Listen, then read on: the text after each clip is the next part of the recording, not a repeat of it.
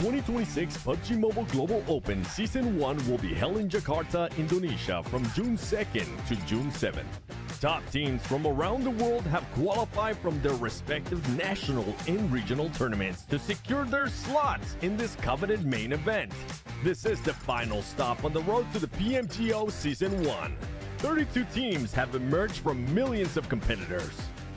The first 2026 PUBG Mobile World Champion will emerge right here. This is the grand global stage where every player has the chance to shine in the eyes of players across the world. These 32 teams from 8 regions will play in 2 days of group stages. Group A playing on June 2nd and Group B playing on June 3rd. Each group will play 6 matches and the top 6 of each group will advance directly to the grand finals. While teams in rank 7 to 14 from each group move to the survival stage on June 4th. The remaining 16 teams play 6 more matches to keep their dreams alive, but only the top 4 will advance to the grand finals. The stage is set for the epic conclusion. The grand finals will take place from June 6th to June 7th. Day 1, 6 matches, pure fire. Day 2, the smash roll is activated. The smash point will be determined by the total point score of the Day 1 leader plus 10 additional points. Once any team achieves the smash point, they just need a winner-winner chicken dinner to be crowned the champion. If no team wins via smash rule after 6 matches, the top team of the leaderboard will secure their title as the champion. Teams will be competing for a massive prize pool of $500,000. The journey to greatness begins here. The first steps towards the one and only PMGC. The results of PMGO Season 1 will also determine the participating teams for the upcoming PMWC, so make sure you stay tuned.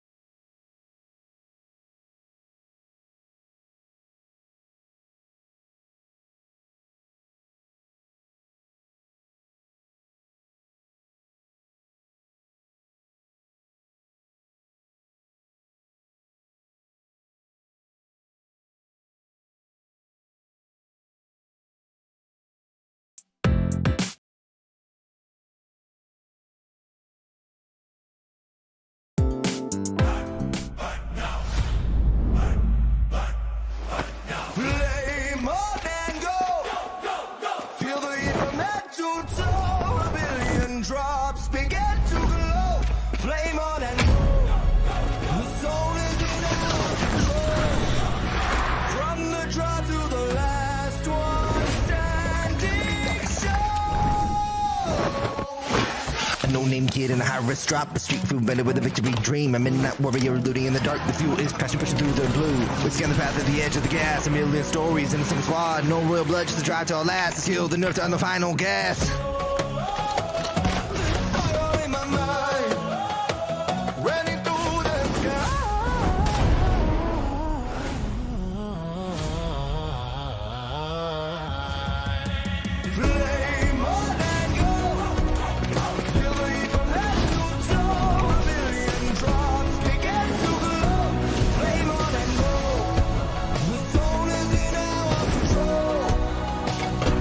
Flame on and go.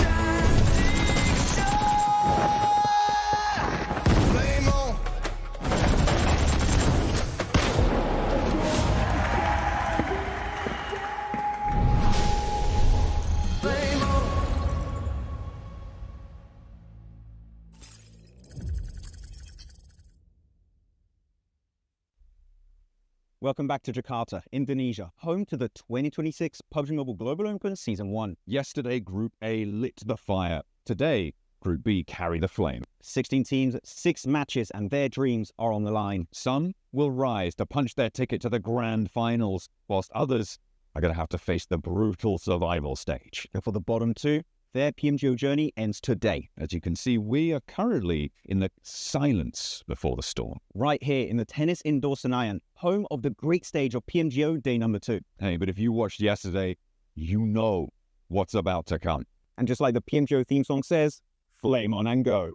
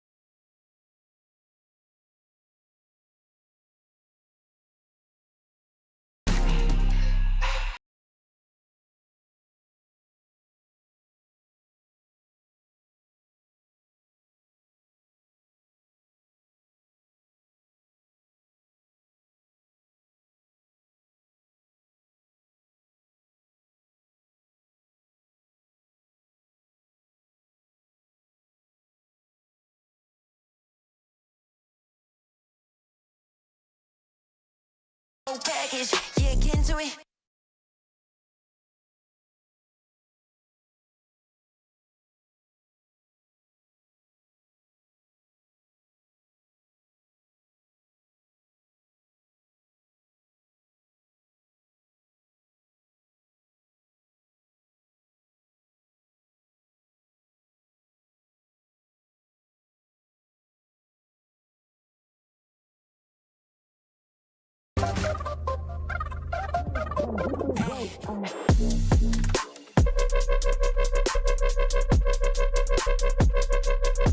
Come get this, get it.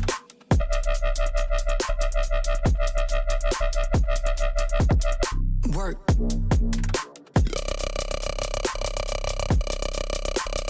Put in that.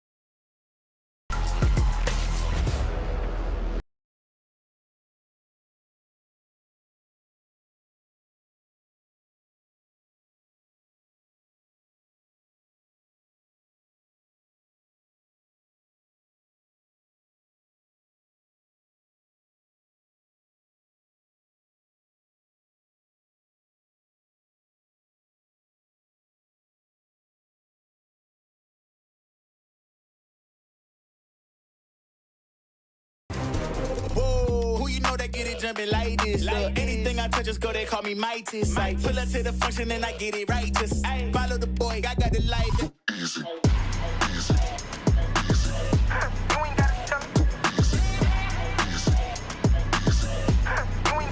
For the drop. Yeah. They'll be on the next one. They'll be on the next.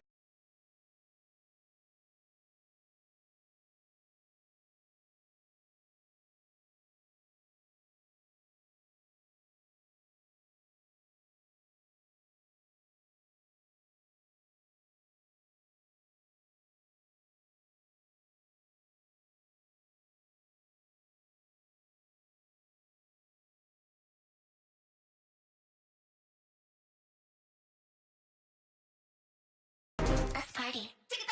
Let's party. Let's party.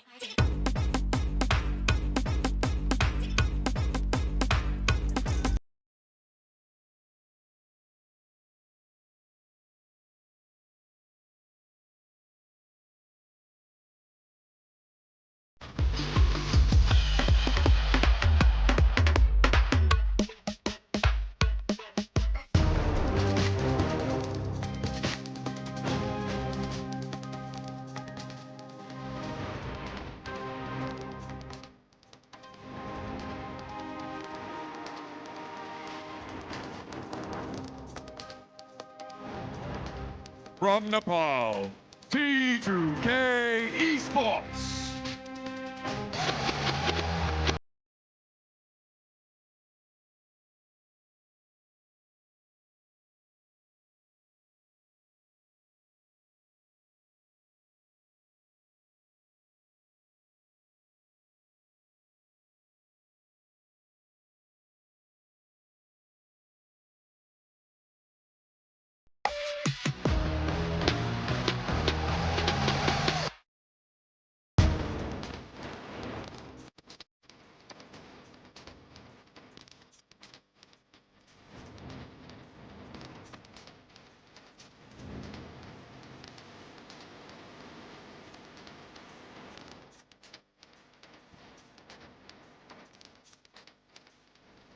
Representing as the champions of North America, Wolves Esports.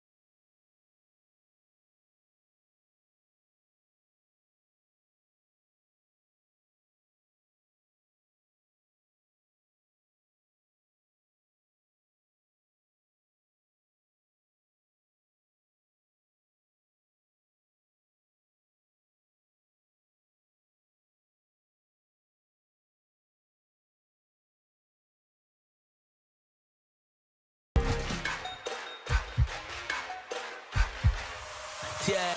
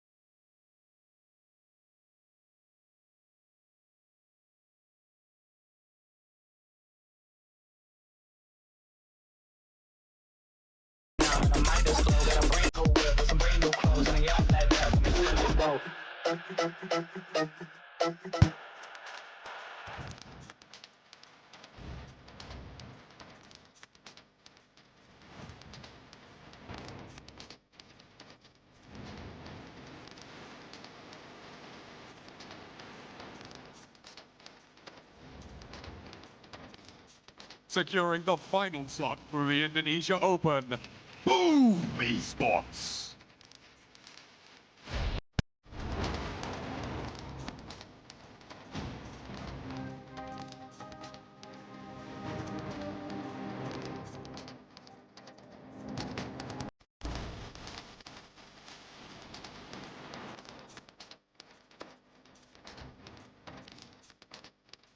And finally, Indonesia's hometown heroes, Biggitron by Vitality. I know barging in from the bed to the floor to the couch. Might wake the neighbors up, break you in and break you out.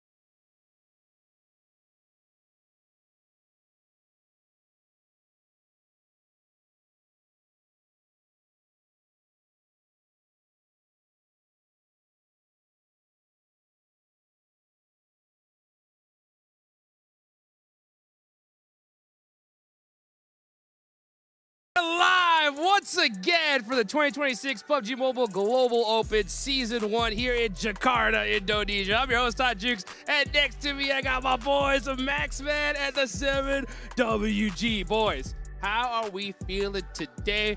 My question off the rip, how are we gonna top yesterday, right? What? I mean, this is crazy. Well, top or like Alpha 7 at the bottom. I don't know what we're going to be doing, but no, Group B is going to be very exciting. A lot of really talented teams in this group.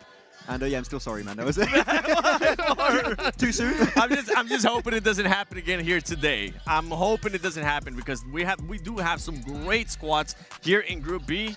And as yesterday showed, anything can happen in 6 matches. That's for sure. Anything can happen. We got some great squads as well. But what else is great? Of course, the Infinix GT50 Pro with real liquid cooling. If you guys want to ascend with 120 FPS, that is the device to get. So, man, this is crazy. Group B today is going to be an awesome thing to see and witness. Hopefully, we don't see any, or what did you say yesterday? That there was no no-name teams at the bottom, right? You don't have to quote that again. But yeah, as you said, right, 6 games, anything could happen. It happened yesterday, so we'll see. Like, genuinely, the fact that that happened, everyone's predictions we said at the end of yesterday is just wrong, outright. And now today, who's going to be in the bottom 2? No idea. We're going to have some teams looking and just being careful whenever they're crossing some roads, checking both sides and be like, okay, we're good to go.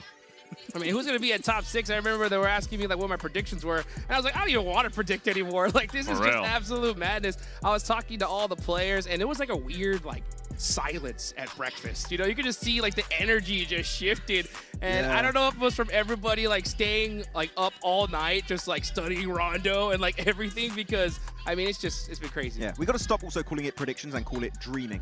Yeah, literally. But no, I think a lot of teams were kind of, their point of focusing on Rondo mainly has been re-emphasized because of how big a lead Pandem created in that one single game, right? Double-digit elimination chicken dinner is massive, and that alone is going to be the reason why they made it into the finals, and I think other teams will try and do exactly that in Group B. Yeah, but then you also have the opposite of that. Some teams maybe making sure that they don't only just perform in Rondo, because then they'll end up getting exactly what Alpha 7 ended up getting. That was the only map that they perform, and after that, poof, they disappear.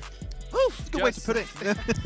Oh, guys, this is the schedule that we got going on. Obviously, today is Group B, all right? Just 6 matches alone. Let's go ahead and reformat it for everybody that is tuning in for the first time. That is it. Top 6 will be moving straight to those grand finals, and the bottom 2 eliminated today here, Max. Yeah, I mean, I was talking to a few more teams here that are going to be playing into Group B, and they all said, we just don't want to go in survival stage. Like, top 4 in that one is going to be incredibly tough, especially when you have some favorites failing to make it in the top 6. So you're just going to have a mixed bag in that survival stage, but of course the finals is really when things are going to get real dicey that time around 7. Yeah, when you say favorites, I mean, from some of the squads, we were just absolutely shocked to the way that they were able to play. Yeah. There were some squads that were able to be really consistent. I'm talking about Hora with what we saw yesterday, and Pandem as well. And then we saw some squads just not really doing enough to get themselves within those top 6. One that came to mind was Boar. Boar always felt like they were right there, but it just wasn't enough. And hopefully that sends a message to some of the squads here that you have to do more than that if you actually want to be in the top 6. Especially that they decided to hot drop Pandem and Hacienda, right? They were so committed. They were so willing to do everything that was available for them to try and qualify, and it was just not quite enough. Messing it literally 1 point, Hot Juice. 1 point. They would have made it here to represent France in the finals, but they'll have to make it through survival. It was so wild, and I remember talking to some of these players, and they're like, you know what, just looking at the numbers that we see here, you know, we want to get at least 40 points. And one thing I really wanted to press was like, guys, there's only 6 matches here, right? You shouldn't be going for just that 40 number. If you get an opportunity to get like a 20 elimination game, you got to go for it, right? We saw Pandem extend themselves and take out Alpha 7, and they were able to put up some serious points. Yeah, exactly. I mean, some teams are going to come in with a few different strats. I was actually talking to Effect just a few minutes ago from TT Project, and he told me we've got a secret strat in terms of drops. We haven't told anyone about the new drops. I think that they might not be the only one. I'm not going to spoil because he told me don't tell anyone, which I won't. So some teams are going to come in trying to surprise the lobby to maybe qualify very early on in these 6 matches. Yeah, one of the other teams that's going to be doing that is probably going to be GS as well. I mean, we've seen it in the past, and you can see right there team's achievements. These are some teams that we have to keep an eye on. One of them has to be Ulf. I feel like with this squad, the way that they were able to play in PMGC, you can see it, 2nd place finish. This might be a new powerhouse for Turkey, and we have seen Turkey won previously in Indonesia. I mean, yeah, they've been able to dominate in the past, especially Kalsi. He's on the team, right? Newest addition of the roster. Also, they do have Eren, which we called the rising star for the longest time in Turkey.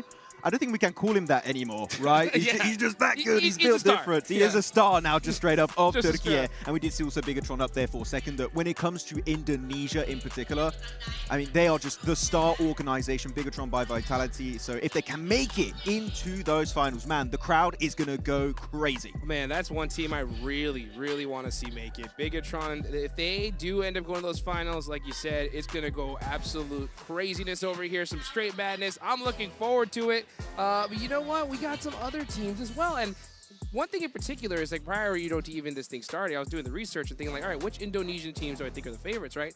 Pandem emerged yesterday and said, hey, we are here to play. Which other Indonesian teams do you think are going to be really hunting that role as well? Oh, what's happening on camera? It's a little bit hot in the studio. He was sweaty. He was sweaty. Hey, you know what? 6 games, you better be. But you're going to have 6 games today. But no, I'm actually looking at Boom, right? Looking at Boom in particular. This team didn't qualify through PMGO SEA. They made it through PMIO, the Indonesian Open, where their real main competition was Ultra Ego. And because of the lobby being so much easier for them to qualify here, I do have my doubts, but I know this roster, especially Yumi, has so much potential. I believe top 6 is in the cards for Boom Esports. Oh, I can definitely see that. I don't think I have them on my top 6. One team from Indonesia that I do have on my top 6 has to be BTR, especially because of Federales. I've been wanting to see him at a global event where I've actually been at. I mean, we saw him last year at PMHI, but I wasn't there. But now I'm excited because I am going to be here. I want to see if he's going to be able to pop off and just have some of those good performances. Now, he's not the only player from BTR, Max, that we're going to be keeping an eye on. Oh, I love especially Razy and Razak. Razy in particular. They remind me, and this might be a big comparison, but I'm a big fan of them because they remind me of a young Pop and Action, which is a massive comparison to make. But their individual gameplay, Razak is a great player, but Razy, I don't know what, his playstyle just stands out compared to so many players in his regional lobby, and I'm also expecting that to be the case here for PMGO Season 1.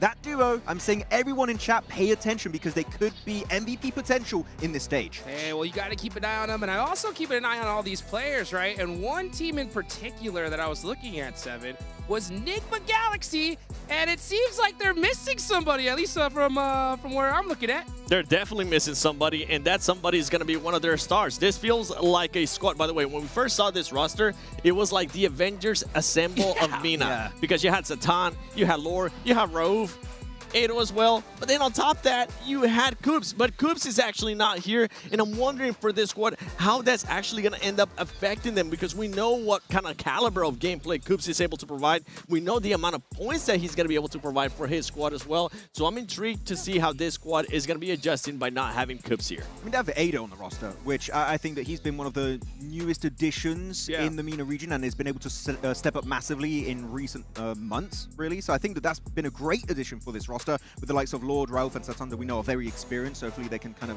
of spread that experience over to Ado a lot more to get him ready for this PMGO stage. But overall, this is a roster that for MENA, they could be the #1 team from MENA in this tournament, and I really wouldn't be that surprised. Yeah, I wouldn't either, to be honest here. You know, but one thing I want to talk about is the #1 storyline, I think, coming into Group B, all right? And that has got to be Loops Esports. After what happened yesterday with Alpha 7, I think all of Brazil is keeping their eyes on this team here, Max. I mean, yeah, if they can qualify for the finals, and I think 7 is, they need to be top 6, right? Yes. If they are top 6, they will take in the finals. In the finals. Top 6 in the finals.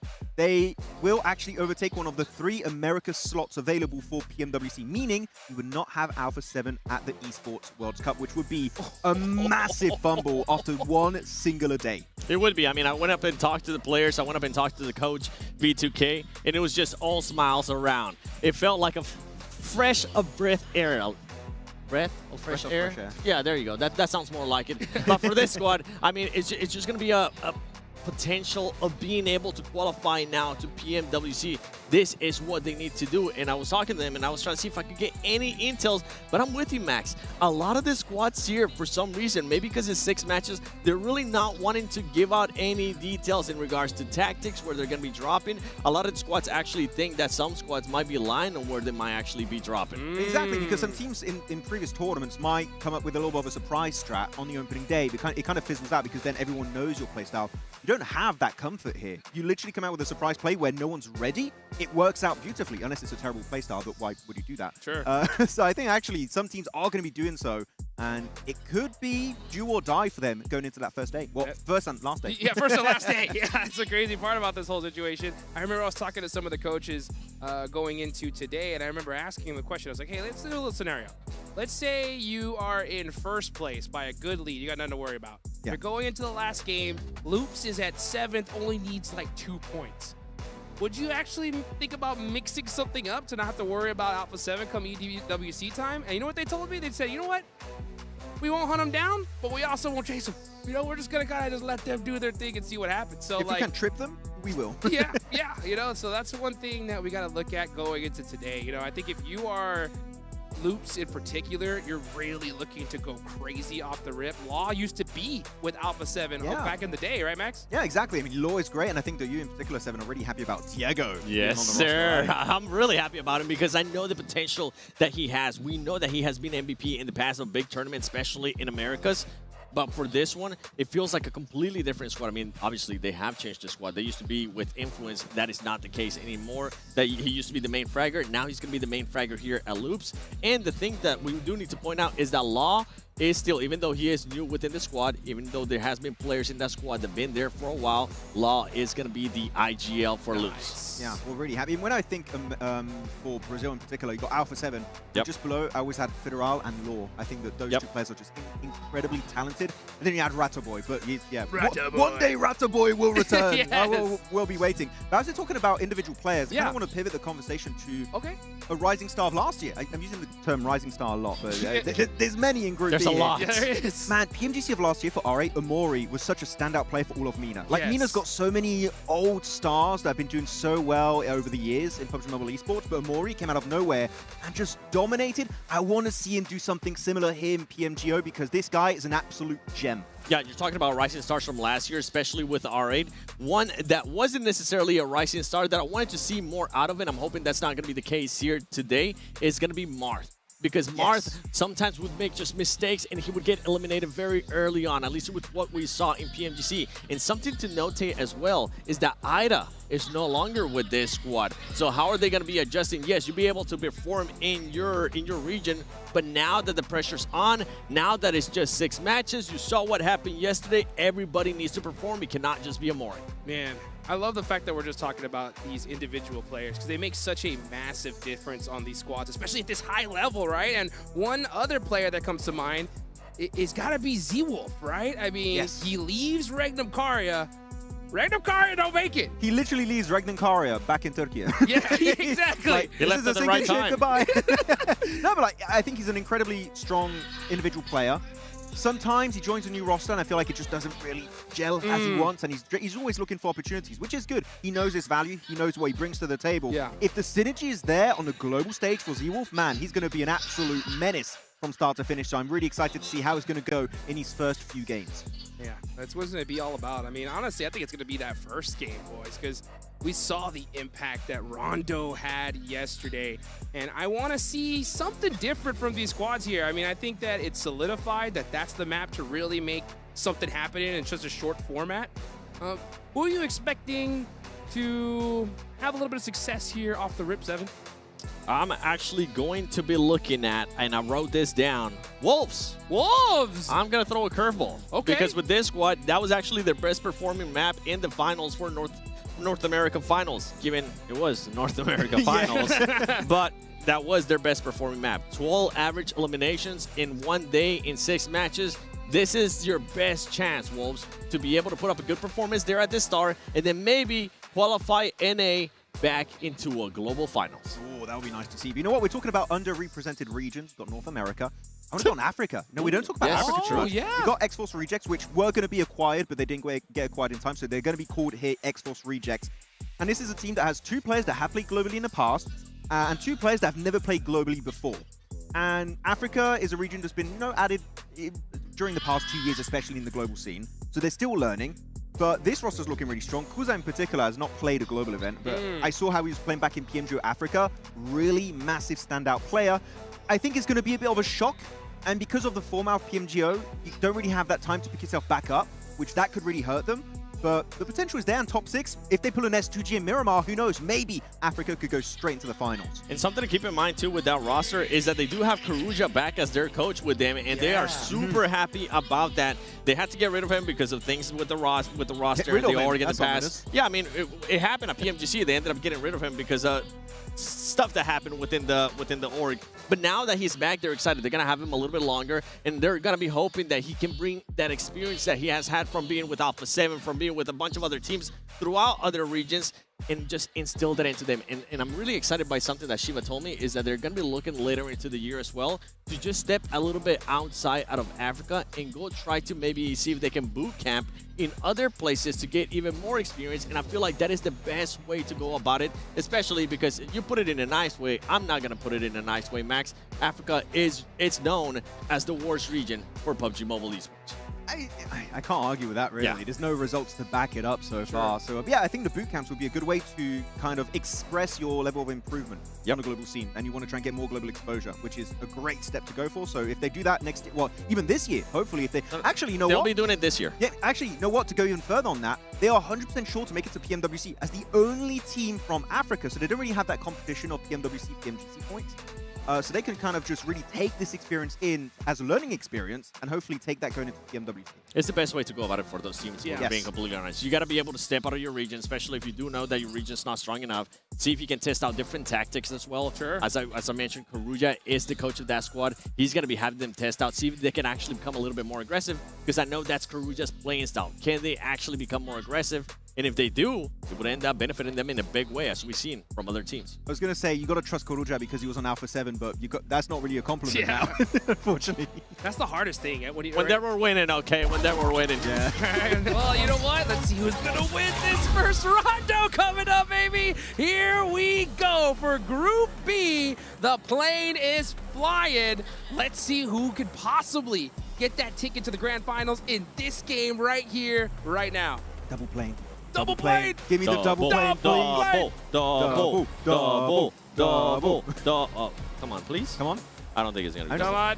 Oh, very Eastern, actually. yeah. So Yulin, actually, you could reach if you really stretch your parachute path, but Neox, that one's going to get a little bit busy. Yeah, I think we're actually going to end up getting even more hot drops here. Janina City, I'm intrigued to see who's going to be going there as well. Actually, I think because of Yulin being taken out of the equation, you might have teams going for Danqing and also Tuling. Those are areas that if you can't go to Yulin, you would go for those positions instead, as it does have a few recall towers around it. I wonder if anybody maybe is going to stretch and go to Long Ho. Let's see. Let's see. Well, you know what? This is Rondo. We're going to get into the action here quick. So let's go ahead and take it on over to our casters, John Allen and Blank. Thank you very much, Hot Jukes. We are ready to jump into the action as well as our teams. Let's take a look at who is hot dropping. There is a lot of parachutes over Neox Factory right now, Blank. Yeah, way more than yesterday. A lot more than yesterday, in fact. We had 2 teams from Neox. This point map really does accentuate things, though, over on that eastern side. T2K opening up things over towards Boom. El Beryl heading in towards the building, gets one off the back of it. So it's been a little bit back and forth here between both squads. But as we know from yesterday, this map is ultra important. RGC as well, also finding shots across the board. This is over towards Neox. Honestly, for Enigma Galaxy, they saw what was happening here, and they've opted to just go for a long parachute over towards the western side, just above Yulin. Taking a more reserved approach to the start of this match. Wolves getting stuck in and amongst it, though. 1-for-1 on the trade. Taking shots over towards GK. Through the buildings. You've got RA behind them as well. Wolves look to try and regroup on their players. I think they're going to be able to find that res, but so are GK.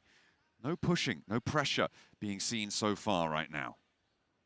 We'll see what Wolves has got, considering that there's a lot of bets on this team doing very well on Rondo, and where they'd earned the vast majority of their points, but right now, looking a little bit dicey. Luckily, Necessary does come out of nowhere, will save Elementrix, and they're back up as 4, but there is a lot of fighting going on down towards Yulin. RA suffered quite a bit. Usually Amori is incredibly good in these early games, but not only him, Marth as well. Marth is a fantastic player on the side of RA. They did suffer a little bit down towards that southern side. Losing a couple of players. Wait, hang on a minute. GK are out fully. I didn't expect them to have been completely eliminated there. On the hot drop, they've completely gone. Okay, that is a real nasty start for Geeky. That Very is a unfortunate. head scratcher. We need a bit of a replay of how that happened, actually. Because how does that happen? In fact, that is such a rarity. Seeing a global event is sort of wild. I don't think that's happened pre 5 minutes before. Ever. That is pretty crazy stuff. Okay, to be able to take a team out right here, right now. I mean, we've got 15 teams in the lobby left. Ooh, it looks like the South Africans will be able to rain down hellfire upon the Wolves on the inside. And that is going to be good news for them. They'll add those points to their tally. They're up to 4. The Wolves should be able to get that recall going, though. Not too worried about that. They do have, they're all the way over to Yulin already. So an easy recall coming through for the Wolves. Yeah, I mean, for Wolves, getting themselves back up and back into the picture of things makes a lot of sense. Necessarily actually opted to move out from the building, so they were sort of playing this double back maneuver where you send one player in, one player jump back out again. Luckily, they did send him earlier on to get themselves back into this game for Wolves. They know this is their playground. It's where they want to earn a lot of their points. Sadly, starting off with just the 2 is probably not what they were looking for. Doran running down Slayer from T2K here. T2K down to just 2 now. Again, just looking for these recalls. You imagine that you just want to extract from these spots wherever you can. Bigatron with a challenge against Loops. Two of I would say the front runners in terms of top 6 competitors. Go toe-to-toe right now. Razak around the corner, doesn't find the first, but steps out, finds the second. Easy enough, ducked behind the box as well to stay in cover. His teammate not so lucky, will lose it on the outside, but Razak still full HP, tags a little bit more as well. Has 2 players to face down, Loops with the 2v1 advantage, but Razak, a pretty brutal player in his own right, might just be able to give them a run for their money. Oh, struggle there, tried to get through the window, couldn't quite hit the mantle though.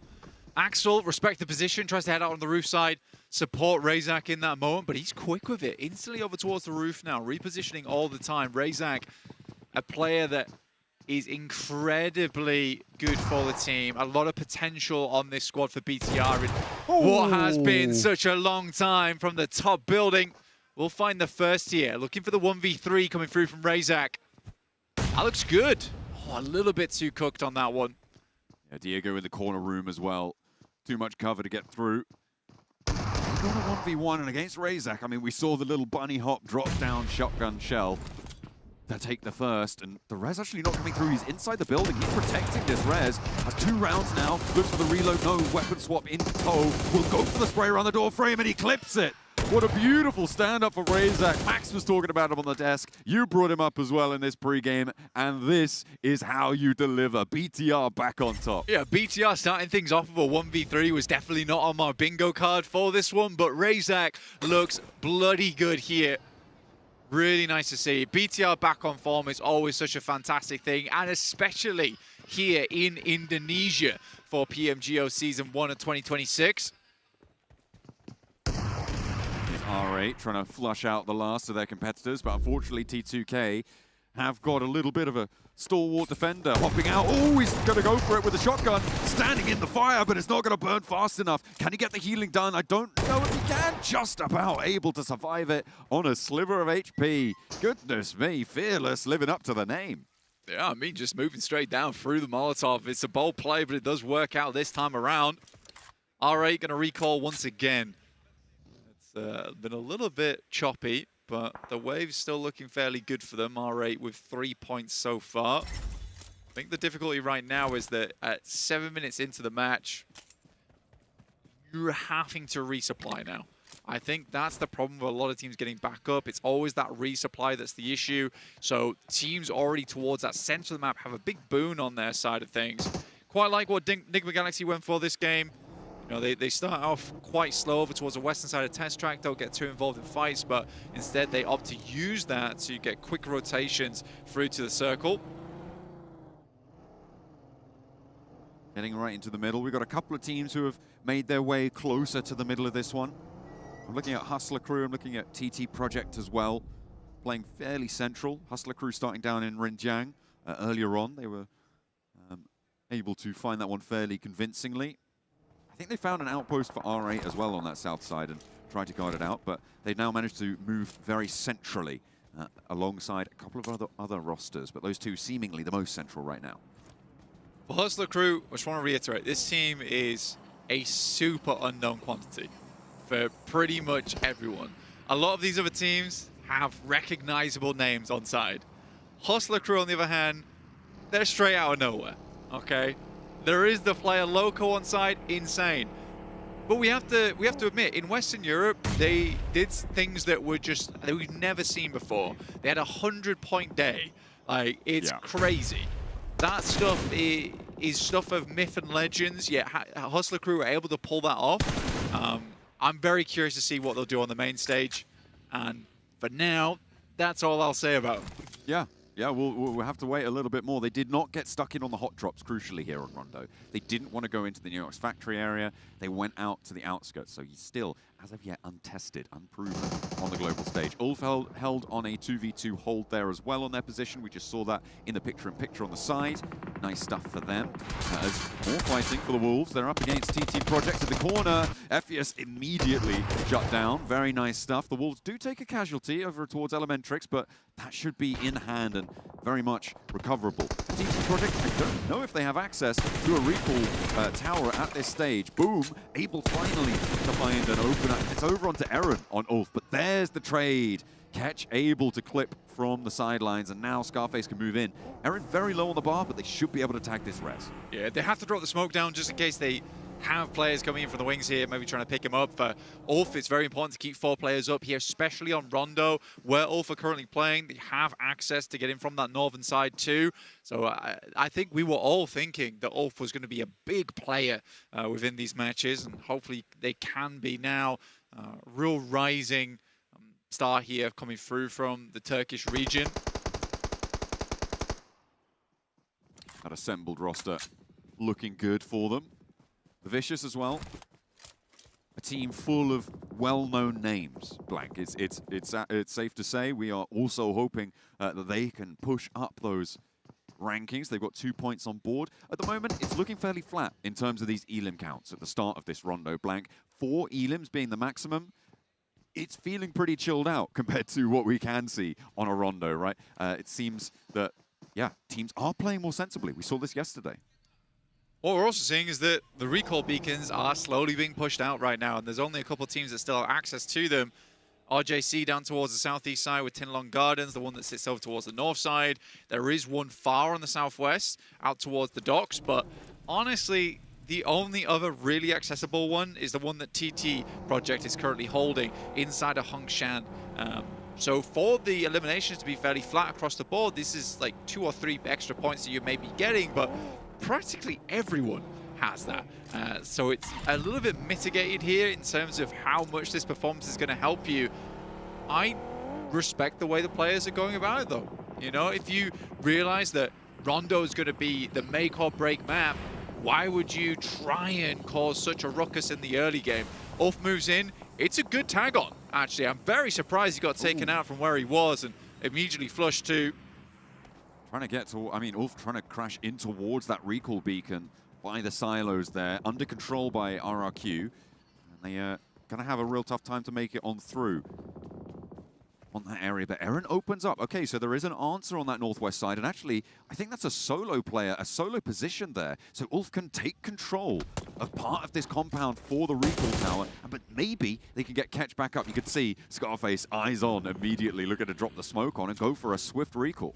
Yeah, real possibility. And his body will be right there. Yeah, so you just double back and grab it. I mean, there's vehicles here to make it happen. Sadly, his is blown up, but for Ketch to get him back into the game, it's good. He had 2 elims this match so far as well. A long time ago, back in 2022, 2023, Ketch was the guy from Turkey, real MVP star. And then he had a bit of a fall off. But over the recent years, 2025, 2026, it felt like he'd been putting a lot of practice behind the scenes and suddenly was way back up there with these other big powerhouses from Turkey. Really cool to see, man. You love to see someone who, they go down on one knee, but then they get right back up again. Step into the Vicious, looking to try and step back up again. T2K hurdling in, one player down, the solo on the hold around the corner, looking good, and actually able to escape yet another just a little bit longer, and allows his team to reposition in time and step through the door. Beautiful on the regroup there, and the Vicious looking solid. Narvalo able to step forward. They do lose Doran though in the process, Blank, and I don't think they're going to be able to get him back up. Hey, 3 for 1 though, you'll take it. At the end of the day for the Vicious, they've been moving in from that north side for quite a while, so the fact they're able to get into position is great news for this squad. They're just on the northeast side of basically the central spot on the zone. We do have a little bit of water sat in on that northwest side, which is creating a funnel, but luckily we had that plane path over towards the east side. So a lot of teams are rotating in from the east anyway, and that's mostly open ground. The east side starting to on the center of it, either way. Starting to get a little bit more packed, though, so we're going to try and take control of the area. T2K, though, blasted out of the lobby. Their final player falls, and the Vicious happy to slurp those points up. They're up to 7 elims now, Blank. T2K, they do go down, but they did get 5 points, so not all is lost, and every single point does matter. We saw how important single points were in yesterday's lobby. I think the bubble on 6th place was 1 point, right? So yeah, absolutely can be make or break.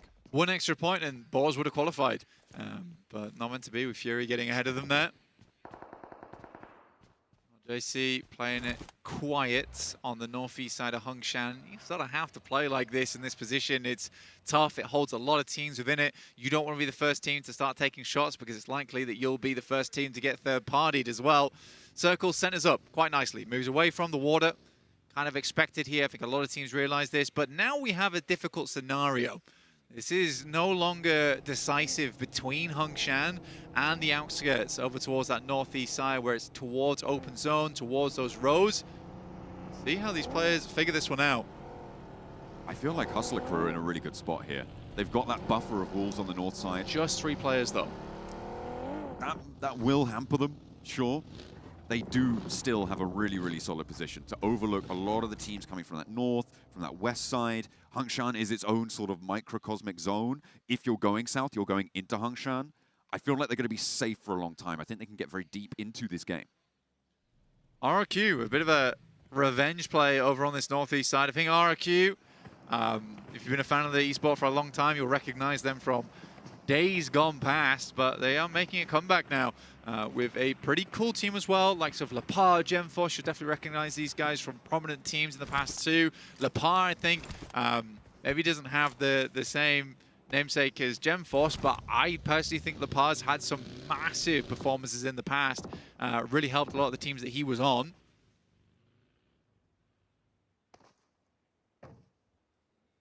And in these spots, you need all the help you can get. Every single point, as we were saying, so crucial.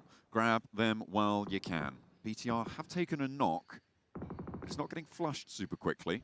Not going to be out just yet. I think they are going to be able to find that res. Gaming Stars as well, playing on this northeast side, have to make a move, Blank. They've got a lot of teams around them, BTR most notably on their northwest, who also have to move. But ahead of them, they have a very treacherous road. Getting across this road needs BTR to move first. That's what they're waiting for. They are having that oversight over towards BTR, and it seems like they're going to be able to punish quite effectively. Yeah, they should be able to. I think for BTR to get themselves through this, they're going to have to take a full send over towards it, which is what they're going for right now, trying to create as many targets as possible. Aaron, though, with the double spray down is incredible. Slick with it, looking good, and they still have a little bit of... Oh no, wait, hang on. The recall towers have shut down. We are now into the unrecallable phase of the match. And Ulf happy to be as 4. The double spray down for Aaron, as you said, beautifully found. Might be an opener, but they have to move. Opens up onto Wolves as well. Okay, potential to crash onto the north, but BTR could definitely third party this. They're just going to be worried about the angles that sit down towards that southeast side. BTR is currently just trying to deal with a team that was taking shots over towards them earlier. Ulf, though, yeah, looking to send over towards the southwest. They've got foot over towards that southwest side. Now, that's a nasty position as well, because Foot does have the ridge that sits on the bank. It's a really nice position to kick off from, to take shots towards teams passing by you. It's hard to take shots towards that team. And I'd say that Ulf is going to be very exposed to make their way in. Ketch was the first send out, the first scout, hopefully to anchor on top of them. trying to get that flank, trying to get that wraparound. But it's at this point that Hustler Crew can also start to chime in. Scarface regroups on the catch, does go down, and he delivers a bomb. The vehicle explodes right next to his teammate, and it takes him out from full. That is nasty stuff. Oh dear, oh dear. Ulf unhappy on the approach, but the teams around them have to move now as well. Foot will have an easier time of it because they don't have a team right next door to them, but the teams across the way, I'm talking Wolves, I'm talking Hustler Crew, are going to be taking shots. The nades are brutal. The nades are so brutal for Ulf. Living that, though, is very surprising. That was a lot of nades sent across, mostly accurate. Instant smoke as well sent through from Solus is a really important smoke in that time where they can't really pinpoint where the players are within that smoke.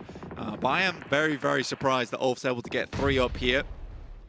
But yeah, for Hustler Crew, they were taking shots that entire time towards Ulf. They were the one that were able to explode the vehicle that directly hampered Ulf's approach. But Circle goes down towards the southwest, John. We have RJC, Boom, Nigma Galaxy, R8, TT Project, Foot now making their way in as well towards Hongshan. This is a very interesting ending. But like I said before, it's right on the edge of the circle. It's not definite it ends here. And with that, RJC and Boom have a big advantage. They're going to be the ones taking shots towards teams as they try and cross out of Hongshan. Assuming it doesn't hard southwest shift, right? I mean, as it could, but I think you're right. What's interesting to me is who's going to be the team left on the outside. I think that is, whoever that becomes, is going to be a major contender. Unless they all shred each other, then it's going to be tough, because Hongshan sits sort of in quite an open area around it. It's quite difficult to take position, especially when there are teams in Hongshan and teams who are further back and taking shots at you. So the outside conclusion, I think, is potentially a powerhouse position for me. GSTR going up against Loops at the moment. First one does go down, but there is a bit of a clapback here coming through from Rolex. Law moves up and will find another. He's on. BTR rolling into the fight now. They want a piece of the pie.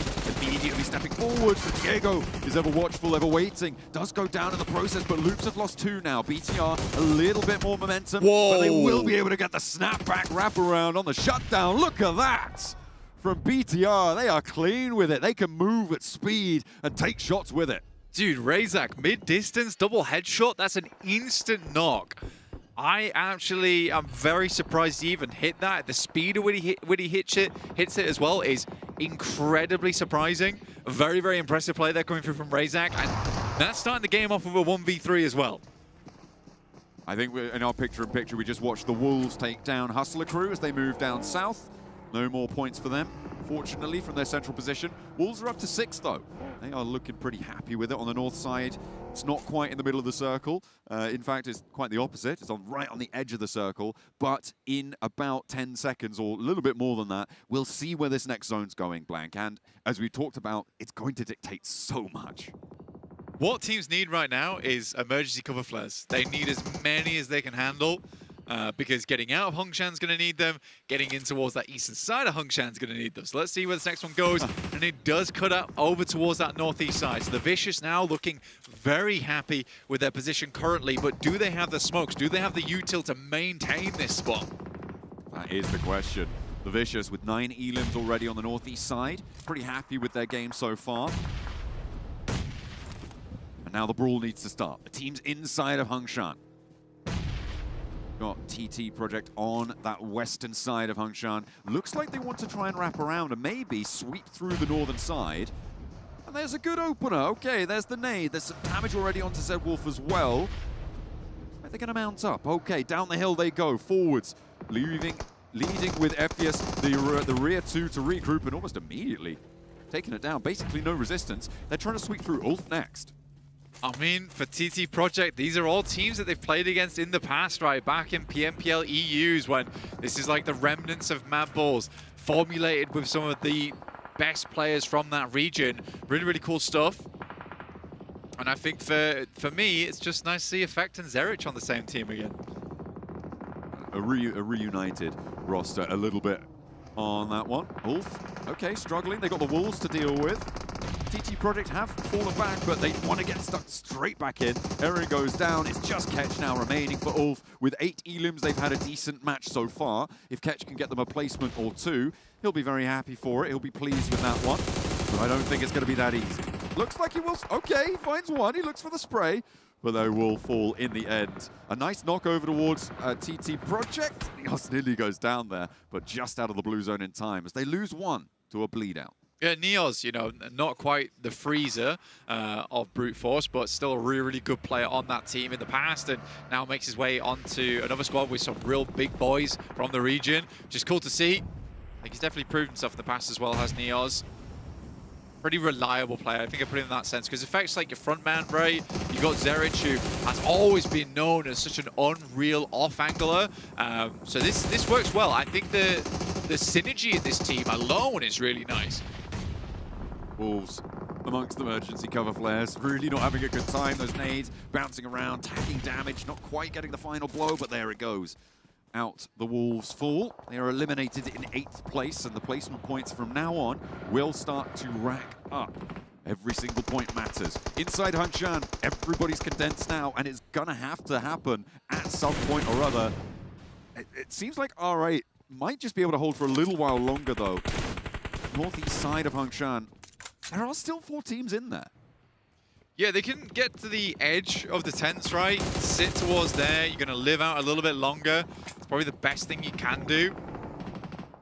But for R8, next circle is likely going to be a death sentence. You can see the setup that RJC has. It's basically mirrored across here, except that the big difference is that R8 have to move. Yeah, most likely. The lineup for Amori, I mean, his tag is so much damage and actually gets a knock. Okay. This is a big opener, so it might be that they can turn it around. It's a silly move, though, coming through from RJC. They had no reason to be taking these peeks at this point in time. You wait for the circle to push them out whilst they're panicked, whilst they're trying to deal with that, and you just peek off the movements. You don't want to be peeking into peaks here.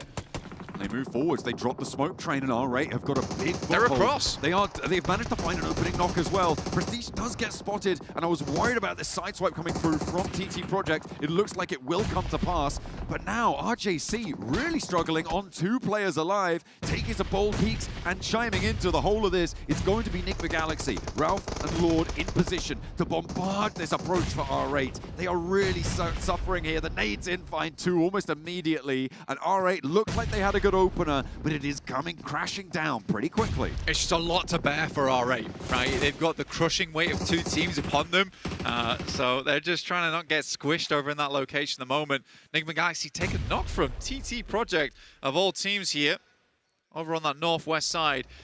But the Vicious, it's a hard pushing, right? From where they're coming from, it looks good, but they're going to be open to a lot of angles soon. TT Project sending in. Are you guys crazy? I mean, they know that their whole north flank is available, so finding an angle, getting across this road, not super difficult, and they could always just retreat back up to the north, but getting involved is a danger. You're absolutely right. In effect, does get knocked for it. They are playing as 3. Forwards they go, finding one for R8, and they'll find that point as well. They're up to 11, but they do get taken out. Okay, yeah. An interesting choice. Yeah, I guess you could wrap behind them. I guess that's a play that's acceptable. I mean, I'd much rather just sit on the outside and try and take pot shots at teams as they come in. Just wonder if they were so low in utility that their only choice was get to cover and try and sweep teams inwards. Sort of like a surprise play. BTR, they were very known in the position to Team Vicious. Boom moved out. They've sent outposts that way. Luckily, they are fending off the likes of BTR, but it's looking raggedy, right? They're looking like they're bleeding out over on that eastern side as well. Luckily, one player is taken down from BTR, and that further diminishes the power of that team. But the Vicious, 10 elims on the game at the moment. Looks great. They've been on 2 players and 10 elims for quite a while, though, on this northern side. They are quite isolated, but this circle shift really helps out their potential, as well as with BTR, right? There is a lot now on these teams inside Hongshan to get out of dodge. Like I said, for a while, though, the Vicious, they've had information on BTR. They know where they're playing. Federalis needs Federalis. That's bad. Slapping a question mark on that one. BTR now down to none. They lose their final player. And done. They are out, which means that the Vicious one of two teams on the outside. They have 2 players, but the other team is Boom. They have 2 players on the south edge of it, but they have to move. They're in a sticky spot. Yeah, the big thing is, though, is that exiting Hongshan is going to be sticky business, right? You are going to get cut down to size on the way out, so Team Vicious being on 2 players doesn't feel as bad, and it's Icy as well as Narvalo. 2 very, very star-studded players on this squad. Narvalo, the survivor of PUBG Mobile throughout the years and years that he has been playing. Even as a solo, he does well. And here, John, he has backup. Absolutely. He's got a player to play off, and they have the angles on the team trying to leave. Ralph steps forwards. Enigma Galaxy should just be fish in a barrel at this point for the rest of the lobby. Indeed, they are. They go down, stepping forwards. Marth, the last to fall for R8, but he outlasts a lot of teams over there. 3 teams now remain. RJC on the northeast point have done very well. Up to nice. Quite a lot there. Oh, Boom. Okay, they go down. And that's a spray down to RJC. 11 eliminations now for the Vicious. So it's a 2 versus 3. But the outside pressure is there. And the Vicious might have a good time with these cover flares. Good thing. They saved these cover flares very, very late right now. Got to be careful on their push-up. They find the first over towards Shiva. That's a good pick-off coming through from Team Vicious. A hard knock to pick back up again. Equalizing. Narvalo's moving forward in the midst of all this. He is not letting up the pressure because the smokes are down. He knows he can gain ground. This is great play from the Vicious. He's stepping around that rock, using it as visual cover and using it to run up, get closer to the center. Big bounce on the nade. I thought that was 2. And he has to step forwards, forced to use the other cover. And there's more nades where that came from. Vicious open up with a blinder. Absolutely. The analysts, they're clapping, and it really is deserving of a round of applause there for Team Vicious. That is a hard game to win. Very, very hard game to win. Obviously, towards Hongshan, as teams are moving out, it gets a little bit easier for them. For RGC, making it out with 3 players, though, is a little bit of a scary business, but they were quick on the trigger. Quick to look down the iron sights. And also in that moment, RJC is panic smoking. And I was like, okay, if you want to smoke off your own vision from us, I'll walk forward. Yes, but especially having that rock as that visual cover from the angles they knew they were playing in that building. Great stuff. Yeah. Can't say fairer than that. A couple of really strong eLib games. I think the most disappointing in that match was the death of TT Project. I think you would agree with me. They swept out to the north. They were looking clean. They took out 2 teams. They had a lot of pressure on that north side of Hongshan's run out, but they went back into it. They decided to try and get stuck back. But why?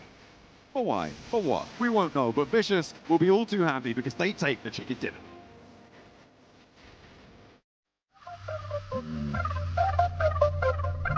If it's me versus them, just know I'ma kill this shit every time. If you tryna go, just know that you gotta wait in line. I ain't even in my prime. I'm just really ahead of my time. If I don't peek out, just know that I'm fine. Stuck in the grind, I be using that time. Put in that work, cause I know that work. And it's all like work. I be getting on the nerves, I be listening spurt. Come get this work. It's the Vicious to pull out the huge chicken dinner here in Rondo. And boys, they did it in style. Oh, what a game. I really did not expect a Vicious win because they're down to just a duo. All the teams fighting in the city, but the thing is, everyone is fighting in the city, Seven. Yep. Infighting each other, and then all the stragglers are like, oh wait, we just won the fight. But no, you still have Vicious to get rid of, and Vicious just instantly got great nades behind those cover flares to wrap it up in style. Not even that, it helped them out that BTR, by the way. BTR, amazing push on loops early on. And I love that they went past the first 2 players and they went up to the POI and just make sure they executed that full push perfectly.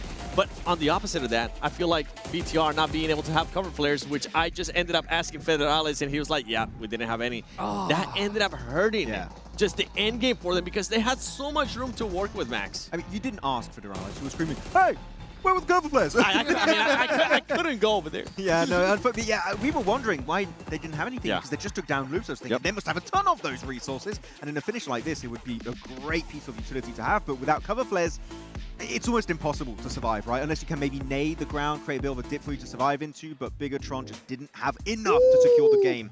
And for the Vicious, something that I did enjoy is the way that they were able to control the fight against T2K. That was impressive, especially for Narvalo. They do end up losing him, but Narvalo ends up picking up 7 eliminations. He had a banging performance this time around. And they were spread, right? And you say T2K did send it on their location eventually, which T2K, not sure why this into that way. And it was a very quick response. Novalo, I think in the first 5 seconds of that engagement, it's instantly back on position in the containers in the middle of that open area, and is able to actually get himself that clutch and get a ton of eliminations up to 7. And of course, the Frenchman is deserving of the MVP title of that match. Got it with that AUG as well, putting in that work. I mean, Vicious, that's the kind of start that you're looking for right there. And you know, BTR, they came out swinging as well here, Max. Yeah, no, having a really good game from the get-go. Razak 1v3 and Dan Ching. Man. Oh, that was fantastic fight.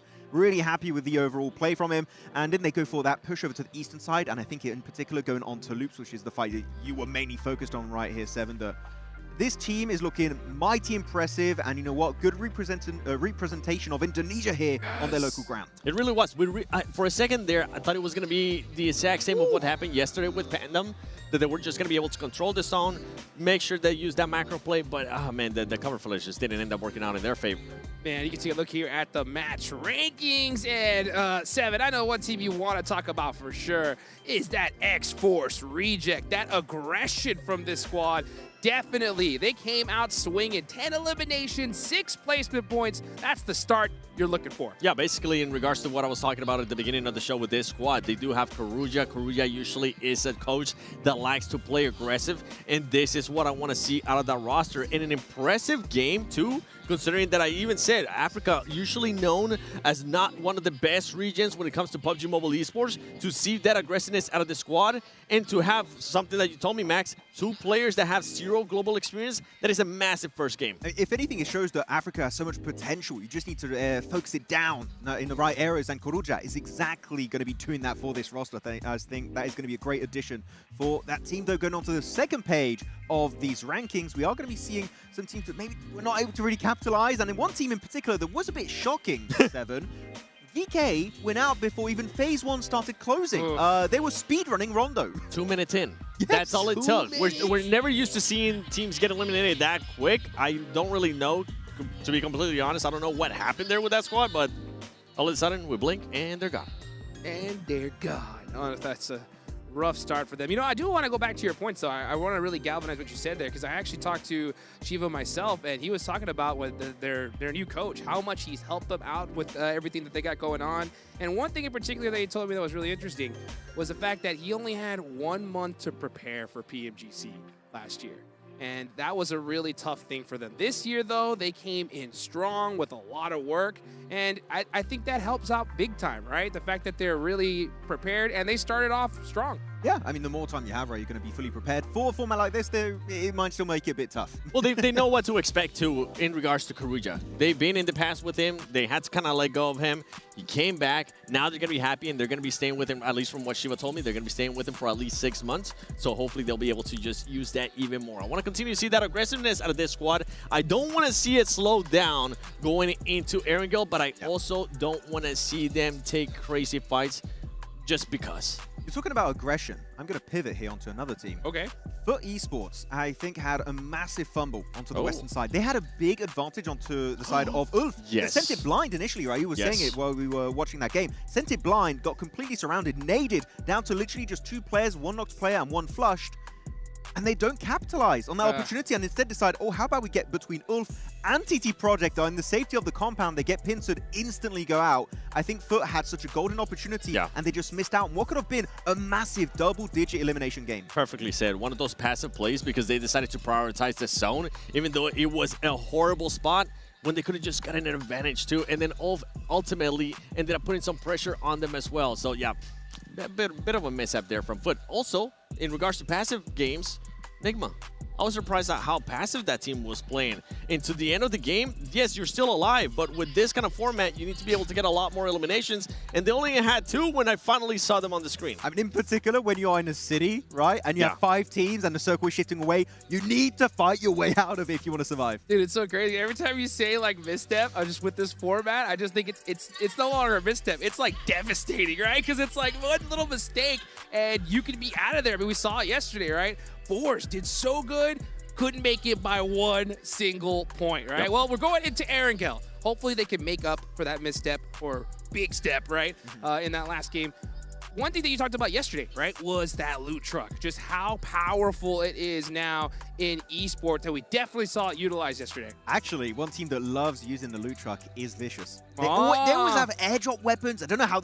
You look at them at like phase 2, they're like, they got 2 MG3s and like a P90. What's going on? We're set, baby, so we're set. definitely a team we want to pay attention to on the looting stage because they're very strategic about that potential moment of the game. Though Narvalo stepped up, I was a little bit scared actually looking back at PMGO EECA because it was always Icy as an individual stepping up. It's good to see another name doing well for this roster. Well, if we go back to when Narvalo was with Falcons, Narvalo would usually end up being the main player back at PMGC from what I remember. So it's good to see that he's maybe picking up that form again. I know they have another player there on the bench, Redox, that's currently not playing. I know he's eager, so it kind of puts a spark on this squad that everybody needs to start performing. And yesterday, we ended up seeing a team being able to get back-to-back chicken dinners at the end of the day. Maybe we'll end up getting back-to-back chicken dinners here at the beginning of the day. I mean, actually, that's quite interesting because talking about S2G, right, they got himself the 2 wins on Miramar. We're talking about Rondo so important, which it is, right? It's very, very important for you to try and kick off your day and maybe secure your position in game 1 alone. But Erangel Miramar still incredibly important. It's just 2 good games back-to-back. You could be in top 6, literally from bottom 2 games, top 6, and you qualify for the finals. They can solidify their position here and know that they're more than likely going to end up qualifying, and then they could start maybe hunting down teammates, and I know they can definitely do that. You know what? One thing that's great for them is saving grace. There's no reefers to do 1v4 grenade on Vicious. So You're right. they are safe for now. They're safe. I mean, hey, we're going into Airgale, the bread and butter of PUBG Mobile. That's what's going to be all about here when it comes to esports, right? If you can perform good in Airgale, you're usually going to be set pretty dang good. One thing that I'm looking into Airgale, and we kind of talked about it a little bit earlier, is, right, is usually now all these players have a good idea about where they're going to drop, right? Yep. But we also heard that there could be some, little drop shenanigans that could be happening here. So that's going to be interesting to see if everyone's going to actually go to their spots or mix things up. Yeah, I mean, the one team that told me they want to mix things up was TT Project, which I'm still not going to say, okay? I signed an NDA with TT Project. I can't say the strategy. But they're going to be having something a little bit different on the grassy pastures. I'm going to be looking at T2K because that rotation that they did was absolutely mind-blowing. In not a good way. I was hoping that we would end up seeing Nepal once again put up a great performance like we saw yesterday in Group A out of Horror Esports. That was not the case here. They just decided to fully send it down the middle, ends up backfiring with 0 intel. Yes, I know you're trying to do something crazy, but hopefully here, remember, no recall whatsoever. You need to make sure you bring it back up. You don't want to have back-to-back bad games. I'm feeling for DK at this point because, I mean, with such a rough start, they haven't even got a chance to warm up at all. They didn't even get that recall, right? So now that we're going into Erangel, I think I'm going to put them in the hot seat already because with how crazy we saw yesterday, I don't think they can waste any time. Yeah, no, you don't want to waste any time. And actually, one team I want to see step up to the plate massively here. Had a decent start here on Rondo was Boom.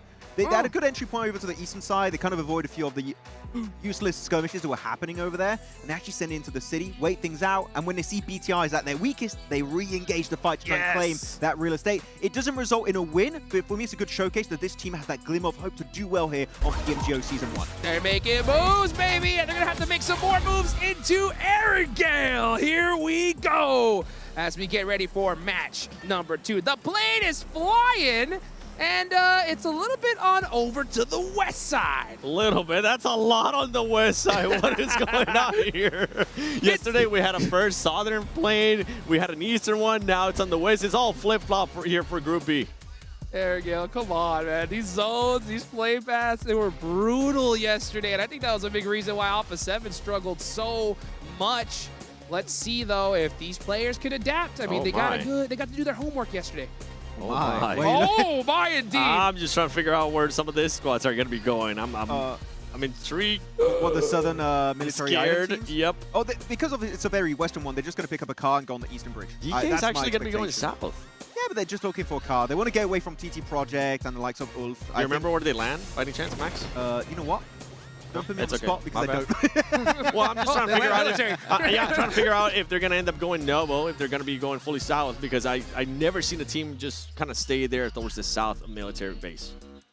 There's not a lot of loot there. Yep. That is for sure. So hopefully we'll see them get up and get going because they had a rough game 1. But this is match number 2. Let's see what happens as we take it on over to our casters, John Allen and Blake.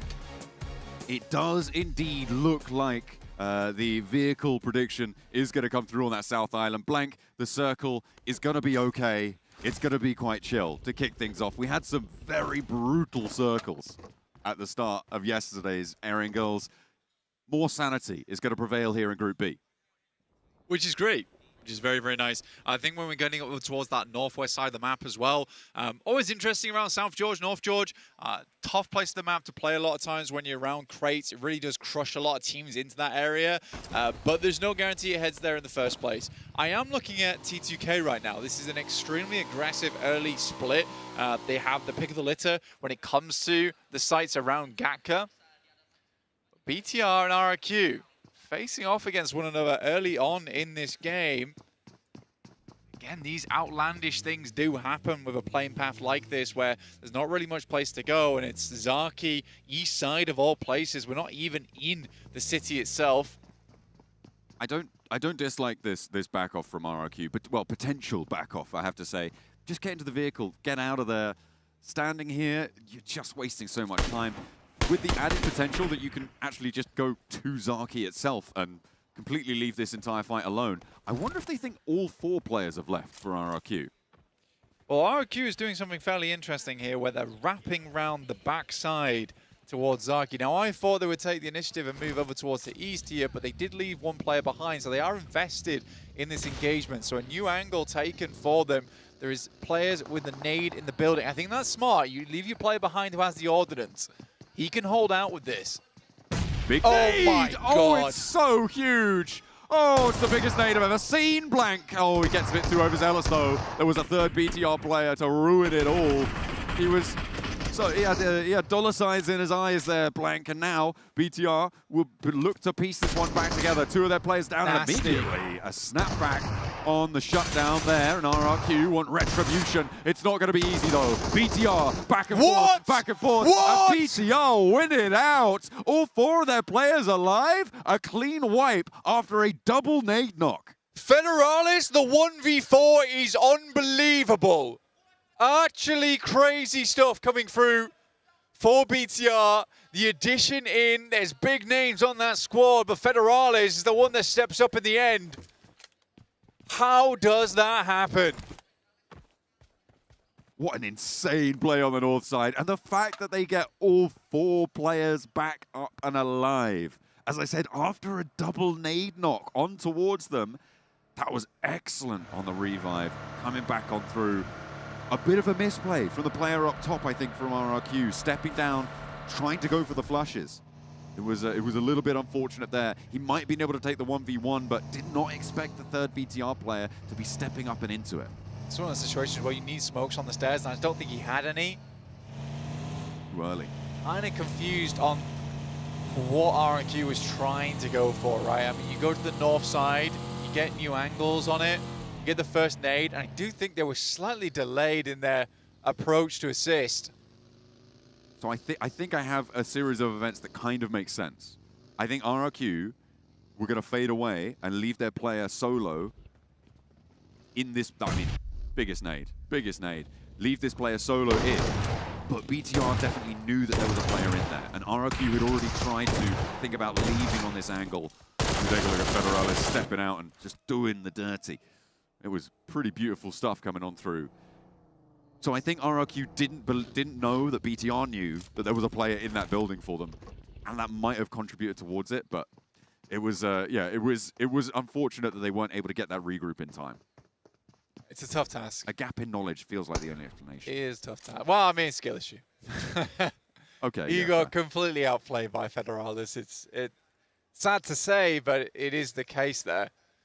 For BTR, they're thanking their lucky stars they have him on the squad. See, that's the thing, though, is you bring in like an outside player like Federalis onto the team of a BTR squad that has been primarily Indo-based the entire time. You bring him in, and he has a little bit of that aggression to the squad. It's really, really cool. You love to see it. Foot. They've moved to the southeast side of Hospital, close up towards Everest Foothills as well. Looking to try and have a transitional point. A lot of freedom to go west, to go east, to try and wrap around this. They're closer to the edge of this current zone, Blank, but they do have, as I said, more freedom to be moving in and around than maybe some of our other teams. Into Zone 2, that's where they'll try and leverage that advantage. We'll see if it will pay off. TT Project, they're holding the bridge right now, and Ulf may just walk into this trap. So it didn't really move all that much. And the guys were talking about at the beginning of the game there, since you grab those vehicles and you start figuring out what your direction to leave is, but there's a lot of pressure to leave on the Western Bridge. TT Project knows that, holds over towards here. They should see the beachhead, right? You should have the sight lines on this one, so they probably see Solus leaving over towards our eastern side, but there's been players left behind. I think the TT Project's trying to figure out what's going on here. They are playing very quiet there. They didn't take shots out to Solus. Solus didn't draw any fire. Ulf very, very cautious on this bridge. To be fair, you might expect that a team is going to try and bridge camp you here. You know that there were at least 3 teams on this island. Are they just stopping off for some late loot? Okay, they're more. I think they're actually more worried about the far side of the bridge. I don't think that's the case. I think they know the TT Project's here. I think that they send Solus to try and distract so the wraparound can't come through. Solus does try and make a pretty insane path back towards the team, though, which I think was unnecessary. Now we need good shots coming through from Darius. This guy used to be the master of the AR. Now looking to bring that back to pass, but misses on the first 2. Scarface should fall down, but he finds the first shots over towards Neos. It is paid back in kind, though. 2 players down for Ulf. They will be moving on as 2. Not going to turn around and get stuck into this one. The res is very possible here. Ulf may try. No, they're not going to. They're not going to try and set up on this far side and get a little bit of revenge. Maybe have to take that back, though. Okay, they do stop off. What's going on? It's okay, bro. I thought they were going to just get out of there. Why not? You're playing as 2. They're picking each other back up again. I wonder if the vehicle is absolutely battered. That might be Would not surprise me. The circle heads very north on this one. Like I said, you're around Crates, you're around South George, you've got North George involved as well as the forest that sits around shooting range. But there is a big old funnel here, right? You know, Everest is a still massive prominent feature inside of this circle. I would say the south side is very tough to play because you're either playing over towards Ruins, which is a place where you want to end the game, not necessarily where you want to start from, rotating through over towards Box Compound, just over towards that northeast side that currently Boom sits around. Difficult game for a lot of teams. Luckily, most players are already on this western side of the map due to the playing path. You can as well, in this early stage of the game, go for a big eastern wrap, right? East of Rozhok, maybe even to Yasnaya, potentially, through that bridge, and enter the circle on the north side. The north positions seem so much freer right now in terms of mobility, in terms of not necessarily, and occupancy right now. Absolutely. I'd agree with you. The north side is so much more open.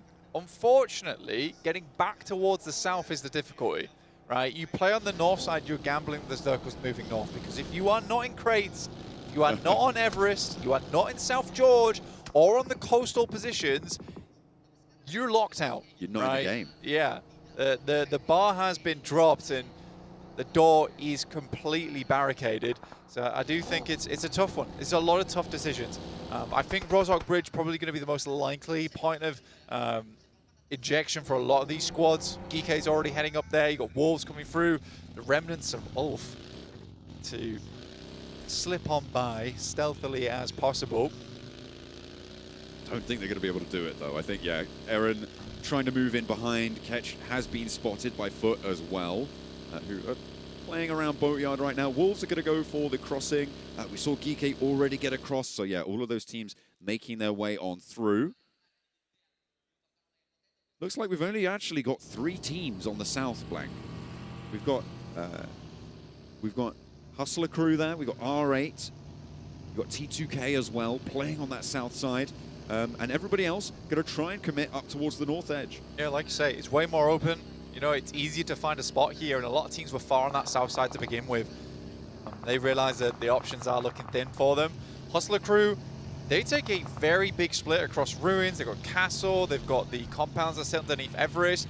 It's a good way to set up just in case you do get a hard south shift on the circle. How likely that is to be, I'm not sure. T2K do a similar thing with Crates as well as Everest. They are trying to confirm as many positions as they can on this south side. We're about to see the circle shift now. See who it favors. TT Project on a very low rotate. They're just past farm, I think. That is, you can see on the picture-in-picture, the circle does really start to commit up towards the north side, blank. Hey, guess who's over there? It's the Vicious. They're currently central position on the map. You're right. Jukes was talking, is it the back-to-back at the start of the day compared to the back-to-back at the end? Potentially. A back-to-back? Maybe. Could be. We'll have to wait and see. Vicious in their central position, though, do need to hold out these hills. And we saw how many teams had committed up to the north side already. They'll have a lot of people trying to poke their noses in right now. Yeah. And they're playing still fairly split, about 200 meters between some of their players at the moment. They're going to coalesce to a 2-2. It's not how you want to start it. Ooh, very well maybe flushed away. Indeed it is. They're down to 3 players, and that central position just got a lot more untenable. Well, this is a mistake. This is a mistake coming through from the Vicious.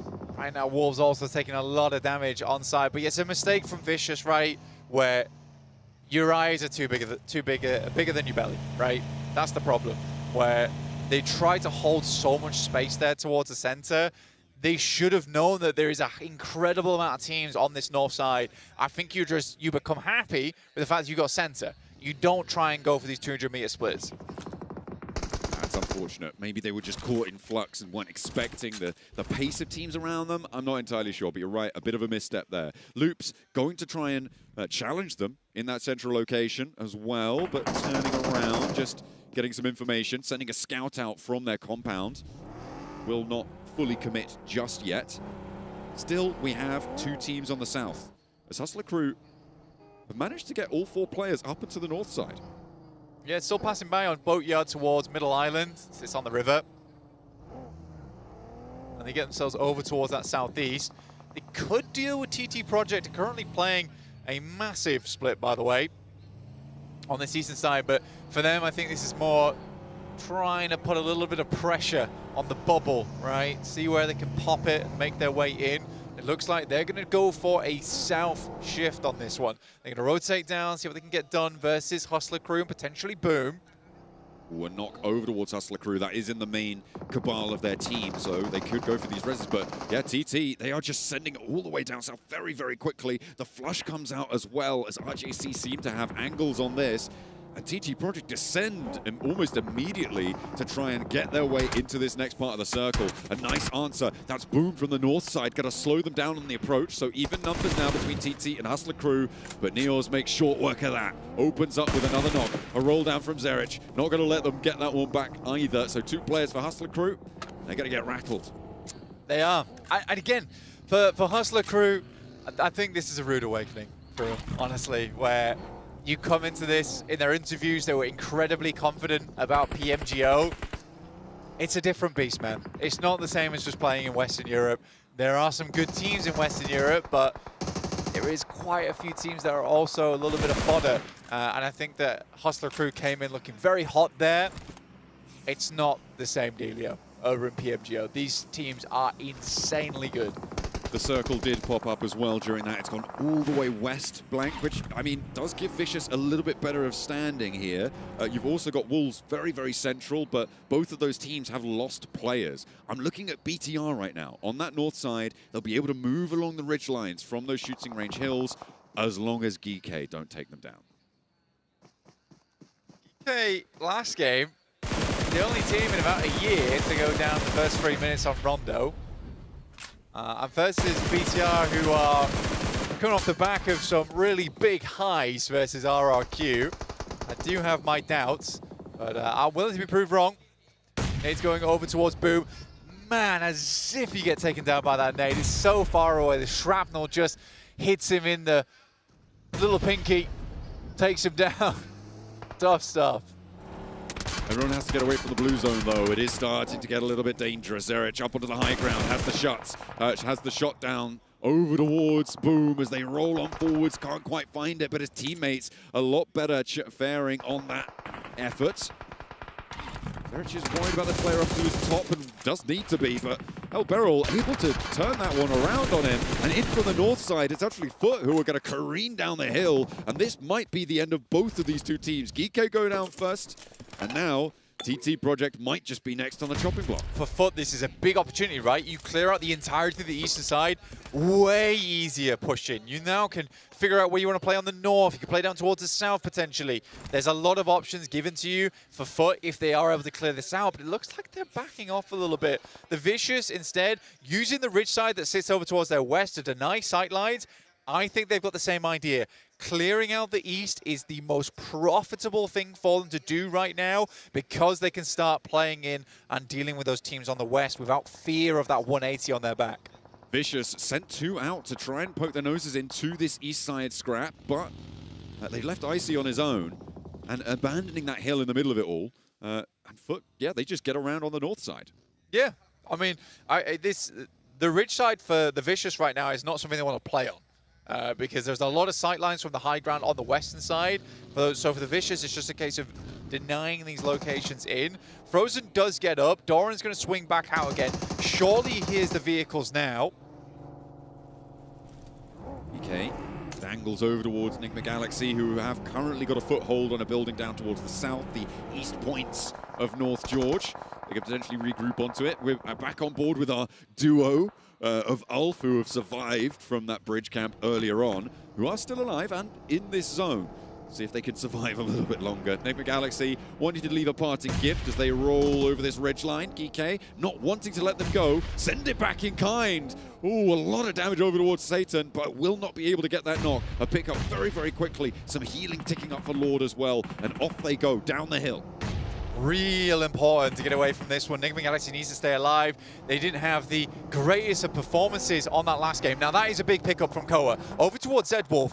For the Vicious, it's hard for them to aggress over towards FUT because it's the 3v4. We suddenly even the odds now.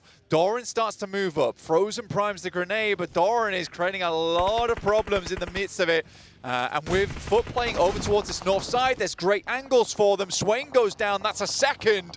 Koa doing bits right now for his team.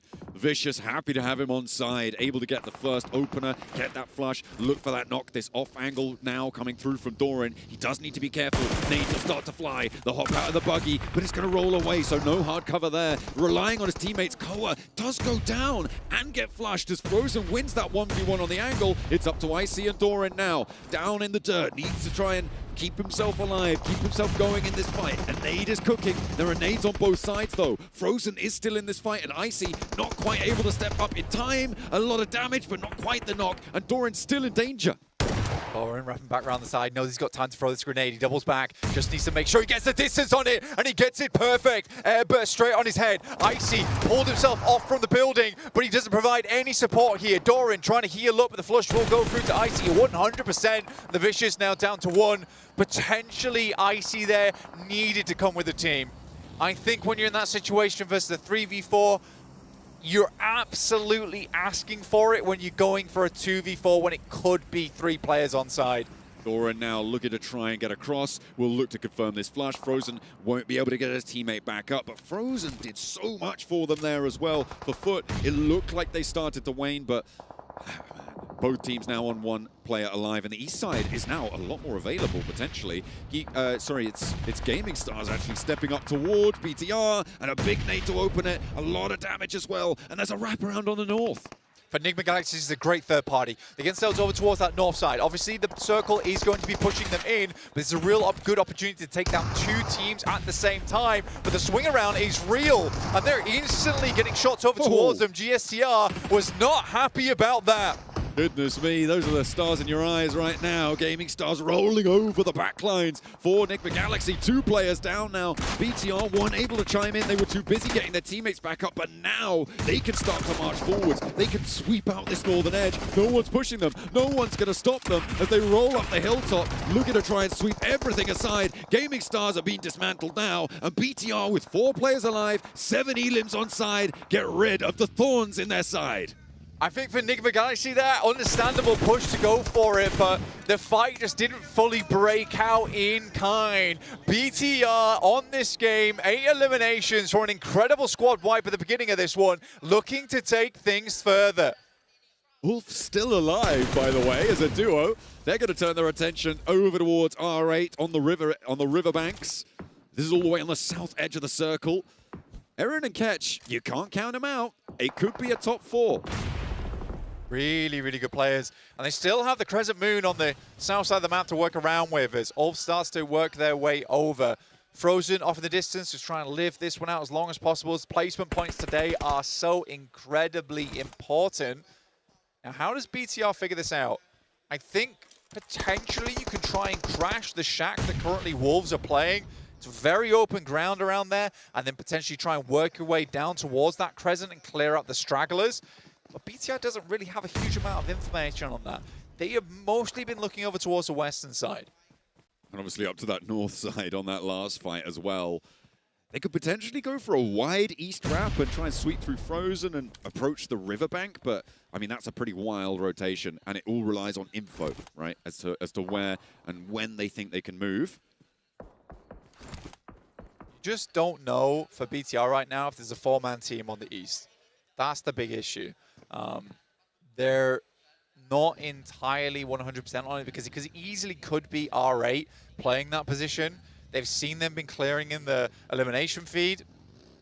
So for BTR, the option sort of is where Wolves is currently playing, or some really big scouting missions in the near future. R8 trying to make their way up from the riverbank now. A knock here may give the game away as to where R8 are playing, because BTR should be able to hear these shots. They'll know this location. Dear. A big nade from Aaron, and another comes on through from Ketch as well. And 2 players down for R8. No way! On the money. Oh my goodness me. Ulf as 2. Just roll these boulders down the hill, and R8 are caught lacking.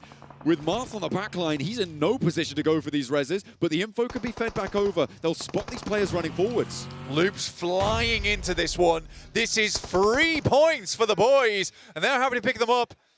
Ulf now step a little bit too far forward maybe, but they've just taken on a 4-man squad. BTR. Possible to do it again. Good shots from BTR. They spot the push across, and Loops are forced to leave that compound of relative safety on that southwest side. BTR making the move. They're moving in from that northern edge. Wolves are going to try and slow them down, but can they make the crossing? It looks like maybe they can. Loops really don't have the pressure right now to stop them as they approach from that northern side. A mad dash across, and they are over the ridgeline now.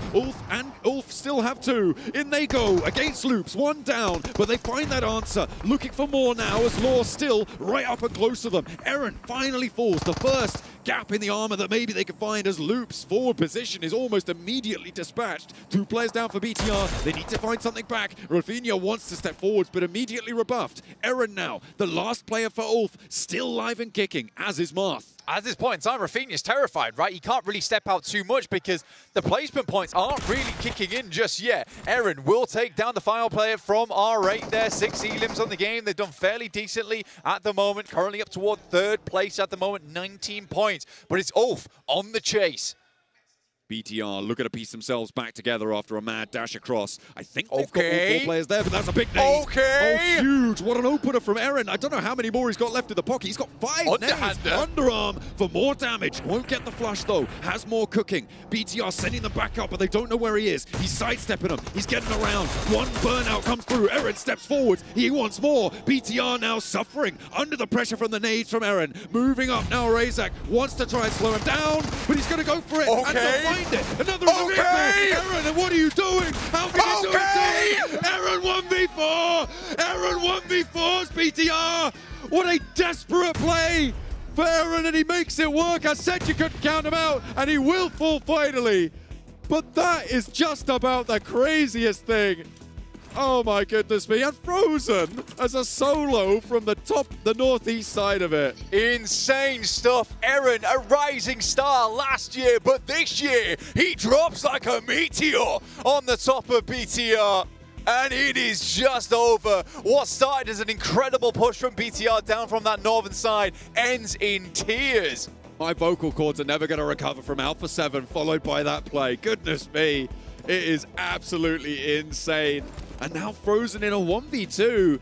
That was a nasty situation over on the northeast edge before, where we saw the engagement that they had and they were getting burnt away.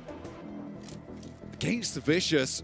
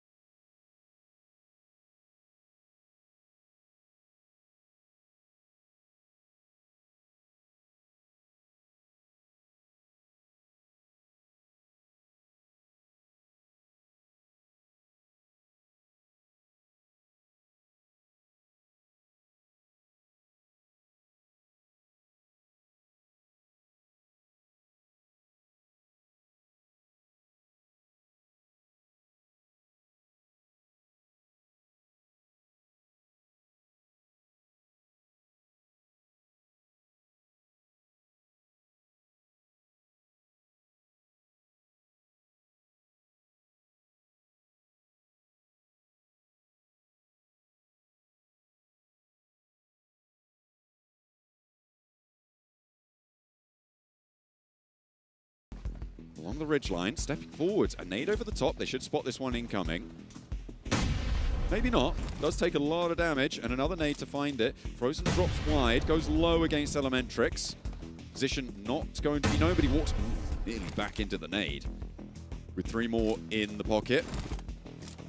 Wolves are not giving him anything.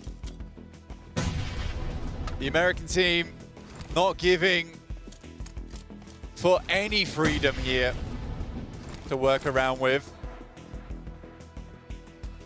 Wolves continue to pressure forward. One nade has to hit. That's basically the only way he gets anything done, and he's spent. He's completely spent. It has to be a wild 1v2 now from Frozen. Pushes up, takes a fair bit of damage. This is over. It should be. By rights, it should be completely over, but he spots one. Has to duck around the bullets, but the final damage from the nade there takes it down, and the Wolves find a chicken dinner. Some crazy situations in that game, though, Blank. Goodness me.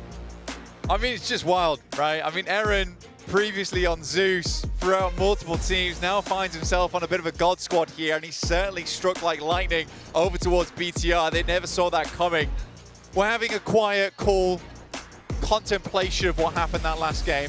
Eren seems quite pleased with himself. The rest of the team trying to figure out what went wrong. Not giving Eren everything, giving him more nades, you know? That's what he needed, maybe, in that scenario. What a really, really incredible position for him to be able to hold that with the nades that he had. I mean, Frozen was able to close it down, but that kind of is the standout play from that game. Yeah, again, for Vicious, it's just these tiny little mistakes that can cause you big problems, but those mistakes then be broken down a little bit further on the desk.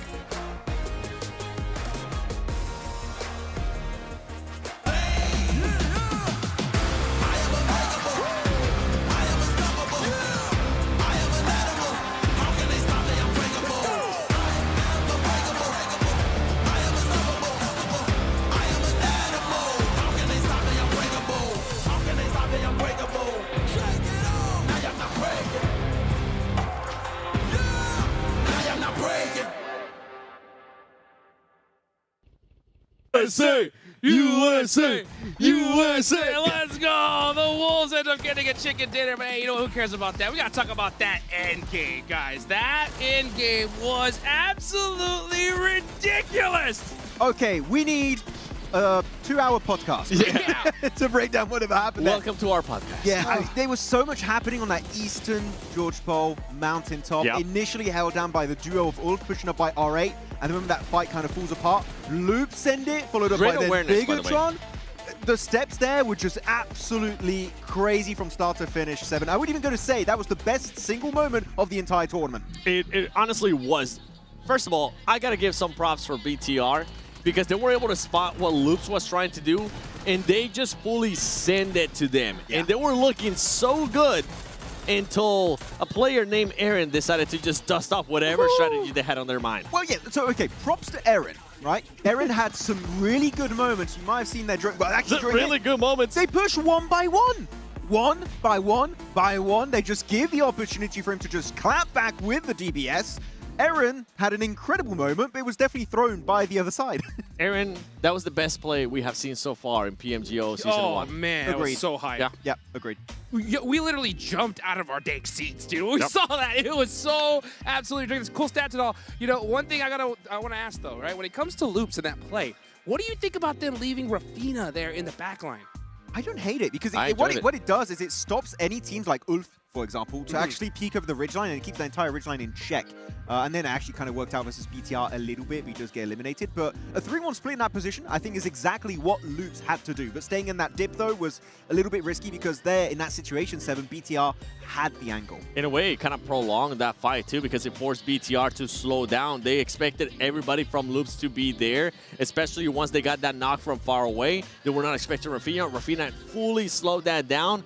And it ultimately ended up helping out Ulf as well, because he was able to kind of set himself up, and they do end up pushing one by one. But overall, great plays. I do have to go back, and I want to kind of point this out, and I know we were I guess in a way negative in regards to this team after Rondo, but I gotta be negative in regards to this team once again, Max, and it's none other than T2K. Because they had a great split, and you're gonna be looking at the match ranking here. They had a great split on Everest. They had 3 on Everest and 1 on Jojo crates, but instead of going to crates, they decided to go south, away from the circle as well.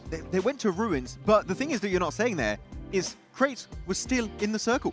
Yeah, they had so much room to work with. Like literally, I'm not even joking, if they took that position, they would have been in the spot R8 were in that match, playing under the bridge, on the rocks near the bridge, able to push up onto the duo of Ulf. Maybe off the back of that fight, they could have won the entire game, but they went for this more passive rotation.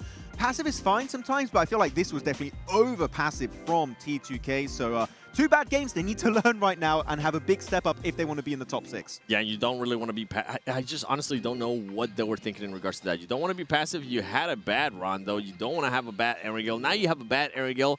You're going to end up being forced to do something erratic, and that's not the position you want to put yourself in with just 4 matches left. Yeah. Let's look at this overall rankings right there, and it's Vicious leading the charge with 27 points. Well, that's the Rondo effect right there. Happening here for Vicious. But actually, you know what? We're going to talk about Bigatron. Because, oh my gosh. Oh my goodness, these guys love hot drops. Dancing in the last game here on the outskirts of Zaki versus RRQ. And this time it was not my boy Razak stepping up, right? It was your boy stepping up. Federales!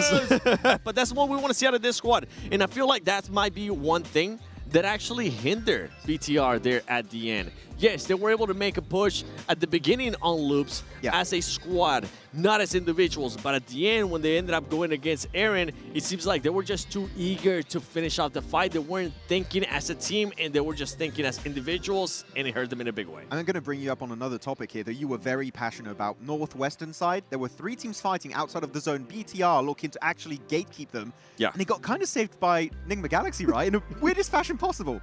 We were calling out the game out perfectly. Seppi was working out in weird ways. And yes, it was Nigma Galaxy that was able to just save the life of BTR. I don't remember who they were fighting with at the moment, but for them, they were about to get fully wiped out. Nigma Galaxy saved them in a big way, and it was good. It was good. Yeah, it was good recovery for BTR. But yeah, at the end, I mean, it's just great plays. But at the end, you need to make sure you end up playing as a squad and not as individuals. I think even Bigatron was surprised they were alive. After Dude, that. Like, right? we're alive. I guess we go for like a poker. Great recovery though Guys, from them. Home court advantage is a thing at this point, right? I mean, we saw it happen yesterday. We see it happen here. BTR is coming out swinging here. They're representing it. That's what I love to see. You know, I know Group A was like the group of death and everything. When it comes to Group B, though, I don't know if it's like the group of like tacticians, or I don't know what those actually describe it as, because they're all playing this so dang well. Everybody is just making the right plays at the right time. There's not one team that's currently dominating. Yeah. And that's kind of what it comes down to. Yesterday, what we saw a lot of is one team that was just dominating in a way that they were getting most of the points. Right now, that's not the case. I mean, we saw it perfectly on the overall. You saw first place, 27 points, all the way down to 6th place with 19 points. It's even more compact than yesterday. Actually, I want to go on a little bit of an early state. We talked about the last fight a lot, so I'm going to take us a little bit back here on Circle 1 with the plane path. Western Bridge, from Military Island over to the mainland. 2 teams involved, TT Project and Ulf. I don't think TT Project intended of gatekeeping the bridge as much as they did. But the main issue I had is Ulf sending it without checking if a team is going to be set up over there.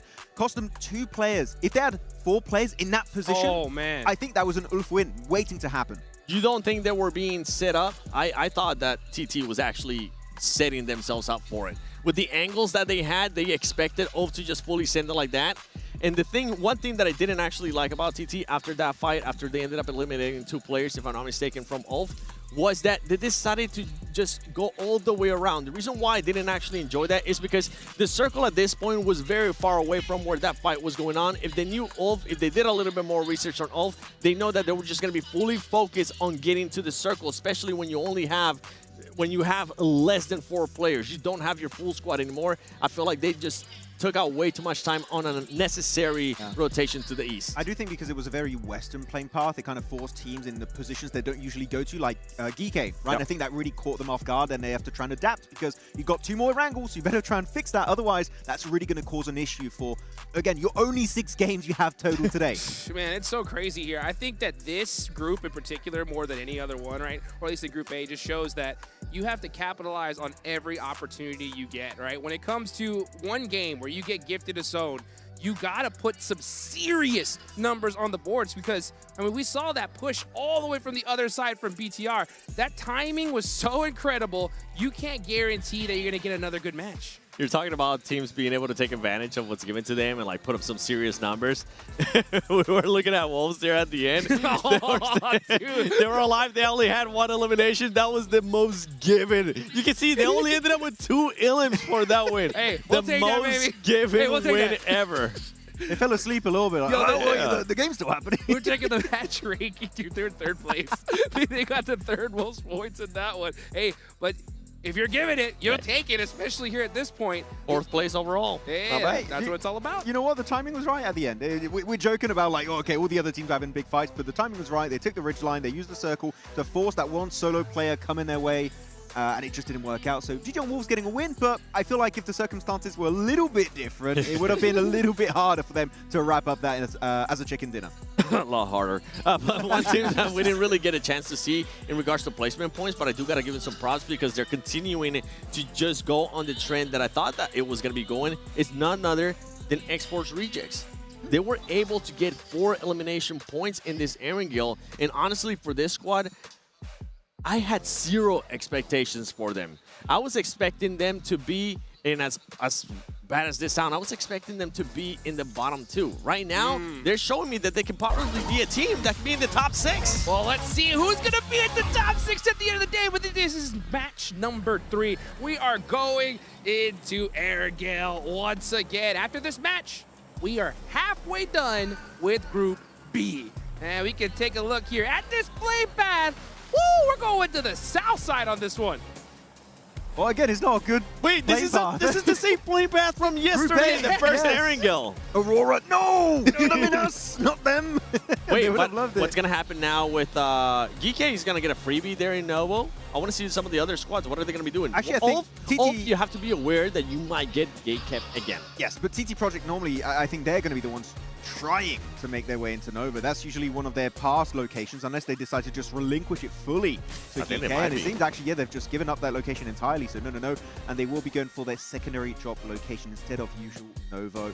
But yeah, very southern. These planes, they doesn't like Group B that much. Dude, this is, I mean, it didn't like Group A either. When it Even comes the to Rondo was a bit weird, yeah. right? Yeah. This is going to be wild. Are we going to get that military circle, though? That's going to be the question. Will it go down south? We will find. Is all switching it up, boys? Oh. I'm not seeing all. They're going to here. mansion area, shelter mansion. Yep. Oh, okay. Which makes sense. Yeah. You don't want to get next to TT Projects. Yeah. Well, they learned their lesson, but guess what? Gaming Star is going to take advantage of it. Gaming Stars are going to be going for military base instead, so a big little bit of a change here we are witnessing for these teams. Well, let's take a look at the circle. Oh, wow. So not a military circle. It's going all the way up the top. But let's go ahead and take it on over to our casters, John Allen and Blank. All right, we're going up to the northeast this time around. Thank you very much, Hot Duke 7 Max. We are going to be heading into our second Erangel of the day, match number 3 of our 6-match set for Group B. The plane paths have been pretty nasty, I think it's safe to say, at PMGO. It's just what we're delivering, I guess. That's what we're pulling out. Yeah, we got one of the most brutal formats of all time into nasty plane paths, nasty circles. It's a double whammy. And we don't like double whammies here over at PUBG Mobile. Last game, something to behold, honestly, from Eren on his 1v4 to BTR with Federaz. I think it was a 1v3, actually. But still crazy stuff. Absolutely insane stuff coming out from that match on Erangel. And, you know, we've had to pump the gas right at the beginning of the day, as will these guys, with Hustler Crew on a bit of a replay here versus RJC. Get themselves their second point. I thought they'd been dropped in with 3. I thought there was something going on, and I was looking over at their player booth, and I was thinking, what's going on? But no, they just died, unfortunately. A little bit of a stab from Hustler Crew. to actually they're sat next to each other in the booths. So you know, that could get a little bit nasty. That could get a little bit nasty. That's all I'm saying. But Hustler Crew going to defend their apartments drop, spreading out to the east. They've got a lot of access to areas like Yasnaya. Yeah, it's a good spot to be in to start off with. Over on that southwest side, you've got a lot of ground that you can cover, a lot of ground to be taken. Yasnaya being completely open is kind of not what I expected here over on this plane, well, on this circle, but with the plane path being where it was, very hard to make the distance to get over towards Yasnaya in the first place. For RJC, they made the most instantaneous of rollouts over towards Severny at the start of this game. Unfortunately, they lost a player, though, to that hot drop, right? Which is not great. They were talking about Ulf as well, adjusting over towards this area. I believe that their military drop in the first game was actually a backup drop because, remember, the plane path was so far on the west. I think they'd wanted to go out east anyway initially, and they're going back to that now, which may explain why they weren't super prepared for their bridge crossing situation.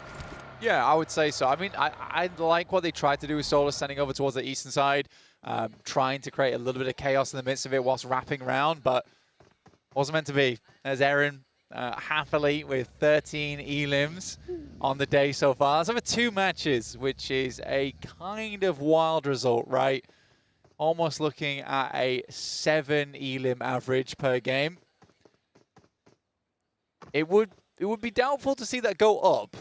Yeah. But more than likely he's going to go down over the next 6 matches. But again, Ulf is a big favorite for PMGO Season 1. Even going through to the Grand Finals, I think a lot of teams peg this squad as 100% being in the top 6, at least in Group B, and having a good chance at the top 6 over towards Grand Finals. I'm taking a look at the top 6 right now, Blank, and I'm looking at the score lines, right? Right now, it is so much closer overall than we saw being the case in Group A at this point in the day. There is a very, very close gap between, 7th really to 1st. That is a surmountable gap of 9 points between them. So very much possible for anyone to slip and fall, bonk their head and get dropped down towards the middle block, or even further beyond that if they're not careful. And the bubble sat at between 40 and 41 points. That was the bubble spot that we saw in that last game. So as teams start to cross that, they will start to feel safer and safer as these matches go on, which will hopefully feel good for them. At the moment, Vicious obviously leading the charge on 27 with 2 solid games. Unfortunately, losing too many players in that last match. And on that northeast side, if 4 of them had survived, it would have been a different story. It would have been a very different story. Well, we got Boom on our screens, playing towards Rozok, heading over towards the east side. Yaz fields are just so empty. Yaz is empty. Good shot from RQ over towards GK. Saf G goes down.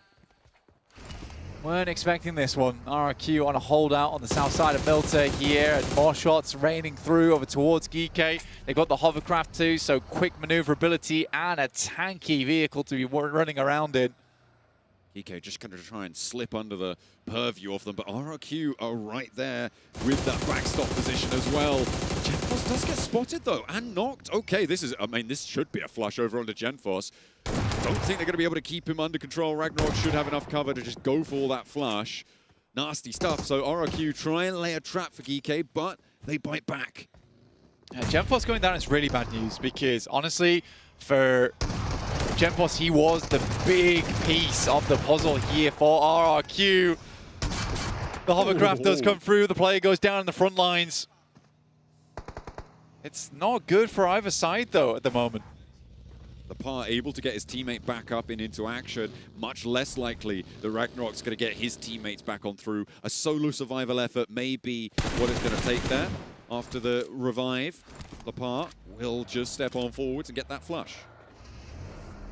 Still at 3, but yeah, losing a player like this early on in the game, we do need to keep saying this over and over that for a lot of our squads here, one bad game can be the difference between being out in survival stage and getting into the top 6.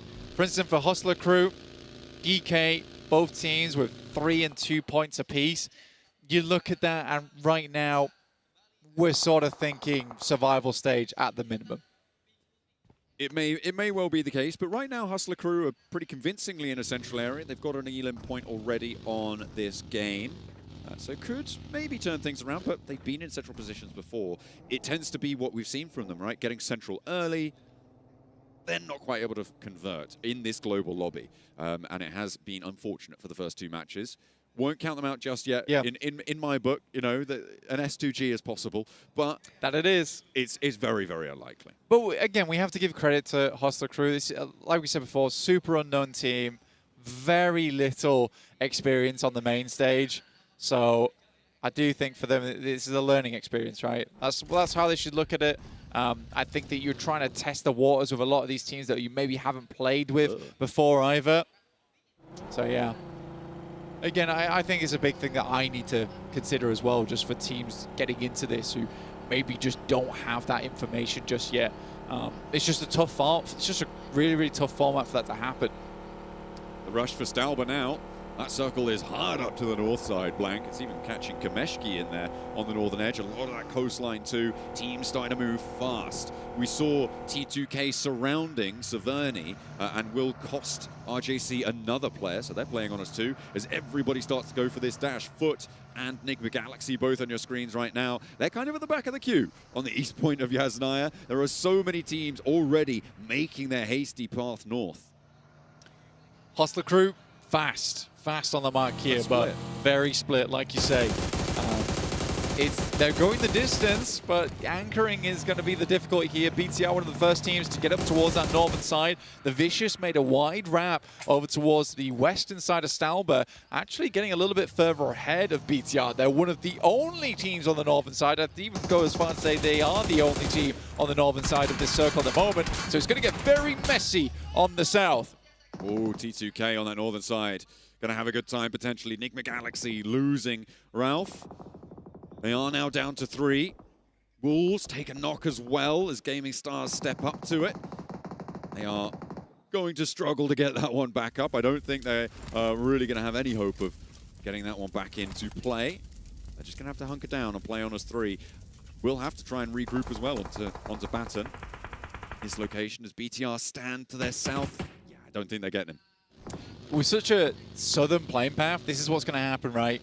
So many teams coming up from that south side. The Vicious play a blinder by getting over towards... T2K play a blinder by getting over towards that northern edge of the map, which is great news for them. No one else is going to step there. I mean, R8 on the western side may actually be able to get up towards the top of Stalber and may give them pause for thought. But T2K looking to take down the rest of Wolves, who have already lost Elementrix as well, which puts them on 2. So quite a bloody rotate up towards this northern side for a lot of our rosters. A lot of damage being dished out, but there have been quite a few full 4s that have made it through.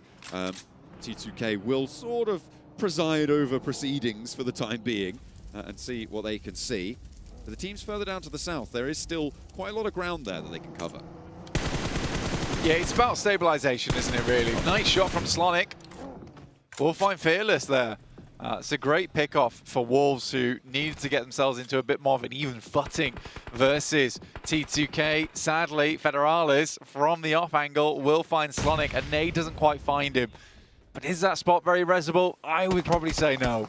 Almost certainly not. BTR will be denied the point, however. That will go over towards T2K, but losing Fearless there. Nasty when they're looking to try and leverage every angle that they can. That's going to give R8 a better time there. And actually, TT Project, all the way out on the west side, they've been late on this rotate in the last game. They're going to be similarly delayed on this rotate as well. They're going to be inserting from that western edge. Past R8 though, and it should be a 4v4 on that angle, but actually from the south as well. Foot are going to crash into the R8 compound. This could be a great opportunity for TT to try and third party. It will be. I mean, they do need to get themselves over towards this position. On the southwest side, that compound is usually very, very nice for the likes of R8 as well as Foot, but TT Project still a ways away. Information gain not really there for them either.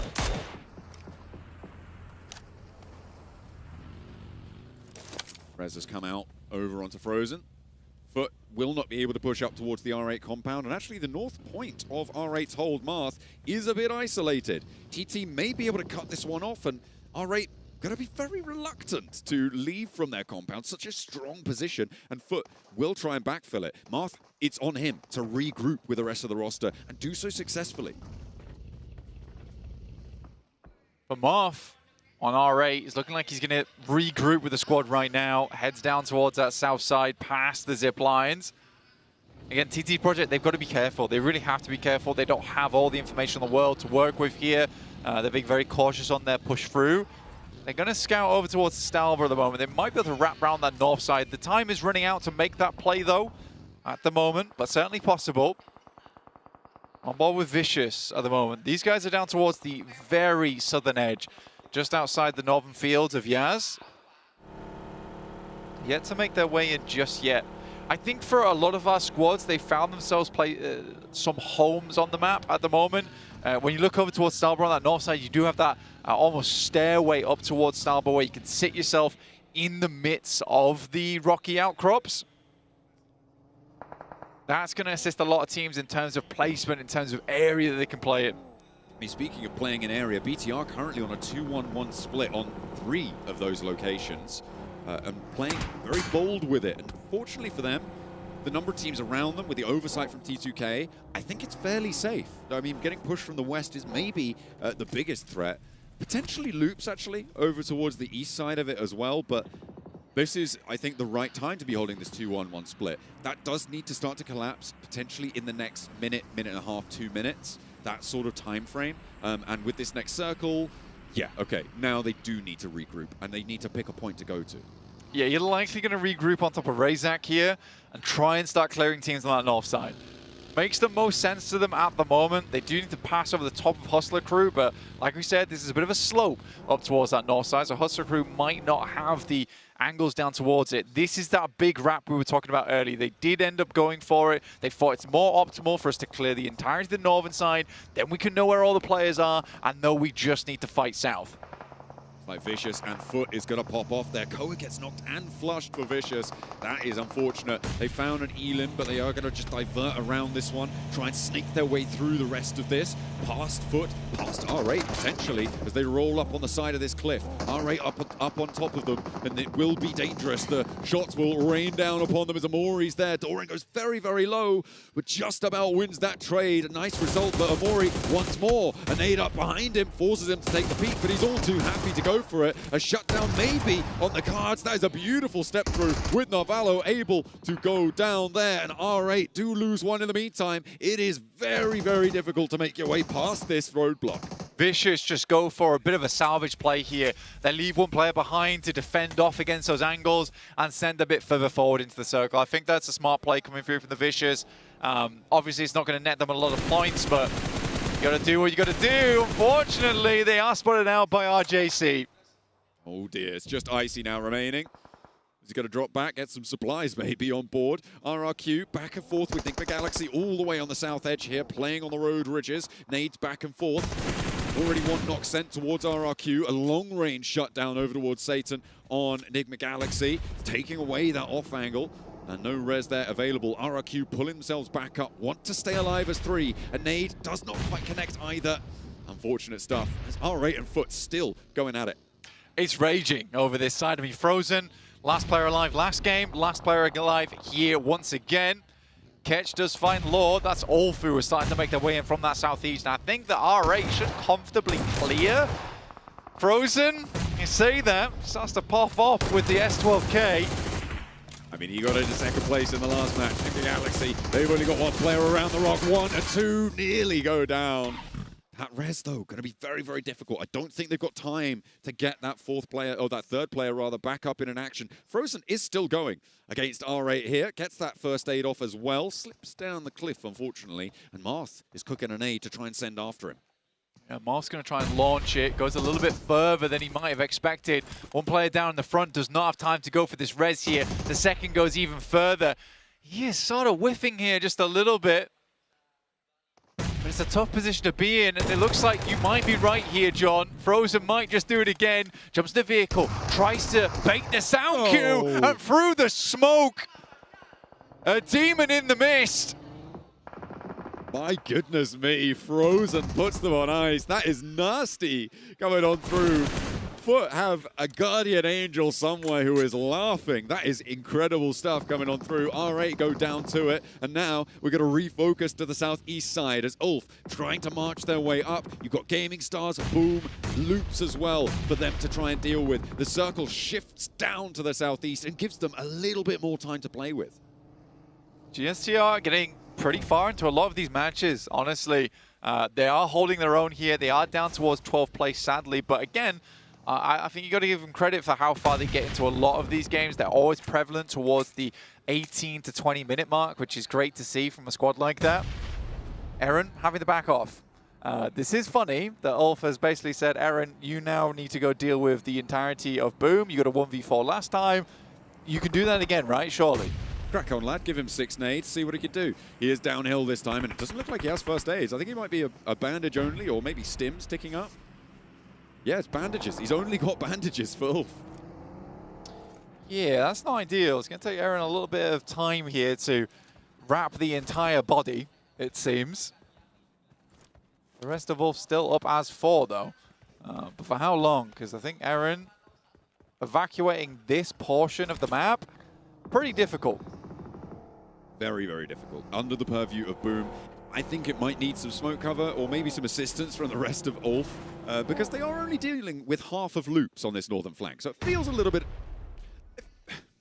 He's taking so much more damage. He spent so long healing the back up. And now there you are.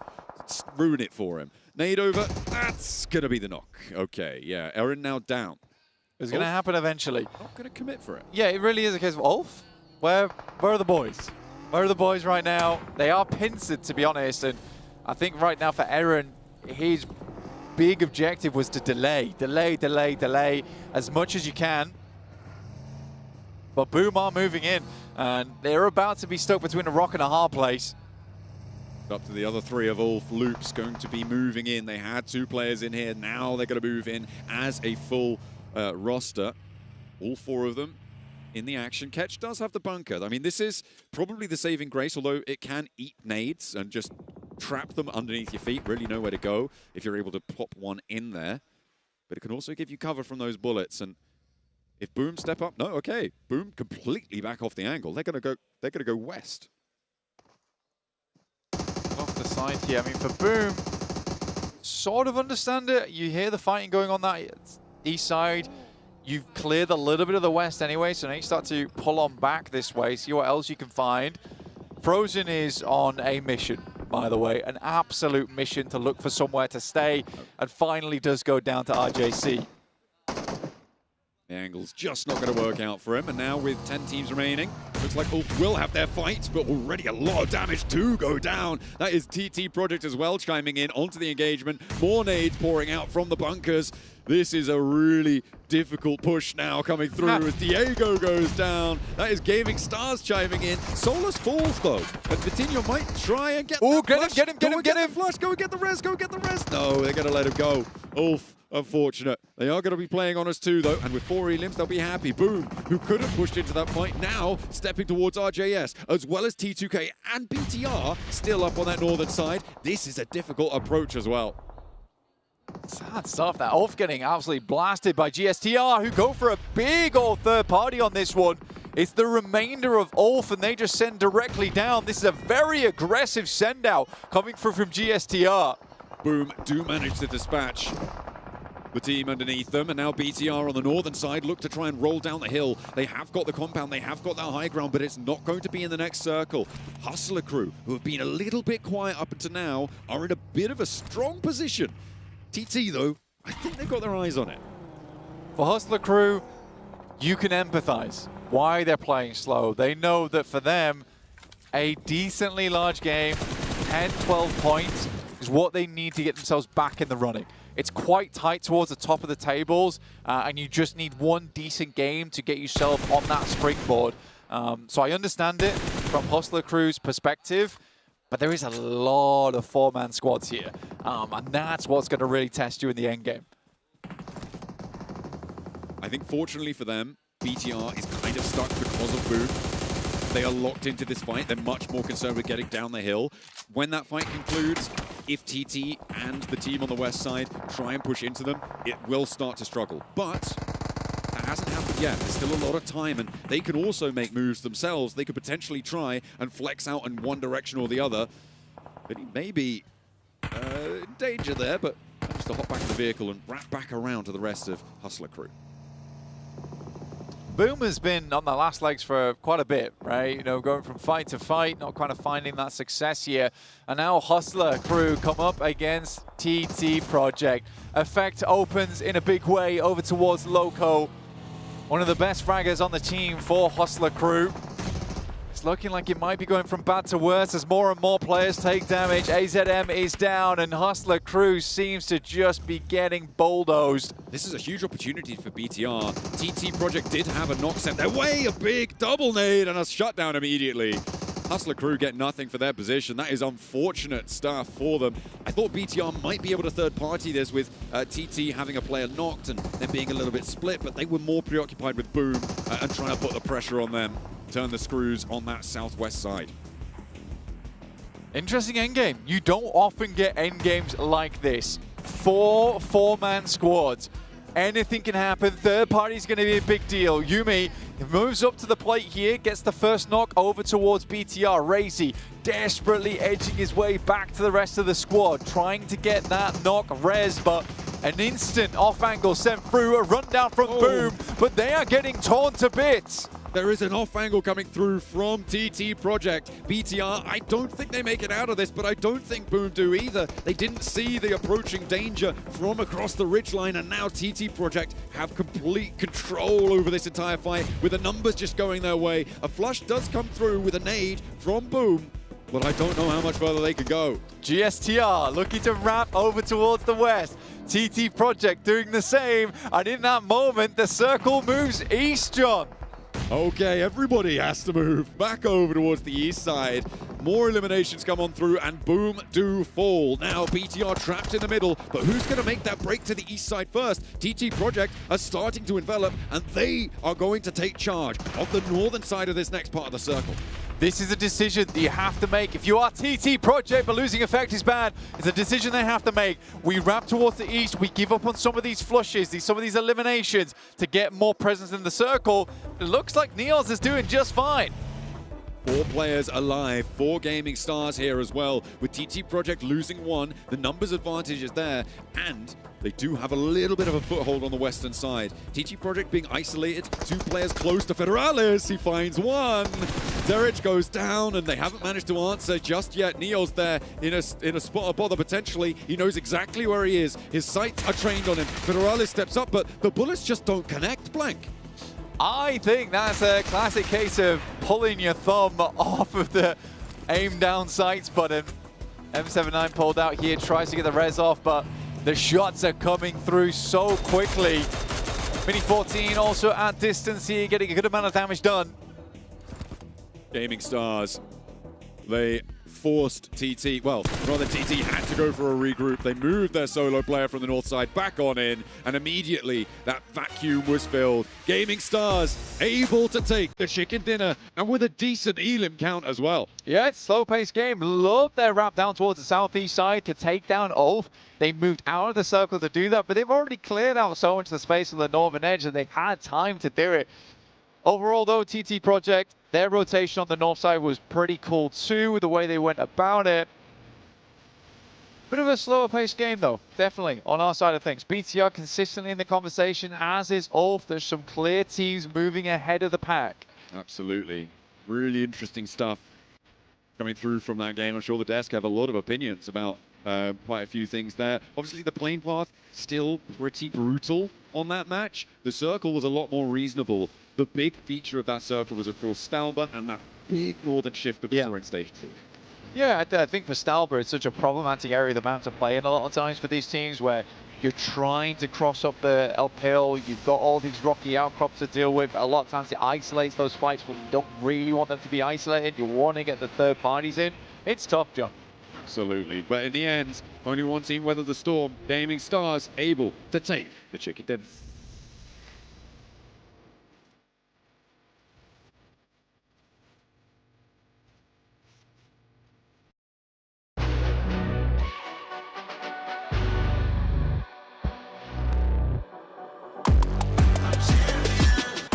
This ain't no regular thing. I came for the ring, you know what I mean. I shoot my shot and it's clean. This is my city, yeah, this is my team. If you talking and talk to me nice, I play with all of my life.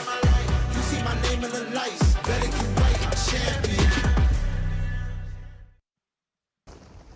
And that's Gaming Stars with the pop-off chicken dinner. Oh, we saw some knife action at the start as well, dude. These circles have been just getting crazy, guys. They are ping-ponging all over the place. We headed all the way up to Stalber on that one.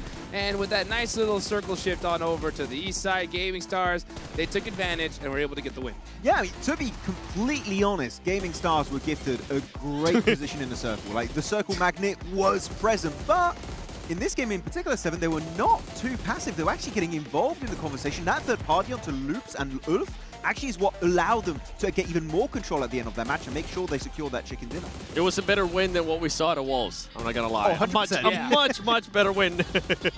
But I'm hoping we get even better wins. Now, something I do want to mention is with BTR, I thought they were going to end up being a little bit more proactive, but they just ended up being sandwiched. I wish they would have just set their mind to whether it was the south where Boom was or the north where TT Project was, and just try to take care of business with one of those teams instead of just waiting so long. I'll tell you what, man, I love that ferocity for a BTR. They've been hard to take down. Let's take a look at the final blow. Bende. Burada çocuk. Çektim kili. Nice. Son 2. Can az dur bir şimdi sana. Biri soldu, diğeri nerede? Lava sürdüm bir. Smoke içinde kanka. Mac sürüyor benim buraya. Mac bana sürüyor. Bekle. Araba süreceğim, geleceğim sana. Bize düşün. Nice oğlum koyayım. Nice lan.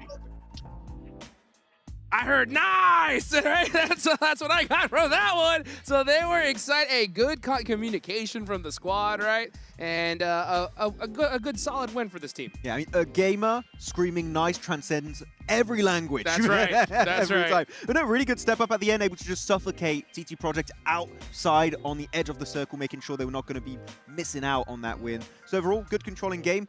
I feel like I still need to see a little bit more to be truly sold on Gaming Stars, but you know what? Here's still showing a little bit of presence and, well, a little bit of presence. It was a win, so it was a lot of presence. But overall, also good elimination spread, right? Maniac, Rolex, USF, and also Swash able to get 2 up to 3 eliminations apiece. So overall, it's a team-wide effort here, 7, on this match. I think it's safe to say that we were not expecting this to be the Turkish team that was going to get the first win of today. Where's Ulf? Exactly. Yeah. I mean, Ulf was getting their party by Gaming Stars. Actually, yeah. That's what they were. My brothers. Right, I got to give these guys definitely their flowers. You know what I'm saying? To be able to come here to this stage with all these different teams, you know, regardless of any situation, pulling out a chicken dinner ain't easy, and they were able to do it. You can see our MVP here, Maniac, 3 eliminations, 351 damage, and regardless of how it happened, this could be that catalyst for them, right? It could be like, hey, you know what? We got that win. Let's see if we can get another. I mean, especially doing it with a Mini 14 as his main weapon. And you were happy, Hot Cheeks. You were like, yes, he's playing with the FPP mode for a little bit there to actually peek that ridgeline. Yep. And he got some really good shots initially. Not a lot of knocks off the back of that, but just to get sure he has that information headed his way, the FPP worked out great with the Mini 14. Absolutely. For anybody out there that's looking to kind of transcend to this esports level, that FPP switch is an absolute necessity here. And yeah, to see him busting out the Mini 14, I'm just happy to see anything besides an AUG and M4 at this point. You know what I'm saying? I'm with you. I want to start seeing more snipers. So where's their snipers Come on, please give us a buff. We had a Lynx AMR with Snowix, right? So we are seeing a little bit of it, but not that much. I want to see more. Yeah, okay, yeah, sure. See it all. Let's take a look here, though, as we get to see some of the rotations. And man, some of these people had to travel pretty far. Yeah, big rotation from TT Project in particular, western side of the island. Very late on the rotate, but there's the typical TT Project way, because that's what they told me. We're going to play Edge every single time. That was the NDA, if you wanted a bit of a spoiler.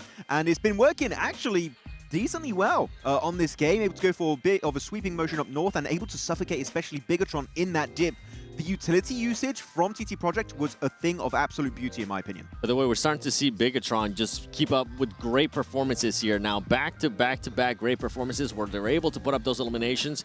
This is a squad that's looking like they're going to be going to the grand finals, and this is a squad that's going to be looking to take points away from teams that are going to be wanting to be within those top 6. And remember what happened yesterday. Those squads are just going to tighten up that overall leaderboard. Looking at Bigatron, this is another double-digit game. I'm going to call call it. For me, they're qualified top 6. They're not budging. They've just been so consistent. And again, in a format where you get only 6 matches for entirety of Group B, and they've got double digits every single time, BT are bringing the heat. Yeah, I mean, they showed to me that they got it. I mean, the tenacity from this squad, even when they were sandwiched, they were still very difficult to take out. They're fighting tooth and nail all the way up to the end there. You think I'm stuck with you? No, you're stuck with me. Right, that's right. You know, and especially, I mean, I love to see when you're in your hometown, right? You fired up, you're making something happen, and they, in my eyes, have been the most consistent squad, right, for these 3 matches, without a doubt. We are hitting that midway point, though, and yeah, because of that, look at BTR up on top, 35 points. I am so excited for this hometown team. I really am too, and I think we're all in agreement that this squad is going to end up going towards the finals. Something to keep in mind is Ulf, even though Ulf isn't really putting up those wins like we just saw at Gaming Stars, they're just putting up so many eliminations that it doesn't even matter. They're in contention there within the top 6. Now, if we go to Boom in R8, once again, that top 6 only separated by just that 1 point in X-Force Reject, even though you've been putting up the Illims. You need to find that happy marriage between aggression and also making sure that you stay alive later into the match. Oh, most definitely, though, looking on this second page, things starting to look a little bit dicey for Geeky. The 3 games, 3 points to 1 point average. They have not been looking too good. And the thing is, they don't have a terrible dropping spot. With these planes in particular, they drop Novo. They've done it back-to-back. The plane is great, but they just can't get into that play zone itself. Really struggling to get towards that mid to late stage of these games. So Geeky, they got to go back to rework the entire strat, because so far on the halfway point, it's not working out whatsoever. You know, maybe they start studying some S2G action. You know what I'm saying? That could be a strategy. Miramar. Yeah, it worked. It worked. We're reaching the second half here for Group B, and one thing I did notice looking at those leaderboards is they're very spread among the top, right? We don't see like a crazy point sponge here. So I remember talking to X-Force Rejects, and they were like, hey, 40 points as well. If we can get 40 points, I'm pretty sure we're actually gonna get there. Yeah. I don't know if that might be the case here with how well so many teams are playing. For some of those teams towards the bottom, on the second page of the overall, we do have some surprising names there. Okay. Teams that we were expecting them to at least be in contention. One of them has to be Enigma Galaxy. It has to be said, if you for some reason missed the beginning of the show, Koops isn't here. Koops is not going to be playing during this PMGO. So it's currently just showing that they are missing that fragging power. They're missing those extra points. Another squad that hasn't really been able to put up the performances that we expected to see more out of them, especially with what happened in Group A, is Loops. Yeah. Loops has just been absolutely throwing today, especially with one of the pushes that they try to do. Yeah, they have one of the best potential storylines in the entirety of this PMGO Season 1, where they could overtake Alpha 7 in their Regional Americas points and push them out of PMWC realistically. Exactly. But so far, they've not been hungry for that opportunity. And the push up onto Ulf this last game was a good play, in my opinion, but the execution is so weird. And I see it happen so often, even in lobbies like this, where a team is looking to crash a compound and they just stop just before are in nade range and they start smoking it like that's going to save them. You don't have cover flares. Yeah. It's not Rondo, so you're going to go down, and Ulf had the easiest cleanup on the entirety of Loops. Oh, man, Loops need to do something quick. Honestly, I think everybody on that second page really need to make something happen here. We're going into the last Aaron Gale of this entire group. Which team do you think, looking at that bottom half, needs it the most? Enigma Galaxy. I was expecting a lot more. That's one. T2K. I want to see them snap out of it. I got really hyped yesterday with what Hora Esports was able to do, and I'm happy that to see Nepal now going to be back at a global event, at a global finals event. I was hoping we would get another team from Nepal, but right now, with the way that T2K is playing, I don't think it's going to be happening. I want to see them just switch it up. Fair enough. I'm going to go with Foot, actually. I think that since the Rondo game, they were just very hesitant, and I've seen that every once in a while, so I think that Foot is a team that has just so much bloody potential, and they just haven't capitalized fully on it yet, so we still got 3 games. I feel like this is a team that could easily make a little bit of a jump in the top 6. Well, let's see what's going to happen, guys, right? We got 3 more matches left to go. Make sure you get your popcorn, get your drinks ready, tell your friends, and we're going to be right back right after this short break.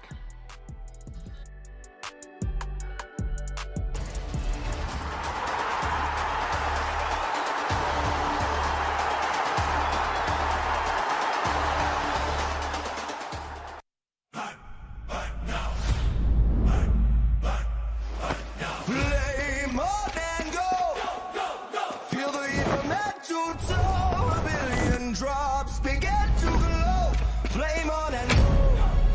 The soul is enough. draw to the last one standing show.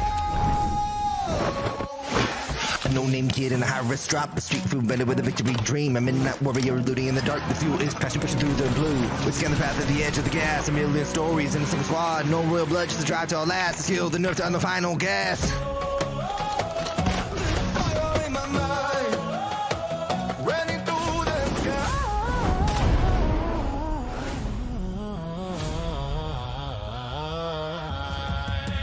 Flame on and go. Feel the heat from head to toe. A million drops begin to glow. Flame on and go.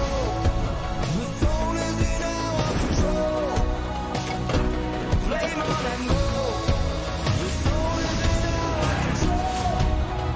From the draw to the last one standing show. Flame on.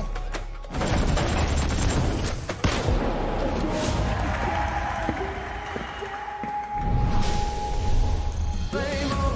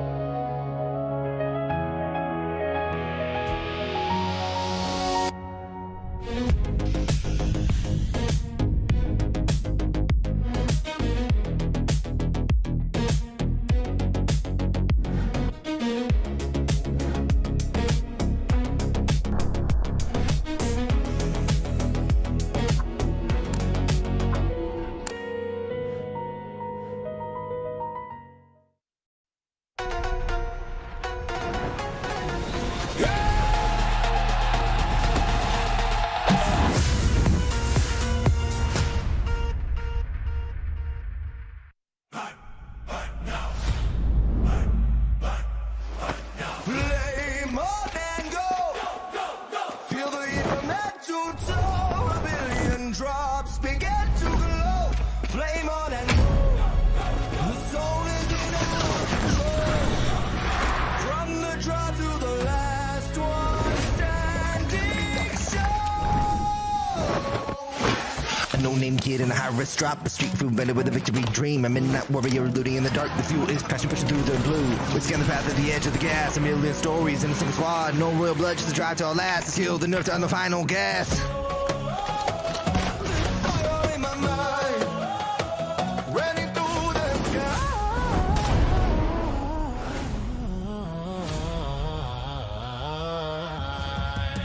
Flame on and go. Feel the heat from head to toe. A million drops begin to glow. Flame on and go. The soul is in our control. Flame on and go.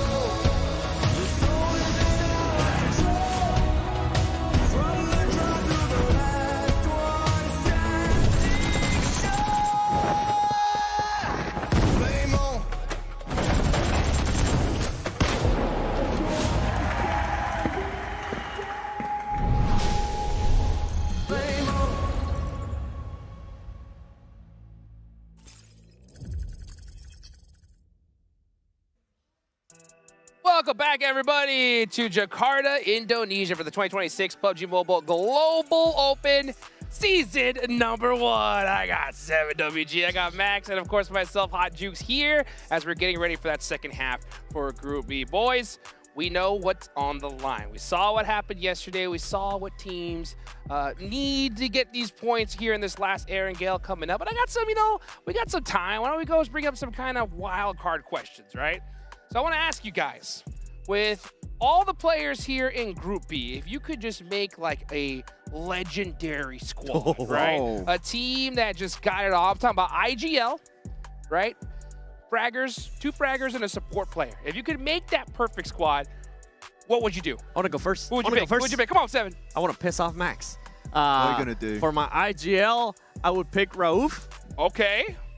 Rauf, let's go. He leveled up quite a bit. I'm not annoyed at that. Oh, you're not? Oh, man. If you told me that 2 years ago, I'd be like, terrible pick.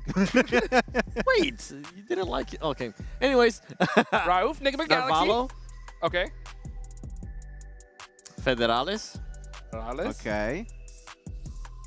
And it's either between a Turkish player or a Brazilian player. Gonna take Catch. Aaron? Yeah, I was gonna go with Aaron. Oh. Yeah, Aaron. That's a good squad. Aaron. That's a deadly, deadly team. What do you think, Max? Didn't give me any prep time, so I have no idea. We didn't get any prep time. Just off the top of your head. There's no wrong answer. I would take Razy Razak because I love the fragging duo. I think that from Bigatron, they're looking good. So I'm going to go with that. Narvalo also because, well, French, so I have to go with it, right? And IGL, that's the one I'm struggling on. I actually don't know who I would pick as an IGL. There's so many choices, right? Yeah, no, Ralph is good, IGL, but I don't think I would pick him here. You know what? I don't know. Pass. Okay. All right. Hey, well, you know what? Hopefully, we'll see which IGL is going to win this thing, and then maybe that's the pick right there. We'll see. But, of course, guys, we got the Esports World Cup coming around the corner from PMGO to PMWC at the Esports World Cup. Every match matters. Teams aren't just fighting for trophies. They are battling for EWC Club Championship points, global prestige, and a place at the top tier of PUBG Mobile Esports, with PMWC set for August 6th to the 18th. Make sure you mark your calendars, guys, because we're going to be in Paris. I can't wait to see that. That's the homeland of my man Max Man here. And, man, you better show me around, bro, because that's going to be my first time ever going. We're going to the bakery right away. Let's go! Yes. now, my belly. Whoever wins, I'll bring everything to you, okay? All the croissants, everything, all the best drink. Don't worry. Can we get some? Do you want $3 million or Maxman taking you to the best bakeries in Paris? 3 million. Okay, that's an easy question. That's a lot of croissants, yeah. Sorry, Max. I'll be set for life. I think I'll just take that money and just start going to random bakeries, dude. I think I'll figure out where you're taking me. You're set for life right there. Yeah, pretty quick. All right, guys, you know what? I got to ask a question. I always ask you guys questions, right? Wait, hold on. Oh, what? Hold on. Let's bring it down a bit. Yeah. I almost got it. Okay. We gave our answers. Okay. I'll give you mine. All right. I'll give you mine.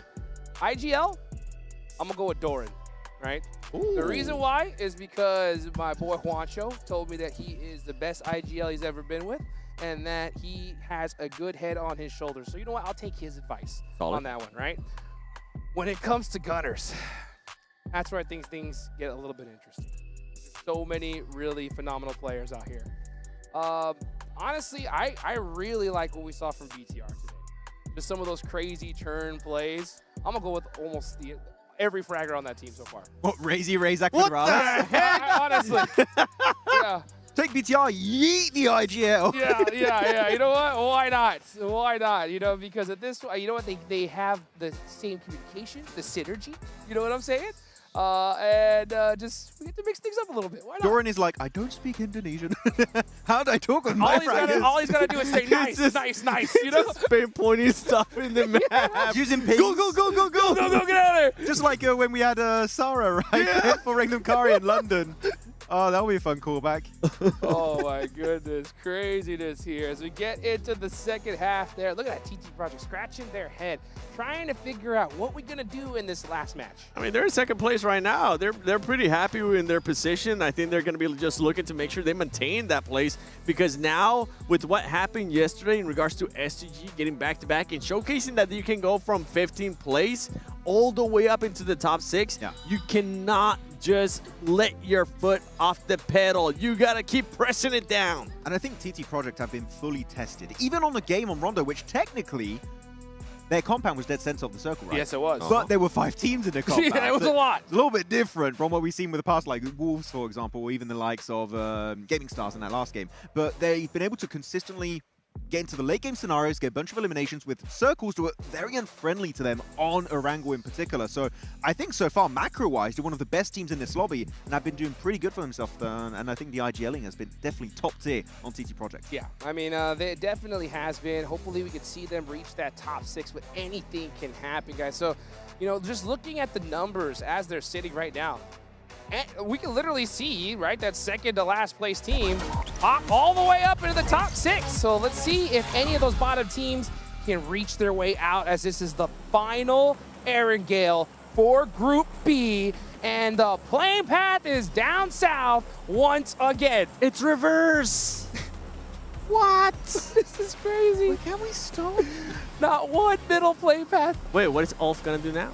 Because earlier they changed it up, they switch it up again. Are you gonna switch it up again? No, this is better. This is better. They went north next to Mansion Shelter. That's where they dropped last game, so they can reach it. And TT Project is gonna be going to Primor. So if they do end up going military, they will be fine. One team actually going into this last Erangel, I want to see Esports Rejects do something amazing here, because they started off the day so well. I kind of want them to be rewarded even more. An African team in the finals would be insane. I mean, they're like, what, 1-2 points away from making it in top 6? Yeah. Would this be the first time an African team in a global final? I think so. I think so. Oh, it's possible. That could be a really sick storyline. Actually, I don't think so. I know so. I don't remember one from, like, ever. Better memory than me. Let's see what they can do, and hopefully they don't kind of go for that 40-point mark. I think they're going to need a little bit more than that, so they got to take as much advantage as they can here in this final Erangel as we take it on over to our casters, John Allen and Blank. The circle's going to be coming in soon, and we're going to check out where teams are going to go. Ooh, potential danger for the area just east of school, near apartments, that sort of area, looking for vehicles potentially. And it's a west side circle, Blank. Not up to the north on this, so a little bit more sensible over to the Gatka Fields. Yeah, this is a much nicer circle, I would say. It's really reasonable in terms of where this could go. I mean, we had a very similar circle to this on the last game, and it headed all the way up towards North George, which is bit unfortunate. It's on our first Erangel of the day. But overall, this encompasses a lot more area that the players are already in. I think a lot of the wraps are going to come through over towards the top side of Kameshki, over the Yaz Lake, Yaz Bridge, wrapping back into things. So I think this is a comfortable circle that you can get a lot of teams crammed in on. Some teams are going to move faster than others. Unfortunately, Scarface does not move fast enough. He is out of the game. So Ulf going to be playing as 3 now, which is far from ideal, I think. It's safe to say. Their mansion-prison split area, their shelter mansion split, rather, sorry, isn't going to go well for them. Not this time around. They do lose 1. And a difficult path towards the west now. A lot harder now they're on 3.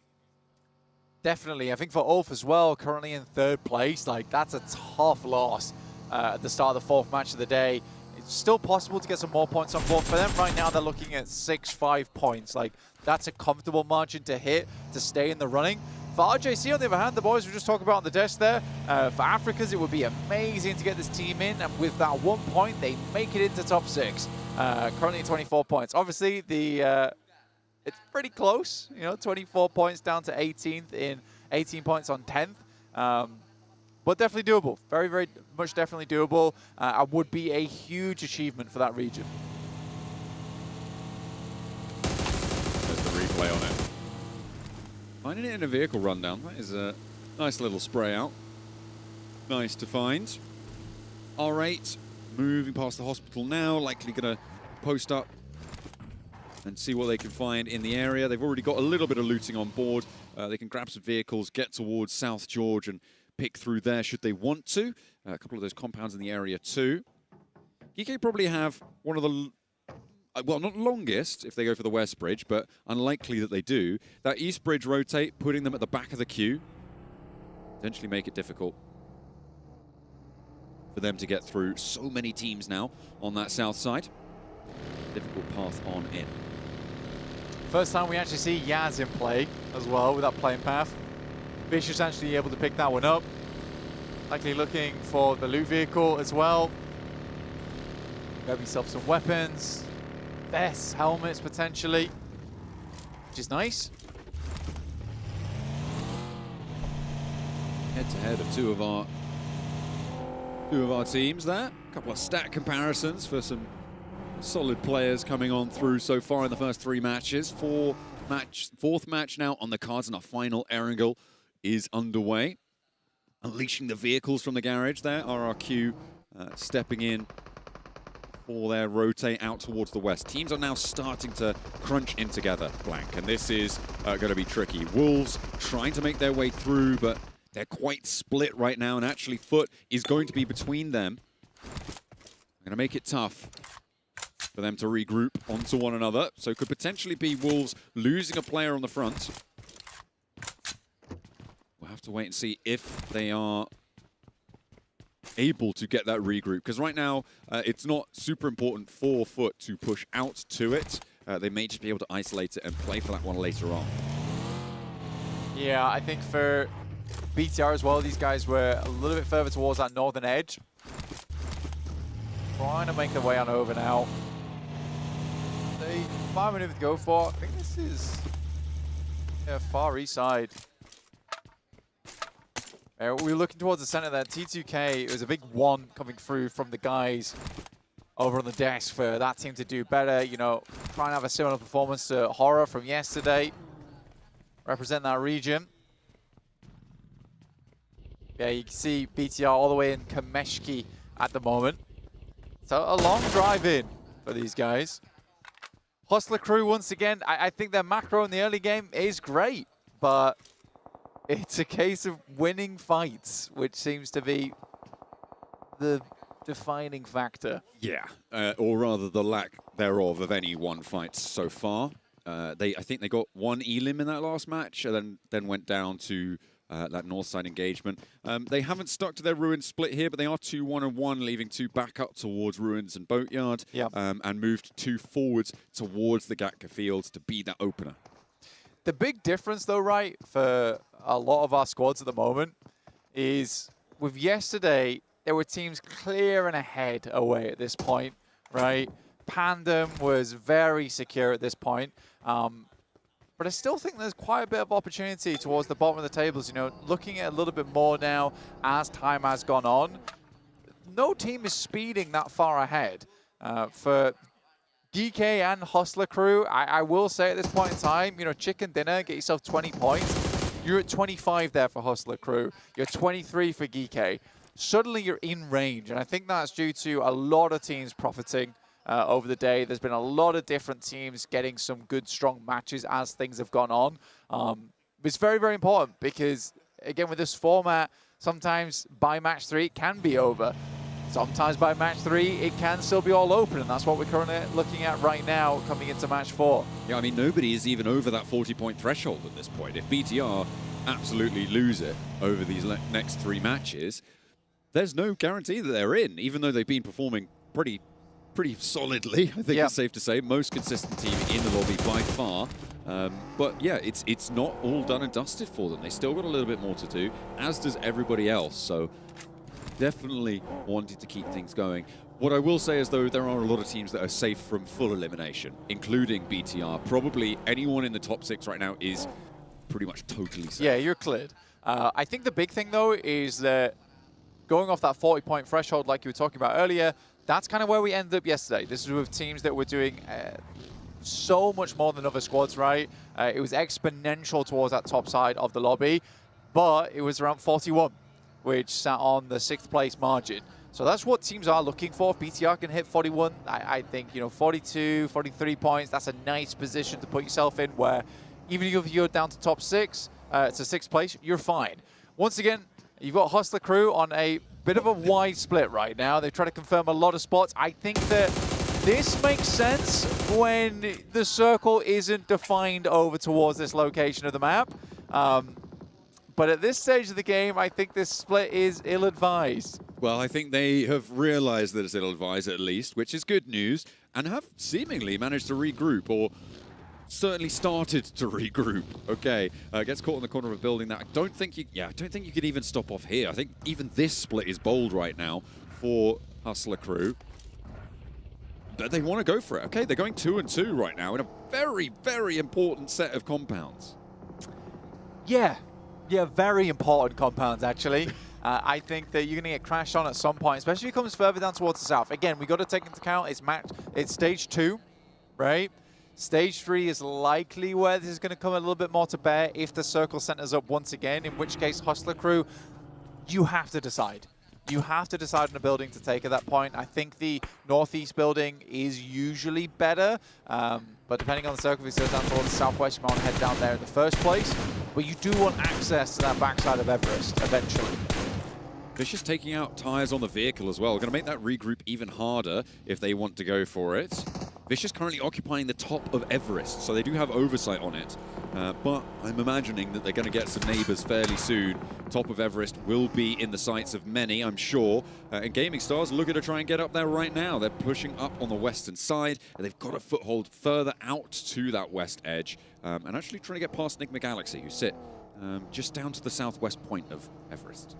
They have 2 splits, actually. I think Enigma Galaxy split's probably a little bit more aggressive than even Hustlers. They're currently playing over towards the western side and over towards just underneath Castle in ruins. Yeah, curious split there coming through from them. Hustler Crew yet to move either. The Vicious took the opportunity to move on the top of Everest at the moment. GSTR are moving in. They're coming off a lot of momentum today. This team was not on our minds that much. We thought that they were a decent squad, but to do this well today is very, very surprising, but also impressive. I mean, they are one of many Turkish teams in this tournament right now. Obviously, only 2 of them in Group B. We saw 2 Turkish teams in Group A as well. And I feel like of the 4 of them, Gaming Stars is maybe the least notable, yeah, I think that's right to say. I am asking for forgiveness because always calling someone not notable feels a bit mean. But I think it's safe to say when you're comparing with Ida, with Foot, with S2G, very obviously, it's definitely a lot less recognition, and the players on side as well don't quite have that same recognition in that front. So it's great to see that they're stepping up with the best of them. And now they might have to step down because it is from the top of Everest down towards the south side with the circle shift.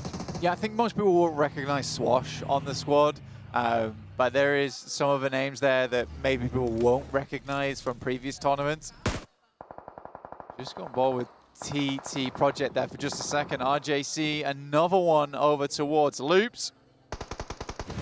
Law looking to try and help his body out. Barafinia's already down from that watchtower position. RJC consistently taking advantage of opportunities beset around the map, which is great to see. You know, this is some nice macro coming out from this squad so far. Shots from Law still keeping enemies at bay. Loops already losing one is not great news. RJC will be all too happy to keep them locked in, although they do have to get a move on as well. They don't have a lot of time to be playing this one out. Taking a look at our split, both Enigma Galaxy and Hustler Crew have regrouped onto compounds in the circle, which is good news, I think it's safe to say. Both teams will be playing as 4 as well, so they'll be in some fairly controlling compounds. Loops try and make their move. They're going to leave from that position across the river, and RJC not really going to be able to stop them, although they were able to take down the player earlier, of course. Yeah, TT Project had to swing over towards Everest, but they knew it was going to have to be through the field. So they did get caught out on one player here. BTR also making their way in. R8 doing a fantastic job today, actually holding the outer edges of the circle, because although maybe not a huge amount of super big endgame finishes, they've been picking up a fair amount of points just through eliminations alone. I think that's the case for quite a few teams, actually, as well, at the moment. Obviously, not too many placement points to be given out just yet, and a lot of elims come on through. R8 with BTR going back and forth, but I mean, BTR seem to just have this one in hand. There's not much that's slowing them down, except for seemingly that bridge line. And R8 not quite able to get it, needs the reload on the Scar. And yeah, can't quite find the spray down there, fortunately for BTR. They will not be losing one out in the open and will remain fairly healthy as well.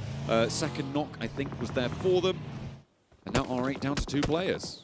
That ridge side was crazy. I don't really know what happened there, but it felt like we had turbo supercharged brakes on that vehicle. I've never seen someone stop so fast before. But yeah, BTR do make their way over towards this southwest compound. A very, very famous compound, honestly, where a lot of fights are lost and won in terms of those chicken dinners. Sadly, it is further out. So they've got to get further in here. And as you can see, just by taking a quick glance towards the circle itself, oh my God, that's a lot of field right now. The lawnmowers are going to have to be pulled out to try and catch some of these players off guard playing inside the grass. The chopsticks, a big feature on that southeast side, stretching out near Gatka. Teams will be looking to try and jump in there, I guarantee you, as well as the compounds that sit ringing that field area. More damage pouring on through across to T2K as they are suffering, trying to make their way across and into the open. It looks like they are going to lose at least one there. Yeah, they have lost a player on that crossing, but they do manage to get to a position fairly solid for the time being in this next circle, Blank. This is okay. It's okay for now. RJC do need another checkpoint, and that checkpoint is far away, though. It's very far away, and it's past BTR. They need to make that work with. Good exit moment here from the Vicious, just as a slew of nades are lobbed over the top of the rocks here. Icy already found a little bit of a landing point for them. Boom is off in the distance. You can see Federales there once again taking shots over towards RJC. We sort of expected this to happen. There's a mad dash happening from RJC. They're just looking to get a player in the circle. That's all they want. There's a fight as well on the south side for control of the base of the chopsticks. RRQ, Geeky, we're on board with them now. The nades are flying. RRQ are suffering more than Geeky at this point, and they might be being pushed down to the bottom 2 with this one. The drop down, 2 players fall on in, and that is going to be RRQ out, as well as RJC in the meantime. And Geeky take position from RRQ out of the bottom 2. Yeah, I mean, RRQ dropping down towards 15th. That is a big result, right? That is a crazy result. A lot of players, a lot of teams, a lot of fans had their eyes over towards RRQ as being one of the big contenders here inside the lobby. Not the case. Not the case for Geeky. It's a big deal for them, though. Easy for Bad Boy is a fantastic player on that team. I think he does have the star power on that squad. But yeah, for a lot of these other matches, we just haven't seen a lot out of Geeky. The 4 points here drops them up above them to 7 points. We've got to remember, they started this match on 3. Every point matters, especially when you're competing for one of those survival stage spots. Get real dicey. You need to take them when you get them. Vicious descending from Everest successfully. Boom, trying to cross the streams there as they rotate on through and past, but a good opener for Vicious. Finding one, finding 2. Koa able to hold his nerve. Out and up in the blue. They do have an outpost still, but all 4 of Vicious are alive, and Boom are shredded in half, down to 2. Yeah, Narvalo goes down as well. He is living for the time being, but I think it's very unlikely he stays alive now. As Boom were able to get the initial knock, but Hustler crew looking to finish the job. Vicious was a tough push in. Boom, it was even tougher as they were sent away with just 1 player alive. BTR makes the push over towards R8, will clean them out. And a position to play. I mean, BTR has been struggling on the outer edges for such a long time now. I'm very surprised they get this spot, and they kept in another time. Gatka, a focal position here on the map. Oh. Vicious move in. It's a big maneuver from Wolves. Vicious tried to crash into the center there. It's not going to go well. Icy will not be able to control over his 2 teammates there. 2 players from Wolves rolling on in with the nades pulled already. I think Necessary might be able to just get that one done and dusted right there. Does do a lot of damage, but doesn't quite find the full knock there. Has to heal. Doran is resable, and in comes TT. Okay, this is a chance maybe for Icy to regroup, but no, Doran, I mean, Elementrix really hungry for that one, and Doran does fall, but now TT are a real big danger for Wolves. They've put themselves into separate buildings. They've isolated themselves from one another, and TT could potentially exploit that. There's tons of teams here. I mean, you've got TT, you've got Vicious, Wolves, as well as the lone player from Boom on the northeast side of Gatka. It is one of the final compounds still left in this lobby. It makes sense considering its horrible zone around the rest of the map. Most teams are going to be looking for third parties here. It's going to be third party central over towards Gatka at the moment.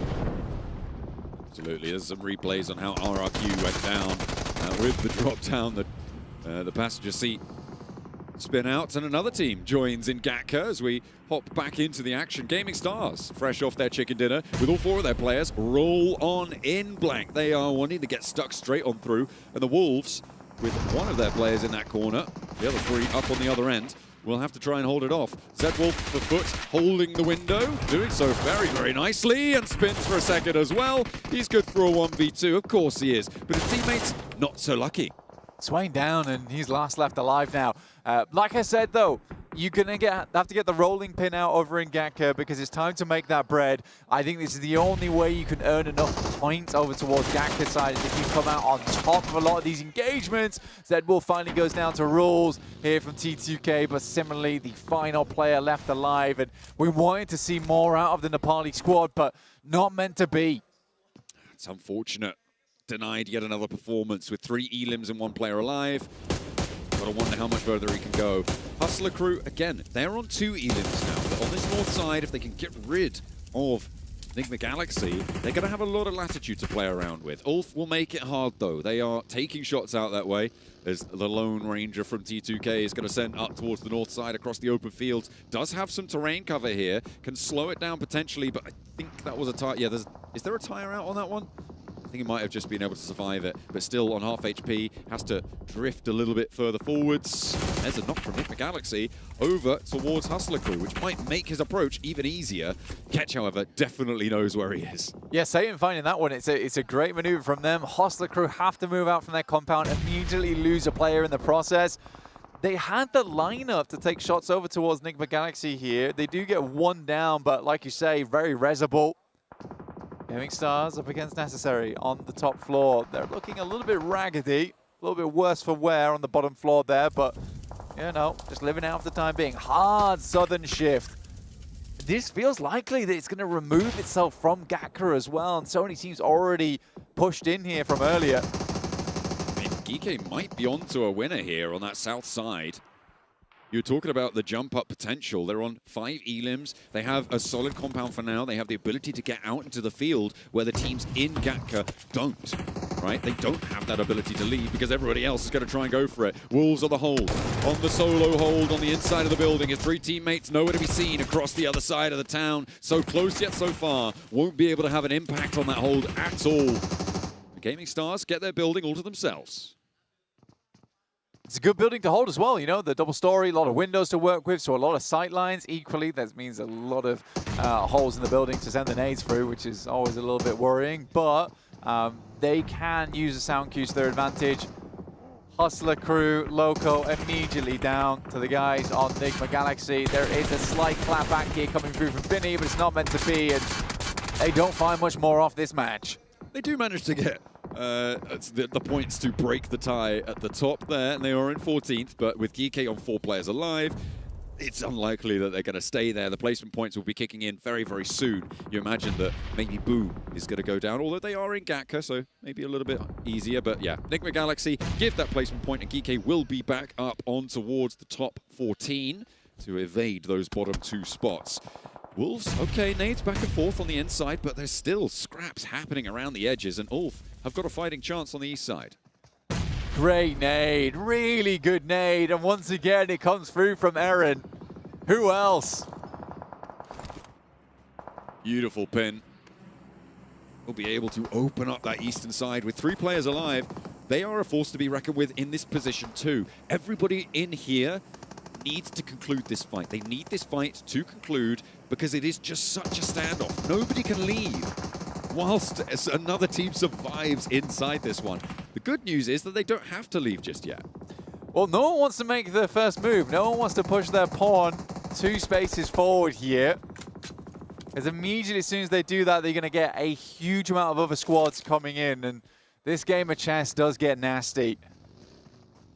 Gaming Stars do get a cross, though, so they have more buildings to work around with. Having the southeast side is also pretty cool. BTR, are you real? They're going for the southwest side. I mean, you don't have much choice, honestly, so BTR need to be consistent here, and TT just tried to spread across in the meantime. There was a flush immediately onto BTR, and they're only playing as two. They're the only two. Upstairs for one. Federal is in the corner trying to hide, and Razy keeps him safe for now. Axel wants to find the final shoulder of that one, but it's not going to work out, and BTR lose another. On the outside, they do find another for them, but TT does go down, so the corner is theirs, but at the cost of 2. The big thing, though, TT get themselves up towards 37 points. BTR, 43. I think at this point in time, BTR can probably go down and be very safe going in towards the final 2 matches of the day. Any more points they earn right now is just a lovely bit of buffer for them.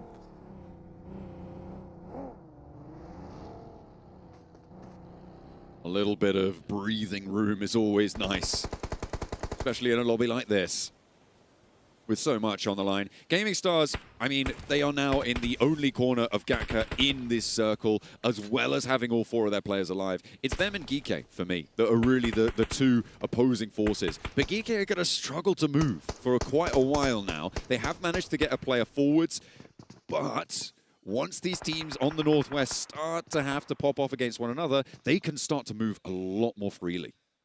For Geeke, all this is about is trying to get control over as much of the field as possible as early as they can. They should know that most of the teams are going to be in Gatka at this point in time, which is why they want to start moving up, because the closer you are towards the center, the better setup you have, the easier it's going to be to win this endgame. I think what they're most worried about right now is that team on their north in Ulf, but they're down to just one final player, is Eren. Scary player to go up against, but should be fine. Yeah, my guy can 1v4 you easy. Easy. I mean, if you can do it to BTR, do it to Geeke, surely. It's just a question of having a really good hill and nades and also lots of pressure from loads of other teams. But maybe he has that. Maybe he does. Maybe he does. Doesn't have the uphill. Wolves. Molotov in hand. Looking to send it through. I mean, both BTR and Wolves have similar ideas here. But what a nade from Maniac, and it certainly was a Maniac of a play to start things off. Wolves in disarray. 2 players down, 1 now to stand. The flush is coming through thick and fast. Maniac is not going to go down to the nade out the window either, as Elementrix looks to try and chase him back. Will go down, and it's the burn from BTR because they've pushed in the meantime. They want a third party. They want to get stuck in even further to this one. Nades up on high, looking for a lot of damage towards Gaming Stars, and they have been able to find it. It's difficult for them to hold this one out with a knock on the ground floor. They've already isolated that sightline. Federalis with another nade. Geeke looking on and jealous that they aren't getting these points on their tally, but happy that teams are starting to fall. More nades still for BTR to post in through the window. Elementrix is going to bombard them from the opposite side as well, as the top floor for Rolex, needing to try and keep it under control. 2 players are standing. They need to get this res on the ground floor to have a semblance of a chance of getting out. An unfortunate bounce there doesn't catch Rolex. Been quite a few of those so far, but I think it is difficult. Got to give him credit at the moment just because of the amount of smokes that had to be thrown in for BTR to even make this play in the first place. Razy gets up, still has 3 more nades, which is so silly. BTR saved up every little bit of util for this exact moment. Now Gaming Stars only have 1 player on the north, and it will be difficult for them. BTR, in the meantime, just running a rampage on the inside of the building. They moved in against TT. They've run through Gaming Stars now, and Elementrix maybe on the chopping block too. A nade out the window, and 12 elims for BTR. Rolex drops down, trying to change the story, but he's going to get forced away, and they shut down by Geeke. Out in the open now, this is the time that Geeke need to have the control, need to have every angle under lock and key. But no matter what we say during this game, one thing is clear, BTR is back. Spray down, 1 down, 2 down, BTR are out, but Eren is surviving up into 2nd place. He's out in the blue zone. This may very well be a point denial. Strafe across, the blue zone claims it. 2 of them, dude. He got 2 knocks there? Okay, Eren's still giving it good up until the last moment, but you said blank. All it might take is for Geeke to get a decent chicken dinner, and they could be up there. They very much have just found that. That's what it's all about. You know, it all comes together in those final games of the day. BTR, though, what a wonderful match from them. Really difficult spots on the map to work with. They had some rubbish compounds on the western side. Circle kept moving away from them. Little rotations here and there. And then the big decision that they were going to clear from the western edge of Gatka. But it makes so much more sense knowing how much utility they had. They were just waiting for it to come to a boiling point. Beautiful stuff. GK held their nerve on the south side. A lot of teams more focused up towards the areas around Everest. They played that south edge nicely. Able to move through. It wasn't huge on the Elam count, if I'm not mistaken. I think they may have been able to get up towards 10. But it's not a massive one score for them. As much as it is a very needed one to get out of the bottom spots, it's going to be a little bit further before they can think about jumping into the top 6. Absolutely is. But GK, they opened the door. The question is whether they can step through it now. Olaf looking good. BTR looking great. It's time to finish this off with 2 more matches on the day.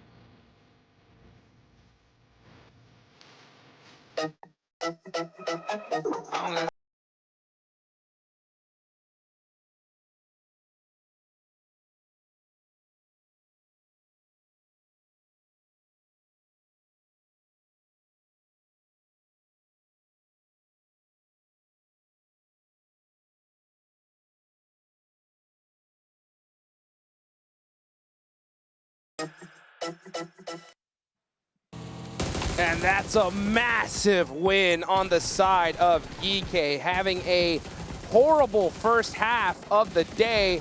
Now, finally, getting a chicken dinner and pulling them out of the fire here, Max. Can we say they pulled an S2G? Can we start to use that here for this event? Really, what happened? But yeah, no, they were playing it safe. I think they knew, right? A lot of the teams were just focused on that northern position in the compound, trying to exit outside of Gatka. So they just were able to bide their time and wait for the teams to be at their weakest to strike and get a relatively low elimination chicken dinner at the end of the day, but still one that will keep them safe from that bottom 2. They knew that big brother, BTR, was just going to be going into Gatka and spanking everybody that was in there. This team is playing with confidence. This team, ladies and gentlemen, we got to watch out for the next 2 matches because they're going to be doing something that I didn't expect some of the other squads to do yesterday, especially when I thought about Pandem on the second match. This team is going to continue to be that aggressive, and they're going to continue to push crazy stuff as well, Max. We just had a slow-mo, by the way, with the sniper shot. Oh, man. That was such a sick shot from the western side. But look, the nades from our boys, Razy and Federalis 7. We're like proud parents right now looking at this team, swiping every single team inside of this city. Looking so good in the process, bro. From Gatka? Yeah, they will be out there. They will be out there. Yeah. I don't have a smoke. Maybe I will get knocked. I knock on. Nice one. Last one on the right. Check drive. Go drive, line. I see him. Oh, here, in front. Kill him. I can't see him. GG! Nice. Let's fucking go! Let's go indeed, GK. That's how you do it. Get that chicken dinner and make it happen. So great on the side of them. I do want to harp back on BTR, though, because, man, I'll tell you what. This team is just looking like they're on another level here. I mean, honestly, when I saw Pandem perform in the way they performed yesterday, I was like, this looks like they're going to be the dominant Indonesian squad. But, yeah, that was silenced really quick because I'm telling you, just that play in Gatka was ridiculous. BTR is the best Indonesian squad in this tournament. Yeah. I mean, I have to say it. I would say in the world right now, actually, even. I would say out of every single team. Saying that? Yeah. For this group or just for the whole in general, tournament? Indonesia, right now. Wow. The best. Yeah. Okay. That's fair. That's fair to say. I went big scale. Unreal. Here you can see, look right now at our match MVP, Ragnarok. You know, 3 eliminations, 366 damage. That is great for them as well. But you know what? I want to talk about another team here, 7, right? And that is Nigma Galaxy, right? What do you think about them in that last match? I'm getting flashbacks, boys. I'm getting flashbacks as we look at the top 4 players here. Our boys! Racy, got him. Federalis, putting up those numbers for the squad. By the way, shout out to Wolves. They actually ended up getting more eliminations in this match. One player alone, Slonic, ended up getting more eliminations by himself than they did when they got the win. But we were talking about Enigma Galaxy. I'm starting to get flashbacks of what happened yesterday to Alpha 7, and Alpha 7 is probably currently watching the show from the plane. So if you're Enigma Galaxy, you need to start reacting. You need to start waking up. I know Coops is not here, but you need to be able to readjust. Somebody's got to be able to pick up that slack. Yeah, I mean, if Coops was here, maybe it would be very similar to Eren, just solo carrying the team for Ulf, for example. Which actually, I want to kind of talk about Ulf. Yeah. Sure, they do get 10 points this game. I'm not impressed. I am not seeing the PMGC second place squad of 2025 we saw in Thailand. We keep seeing them as a solo or a duo in the late game. Where's that full team presence, Hot Jukes, that we've seen in that past global tournament? So far, it's not been happening, and Eren alone might be the reason they can make in top 6, so we need to see more team effort around Eren, because as a solo, those wins, it's just not going to happen. I see your frustration, you know. On the other hand, you know, they're in third place with 39 points without a full team, which is pretty crazy, right? I'm going for finals, right? Yeah, exactly, yeah. If they did have that full squad, I mean, I think we'd see them here at the pretty much on top. But the way BTR has been playing, though, so dang good. 36 eliminations, 52 points total.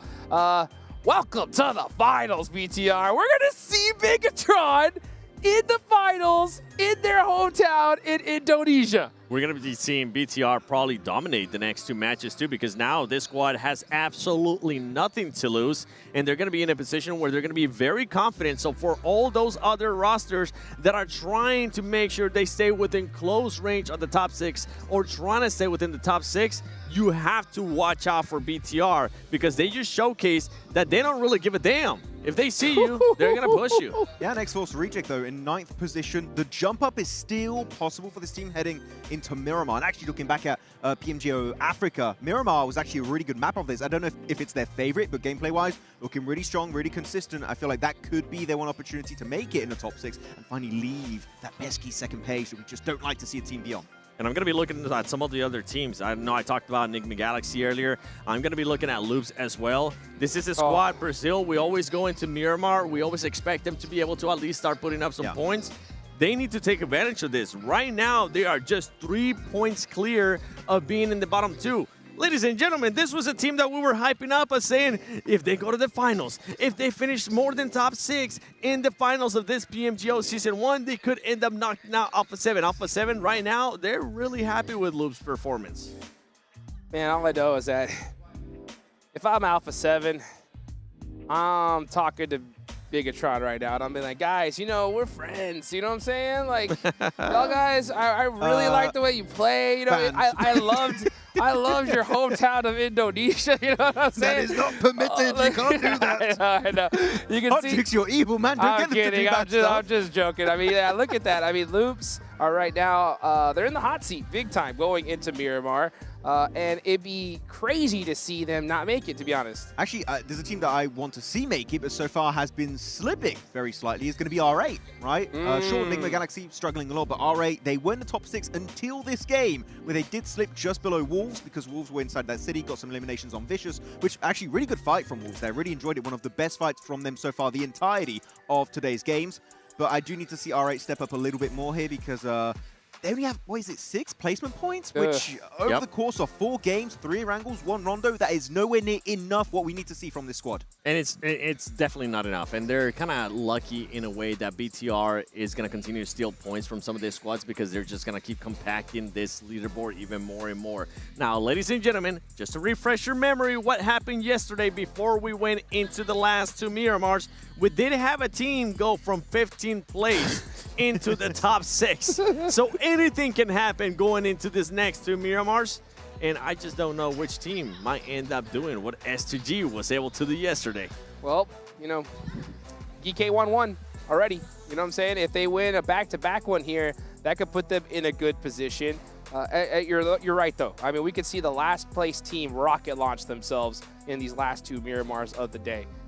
One team I want to see respond, you were talking about R8, right, Max? Yeah. The Vicious, The Where have Vicious. they been? That's Yeah, another that's a- team that that's a has been great going point. down on the leaderboard. They really haven't been able to showcase themselves.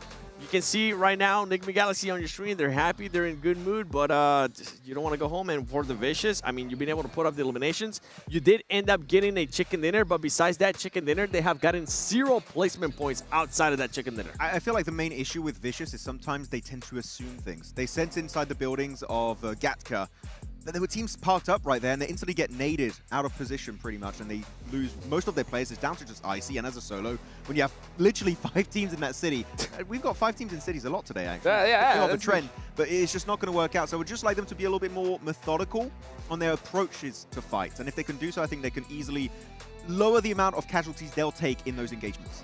Yes, indeed. Yes, indeed. Well, we're going to go ahead and get into this Miramar match in just a moment.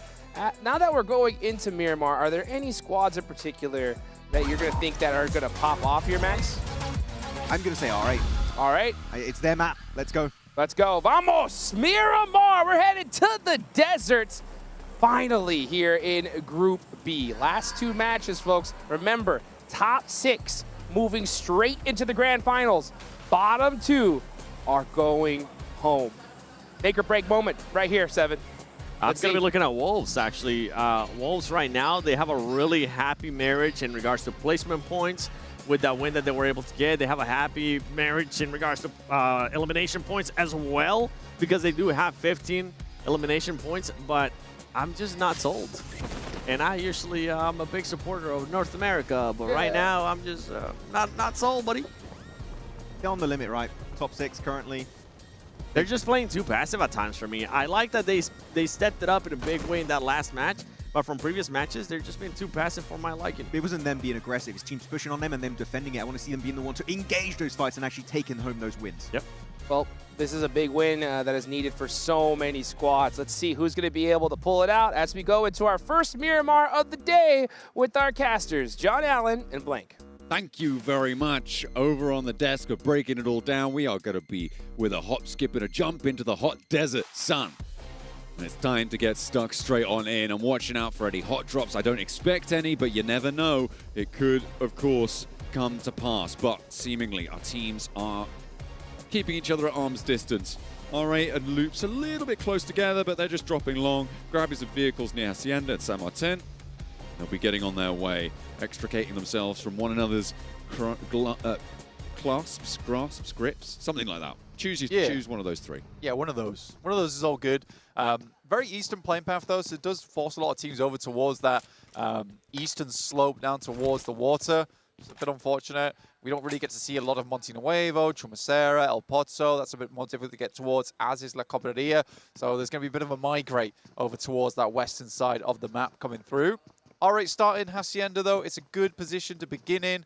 Picardo held by RRQ, and RRQ is desperate for points, so Picardo is a big boon to them. Having Picardo open is a lovely spot to rotate from wherever you want on the map, but like I said, more important for RRQ, it just gives them options, and they desperately need those. Wolves going to be one of the first teams to make that western migrate that we were talking about. Seems like they're going to post up probably towards Monte Nuevo. I imagine that's where they want to draw short. I think going up towards all the way in El Pozo, I think that's a bit too far, given that you have to wrap back around and reinsert essentially from where you just came from. I think Monte Nuevo is a much more sensible idea for Wolves. We'll see if that's where they stop off, or if they're going to go the full distance, go the full Monte Nuevo. As you like that one. Yeah, that was a tickler. That was good. That was a bit of a tickler. Okay, it's a Partona drop coming through from Gaming Stars there. In second place right now, and definitely not the Turkish team that we thought we'd see at the top. No, not at all. I think that, honestly, with this format, we did predictions before this started. Yep.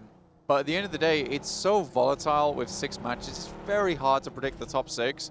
I think that we got 3 out of the 6 so far, which is great. I think we both had RRQ. Yeah, we did both have RRQ, which is a bit of a nightmare. But again, this is what we're talking about.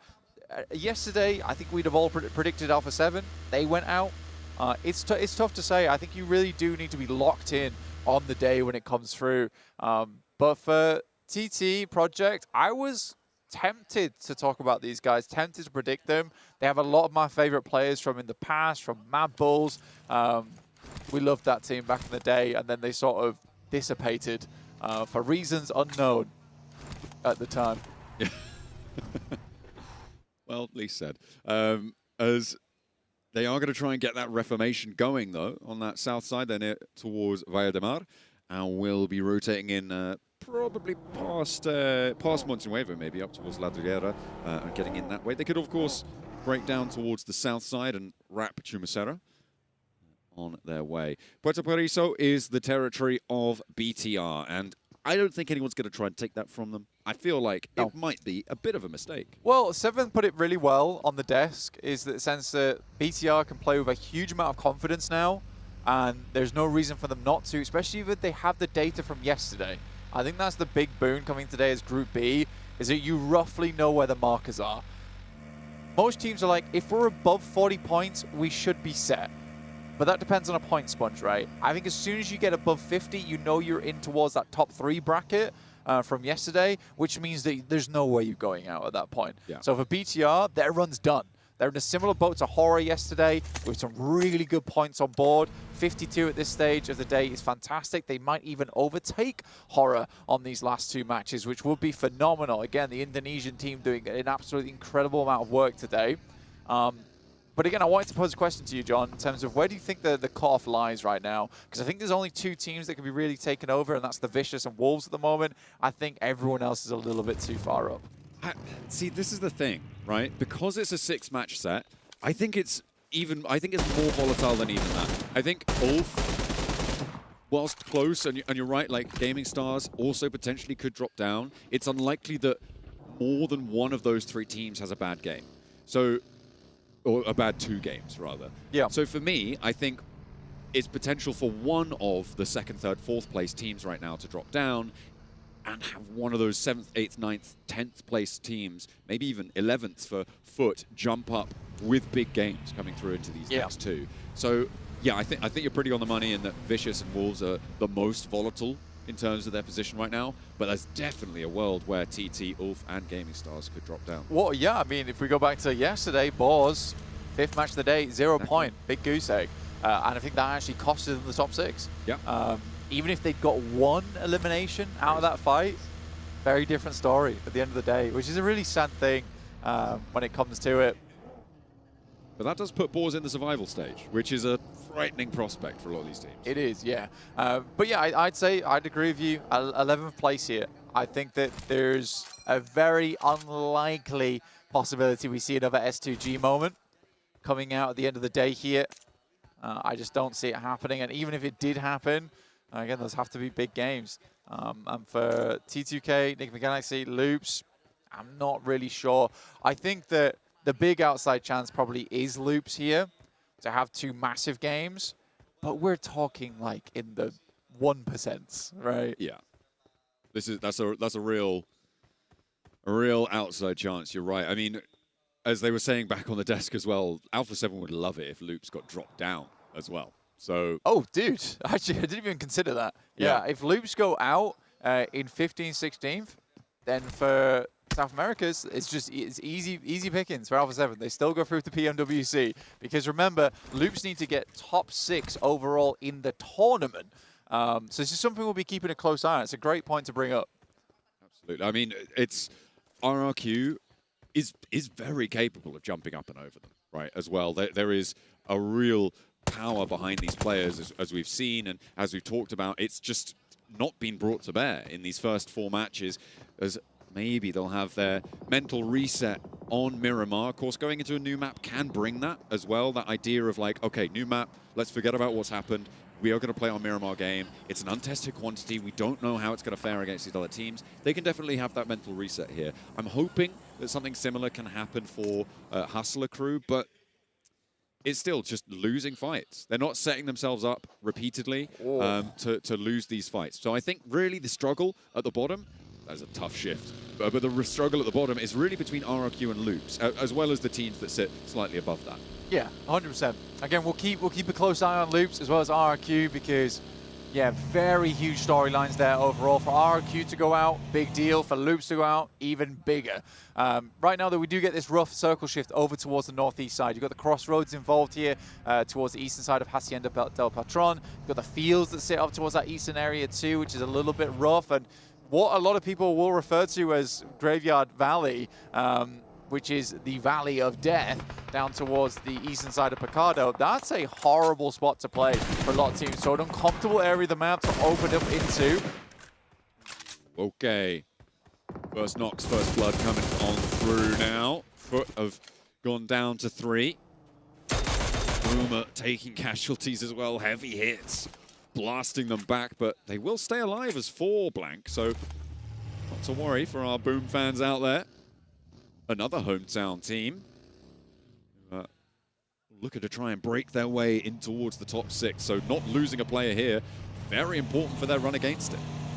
Yeah, they're getting closer and closer now to top 6. 2 Indo teams in the top 6 would be an unbelievable result, honestly. Like we said, for RRQ, the chance is it's so minimal that we're not going to consider it. For Hustler Crew, on the other hand, like you say, the fights just haven't been won. I think they came into this tournament with really high hopes, but were sort of humbled by a global lobby, which is fair enough, right? It's your first taste of like international action, so sometimes it can be a bit too spicy. Yeah, they definitely have. They definitely have some confidence coming into this one for sure. But you're right, they do need to swallow that bitter pill. Vicious though. Able to run toe-to-toe with TT. Back and forth, both teams taking knocks, but it looks like TT are coming off worse on this one, but Doran goes down as well, and that might be turning things around. Zerich with the oversight, as well as Ephius on that high ground, might just cut Vicious a little bit too deep for them to be able to recover on this one. Where is the rest of Vicious? Okay, I say the rest of Vicious, only the one player, actually, for them. It's, guess who it is? It's Narvalo. Well, for Narvalo, he needs to pick up the flushes. That's the only thing he can do. But right now, they are so in cover that it's almost impossible. He could try and pick up Zerich as he pushes his way in here. That's the best he could do. Tries to go for the prone for a little bit more stability. I got to hit these shots, and he does. It's very, very nice. Immediately looks for the spray transfer. Can't quite find it. Again, these guys need points. They're on 30 here. It's going to come down to the last match if it's meant to be. Peppering the ground around them. He's guarding out Zerich. Knows that these points are valuable. Wanting to keep them in towards the top 6. Remember, they are not safe at all. So every point is going to matter. Both for them and for TT as well. So the more damage he can do, the closer he can keep them in terms of those overall standings. The breakout in the blue zone. It's not going to tick super hard just yet, but the blue zone does shift away from them. A little bit closer to the east side. Neil's actually breaking all the way up. Trying to get close and in Narvalo's face. Bandages being popped as well. Narvalo is on half HP. Does have to worry. 2 first aids there, and he's going to pop one now. Again, you can see exactly what he's doing there. He was trying to guard out Zerich, like you say. Swings up the road, needs to hit these shots over towards Neos. Gets a double tag, but it's not enough. And Neos is just playing distract at the moment. Nade pulled out, but he just keeps backing it up. This is infuriating for the Vicious. That is beautiful stuff for Neos to be able to stay alive there, but he goes back in. This is really dangerous stuff. The rest of his team are now back up and alive. Maybe they're going to just try and get rid of Narvalo entirely. Steps forwards, and the blue zone and the micro Uzi is just too much. The Vicious go down. Nil point. Yeah, bad news. And for Narvalo, the longest time playing alongside with Robs, finds himself now in a very similar situation today. The Vicious have one more shot at it. Round about a 10-12 point match on their final game. Not an easy task, and there's a huge amount of pressure bearing down upon you like a hydraulic press on that final match. Unfun, I would say, for the Vicious. They've got to hope a lot of these teams underneath don't do really all that well. RRQ, nice little tag on there. Over towards R8. This is on the western side of the circle, just on the breakout from San Martin. The downhill approach to this circle towards R8 is going to be tough for RRQ, so a nice little opening softener is all too welcome for them, and they will be happy to make their south escape as well without R8 giving them too much trouble because of it. In the meantime, TT with all 4 of their players are going to be swinging out past water treatment, north of San Martin, north of Hacienda, and entering on the northern edge against RJC on that side of things. RRQ, are they going to get stuck straight in against R8? They're going to try and split the middle. Get it done. I mean, moving over towards Longhouse, not a bad idea. You know, split them up, like you say. Whether you know they're playing this really aggro split is a very different thing indeed, but looks like they're getting into clearing formation here versus R8. Prestige inside the building, it's easy. Yeah, they just too many angles, and it was a 3-1 split. Can't really do too much about that. For RRQ, it's a great pickup. Now R8, isolated with 3, will not be able to regroup up to that north side with a circle shifting away again. RRQ are much more mobile because R8 will have been set up for a while now, but it looks like they are starting to loosen the belt a bit on their hold on the position because they know they have to move east. Yeah, circle moves over towards that eastern side as well. Like you say, ridge sides galore around this area, but we move off of Minas Generalis, but also I think the players aren't too unhappy about that considering we're moving away from the fields too on this northwest side.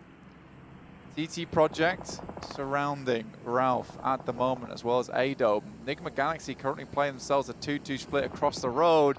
They are vulnerable here. A lot of stretched, drawn positions here, making life hard for our teams. With the 4 elims that they've been able to find, TT Project actually now looking to start getting safer and safer by the point, over that 41-point threshold. And they will look to go a lot further as well, closer to 50 points. Anything more than that will just be gravy.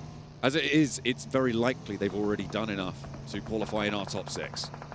Yeah, for TT Project with those 4 initial limbs at the start of the game, yeah, it's really, really nice pickups for them. For Ulf, they're quite central too. They can look to finish off their day as well at 39 points, but Easy for Bad Boy opens up over towards Ketch. Yet again going down as one of the first members.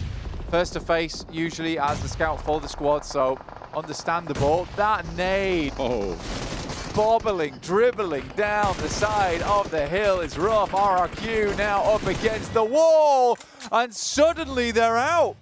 Evaporated. Goodness me, RRQ trying to get a rundown towards TT, and that is going to give 4 more points over to TT Project. They are just getting further and further away from this danger bubble. They're going to be so chuffed with themselves right now with the 8 limbs and likely 4 players if they get the res ongoing, which looks like they're going for now. They're just going to be able to sweep this one through, start to think about drawing a level with BTR, which is great news for them. RJC want to slow them down a little bit, but Loops are going to chime in and make that a little bit tougher. RJC. Those shots coming from Loops are across the road down that southeast side. He does get flushed out too, and now suddenly they're in somewhat of a 4v4 if they can get the res off over on TT Project. 4v3, sorry. But effect does go down, so we are even pickings. Yeah. Thought they were going to be able to keep themselves as 4, but they'll play on as 3. I'm sure they'll give it a good go. Why not? Why not? Point to points. Points mean prizes, in this case, a top 6 qualification spot. TT just need a couple more in this match, play for 5 points in the next game as well. They're happy, they're laughing. It will be a great result for them to be able to qualify. Reverb able to hit the med kit, which is a lovely reset for the player who is closest to TT Project, but they have rough information on everything right now, does TT Project, and this nade isn't that difficult to post. The top, that's the spray down that's going to get it. The damage from the nade doesn't even come into the question there. As the circle shifts down south, worried about Loops' position as well as this fight does pop off now. 1 player downhill and TT just keep things in hand. That's 2 more points very likely to be added to their tally, getting up towards 10 elims almost certainly. The first added there, and the answer just doesn't come. Devil not able to drag them back down to be closer to them on the numbers. Devil just not able to hit these shots. Playing on the off angle here, but TT Project smartly didn't expose themselves whatsoever, and now looking to go for the 2v1.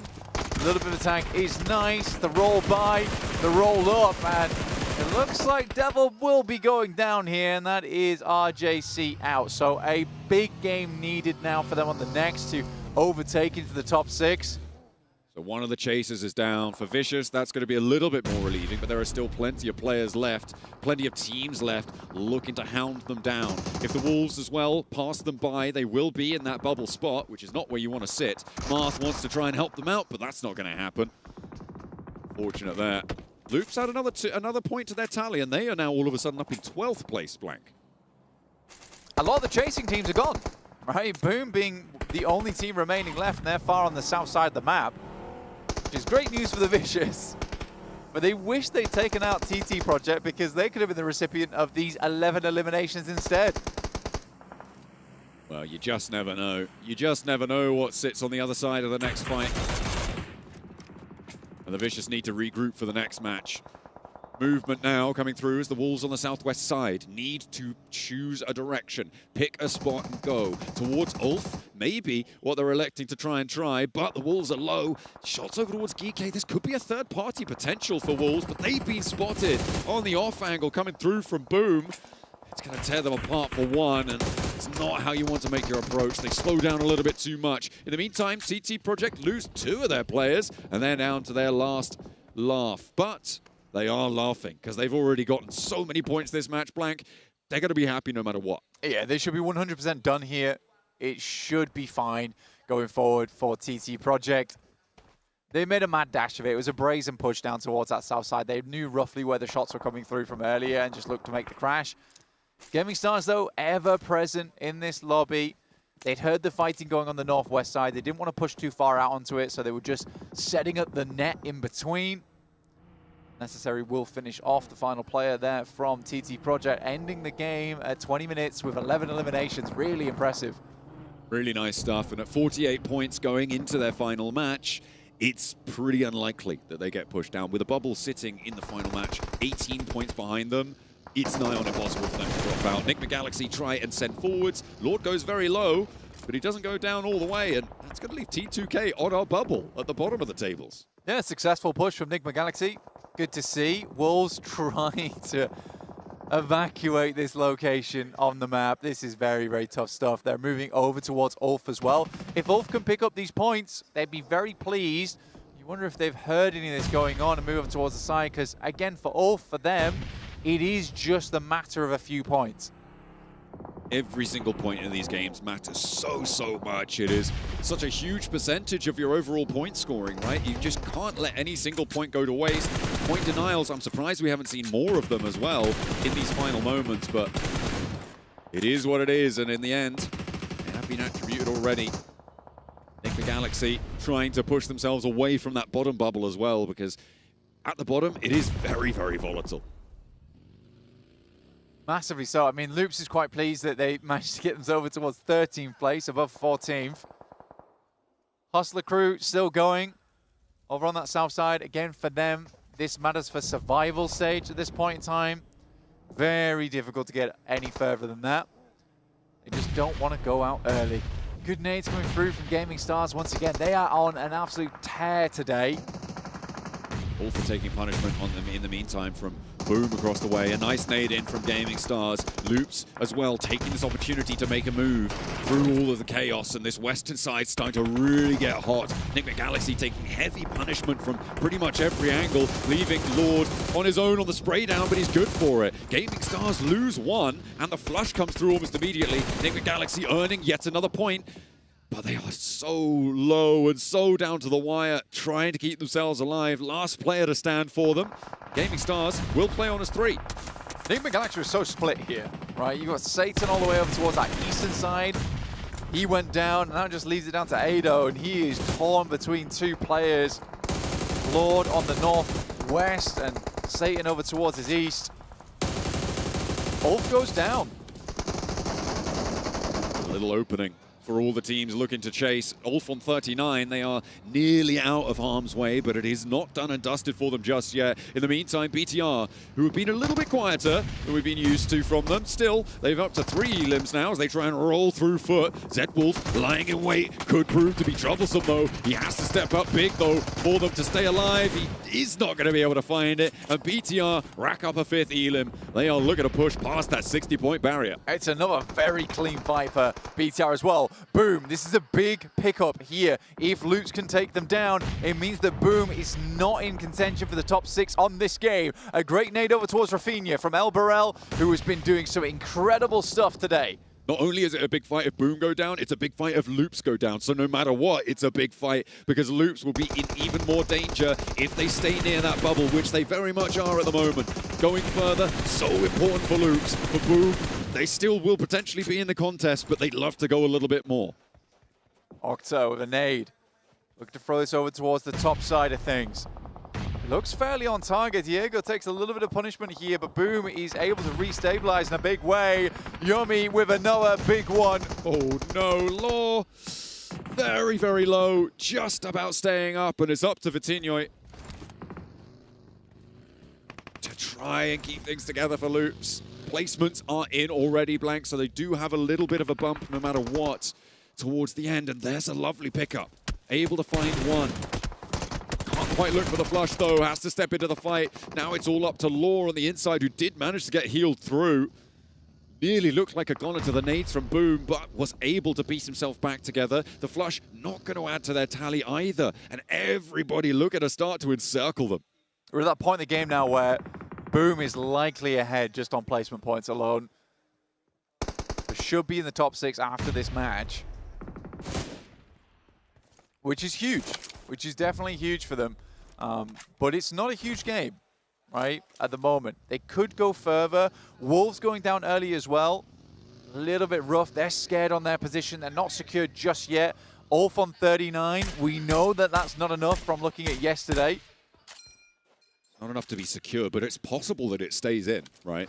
Security is lacking in big ways, but the back and forth, this conversation around the 6th place bubble has been really, really multifaceted over the course of today. Gaming Stars, they're looking to try and push all the way up, and they've done a bloody good job of it. 8 elims so far this match.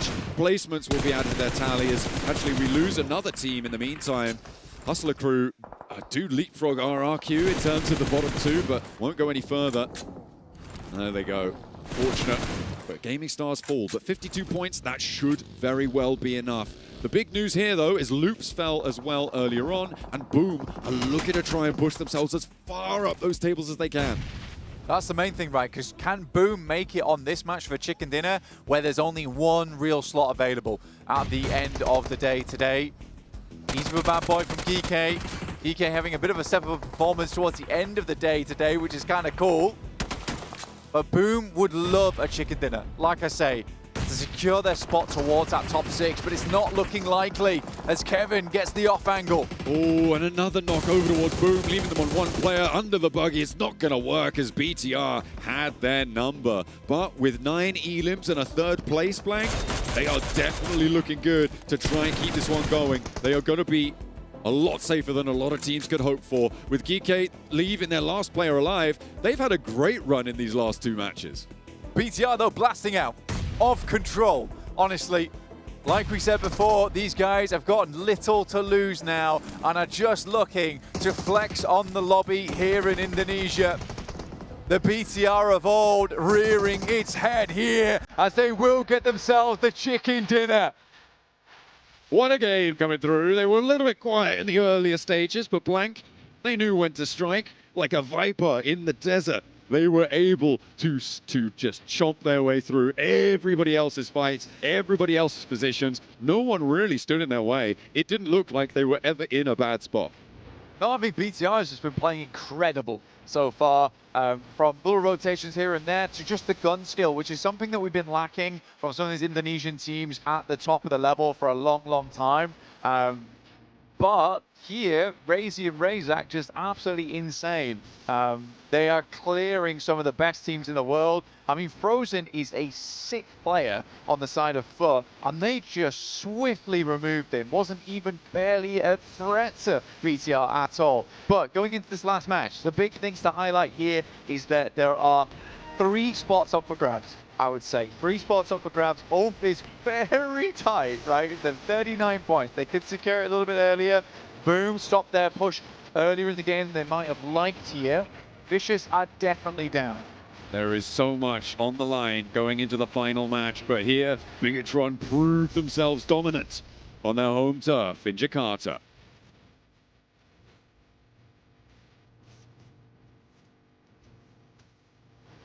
Got my heart, no bars, and then gonna to the floor, to the couch. Might wake the neighbors up, break you in and break you out.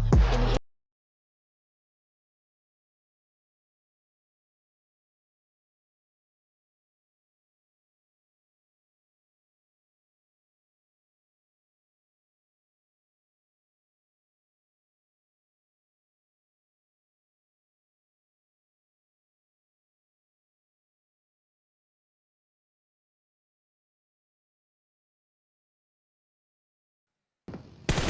And the hometown heroes get their chicken dinner in Miramar. Bigatron looking unstoppable here. Give me that 2019 Bigatron energy. Woo! I'm feeling it right now. I was saying it right after that game, and I feel like we kind of all agree on desk.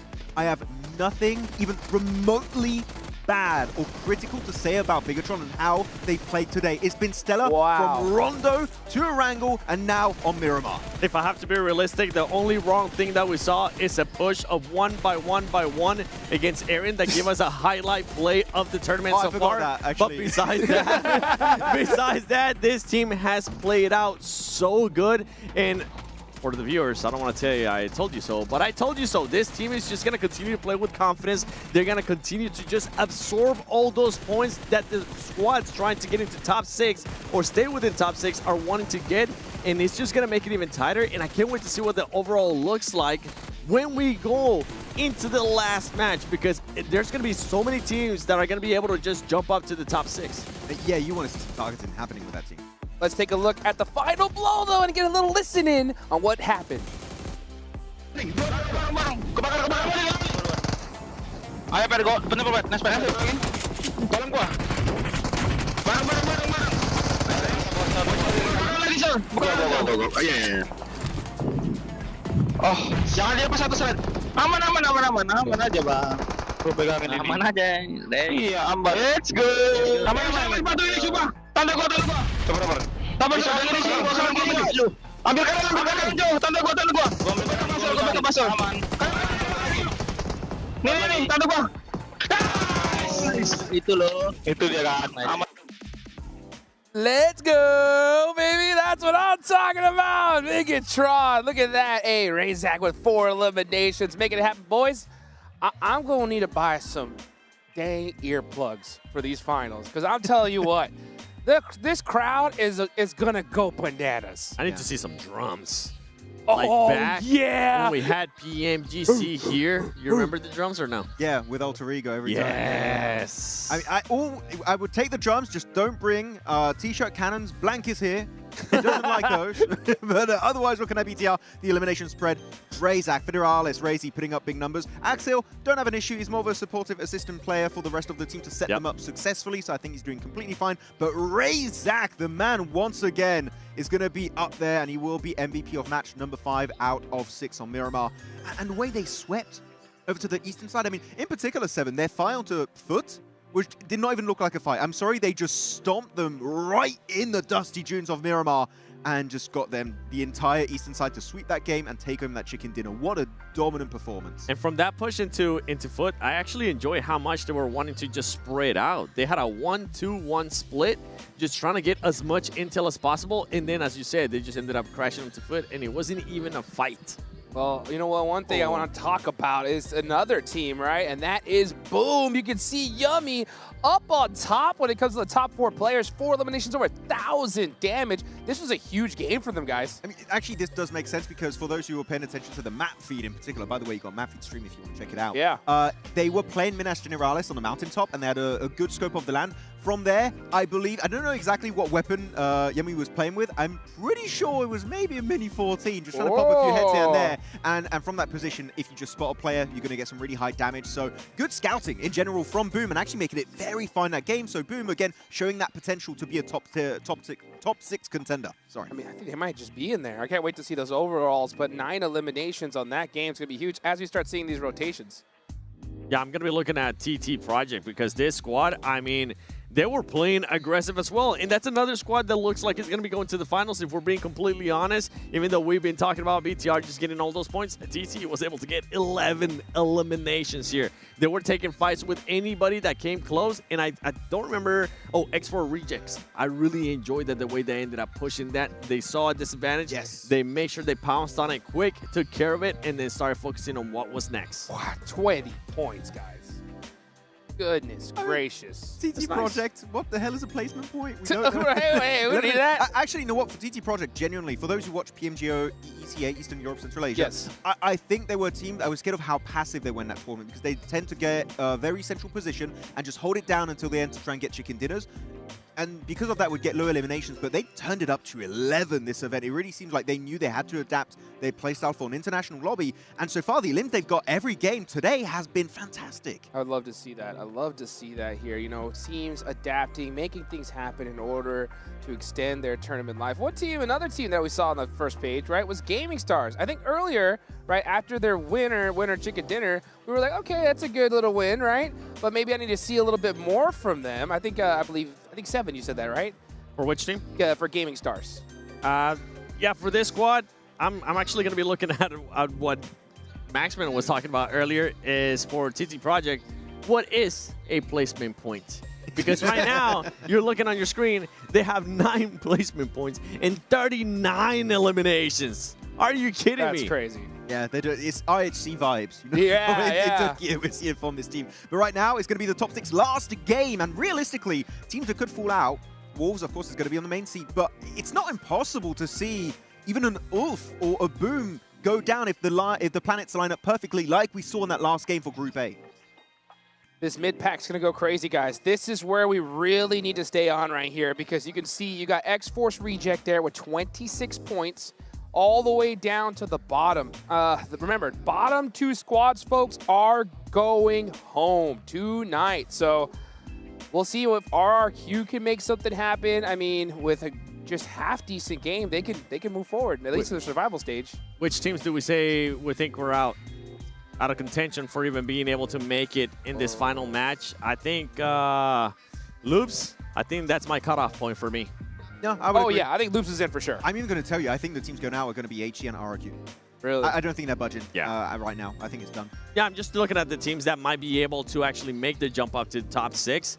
If there was an area where one of them maybe ends up getting a win with a lot of eliminations, I think Loops would definitely be my cutoff point for that. I would agree. But even the likes of Loops, if they get a banging game, top 6 is technically feasible, but it's going to be really hard to achieve overall for this game. But Wolves, you got Geeky behind them. They're actually, talking about Geeky, we do have to go on a positive. We didn't talk about them too much in that last game, but they were a team that were in the bottom 2 at the very start. That's right. Big comeback on Erangel, and now a team in contention for top 6, so that's a massive S2G-like comeback that we are witnessing today. And not only that, I want to talk about number 5, Ulf, because that squad just keeps falling and falling and falling. And something that you kind of highlighted earlier on too, Max, is that we really haven't seen them finish a match or get into contention towards the later end of a match with all their squad alive. It's always a duo, it's always Aaron, or it's always just a 3 squad. Yeah, and this was better, right? Yeah. They did have a 4-man, then down to a 3-man, but it's still like, it was better than a duo or a solo player to get into the late game of Miramar. It's an improvement, but again, if the planets align perfectly, top 6 might be a little bit harder to hold on to. So I would see, because right now, Geeky and Vicious in particular, that did slip out, that I did not expect to see that happening. Vicious, we know how aggressive, not just the team can be, but every individual player is willing to be if tested. I feel like they're going to be super hungry on this game. They might even go for the hot drop and pull a boars. And this is actually why I'm scared in regards to Ulf, because right now, Ulf just being 8 points clear of number 7th place, 9 points clear of Vicious, that's just not going to be enough, especially if the same thing keeps happening over and over again. If you keep losing some players, some of these teams towards the bottom have absolutely nothing to lose, Jukes. Okay, well, so as we're doing these hypotheticals, right, we're going into the final game of today. I know you guys can get a little sneak peek at the leaderboards. I want to see what you guys think as far as how far down do you think has the potential to reach into top 6, 7, right? Where do you think that is? Where do you think that line is? Yeah, that's what I was saying earlier, Loops. Loops. Number 12. Okay, so Loops has a possibility of getting in. Anything below that would be just crazy. Anything below that could be in the bottom 2. Really, it's kind of the cutoff. We'll see how it goes. All right, well, let's see how it goes indeed. We're getting into that final match of Group B. We're going into Miramar for the last time. 2 teams will be going home after this match. We know RRQ is in the hot seat. This playing path looks mighty fine to me, boys. The good one. I like it. We'll see what's going to be happening with TT Project. They took out 2 teams in the early stage without losing a single player. One of those squads was Vicious 7 that cannot afford to take another L like that of that magnitude on this final game. I also going to be looking at a Boom. Boom with 39 points, tied with Ulf. These are squads that, I mean, can they do enough? Can they stay within this top 6? Or are they going to end up choking and are they going to end up getting out? And what is going to happen with some other squads? I want to see what BTR is going to be doing in TT because we just saw the performances that they were able to put up. If they have those performances again, it's going to make it even tighter for those top 6. Let's see, guys. Let's see as we can see that playing path up top. Squads are already leaving. Everybody, look at that. Even they're starting to hydrate a little bit. They got to make sure they are ready to go in this last match because the heat is definitely about to turn up. Hydrate or die of thirst out here in the desert. That's right. Keeping it cool is necessary. Under so much pressure, down towards the bottom of the tables, down towards the 6th place part of the tables. Actually, you know what? Everywhere on the tables except for in the top 3. They're chilling. They're fine. Seriously, there's a world where the game just ends and nothing budges in that top 6. True. I genuinely do believe that. I think for Ulf, Wolves may have done enough here, but there is those certain circumstances where they haven't really had powerhouse moments. Alas, they're pretty central right now. They've got El Pozzo, they've got Monty Nuevo all to themselves. It's a very, very good starting point for them. They can start to scout out around this part of the circle very, very early on. Boom, kind of in a weird spot. Yeah, they're up in Campo Militar right now. With a couple of their players heading towards Tierra Bronca. Quite far flung, but you know what? Early on the playing path, they were able to get there nice and early. They should be able to grab a bunch of vehicles. The circle didn't help them out, but they should be looted up probably within the minute and ready to get going, hopefully, anyway. The question is, where do they go? Which direction do they take? I think the North Road is probably looking pretty appetizing to them, but there are a couple of teams around there who are going to give them trouble. For instance, BTR playing in La Cobreria. Again, this is a team that, you know, if you try and take shots over towards them, I don't care. They'll go for it. Rezi out, Vexi in, give him some playtime. You've qualified. That's actually so fair. Yeah, give him some playtime. Let him out on the big screen. It's all good. Pass me the controller. It's Lil Bro's turn. It is Lil Bro's turn. Oh, dear. Well, brilliant. Yeah, absolutely. As you say, getting that experience on the stage, it can only benefit them, right? Having more players with more experience. Yep, absolutely. For instance, the Vicious haven't really had a chance to get Redox back in the mix. Again, they have a really strong roster, but there's never been a moment where it's a case of we'll sub Redox in because you want to keep that synergy going as long as possible in these 6-match sets. Switching things up, probably only really going to happen around match 2 and match 1. Match 1 being the rustier field, and match 2 when you realize the rustier field maybe isn't working. Also, it's, especially in games like today's roster setup as well, that's Rondo, right, as your game 1, which is a bit of a weird one to look for adjustments after that. But yeah, we have seen teams in the past be like, let's get our mad fraggers in. I mean, for the first game. Works, right? Yeah. You could get a full team of like just TDM stars, right, and then get 8 elims at the start. then just be like, okay, cool, that's it. That's our game done. We'll see you guys next one with a completely different roster. Yeah. It's possible. It's possible. I don't think we've seen a team yet who's fielded like an entire roster specifically for Rondo. In American football, they have like an attack and a defense that is like a completely different lineup, right? We do have limitations on subs. Yeah, so yeah, exactly. So you couldn't come in with an 8-player roster. Yeah. So we are currently on board with Foot, 22 points. Put this into perspective, right? To get towards 40 points here for Foot, it's an 18-point game. It's so crazy that a team in 11th place, like, you're not asking the world from a team like that, really. You're asking for a chicken dinner and 8 points and 8 eliminations. Very doable. We've seen it multiple times in the past. It's like when you start asking for the 22-point, 24-point games, that's where you start to doubt a little bit. And yeah, when you are still playing in the low teens, you're not even asking for a chicken dinner necessarily. You can get second, third place and still be earning that sort of point scoring. Very, very possible. With a quiet chicken dinner winner in that match, you can absolutely be looking to push up those numbers. The question is who that chicken dinner winner is, because of course it can be the team you're trying to chase, which makes a hell of a lot of difference. Now, obviously, really ruins the vibe. Oh, it's such a it's such a wet blanket, bro. You sat there like, why do you die? It's like, we're just hiding in the building. Like, what are you going to do about it? It's like, I literally can't do anything about it, but I hate it. Loops will find a player on R8. That's going to help out Loops' points tally. Getting a little bit further away now from the red line that sits beneath them. And the potential condemnation of them to not be able to push Alpha 7 out of PMWC. For Loops, yeah, I was just going to say the exact same thing in terms of it's a bit of a turn up towards the end of the day, right? You know, they've turned up late. They forgot to clock in, but they have saved themselves from... Oh, go on. Oh, it's pretty close as well. You could have had it. But yeah, you saved yourself from elimination. I think that's the main thing for them. But survival stage, we know, is incredibly brutal. And for Loops, if they play like this in survival stage, there's no chance they're getting in the top 4. No, it's not the sort of performance you need to be having.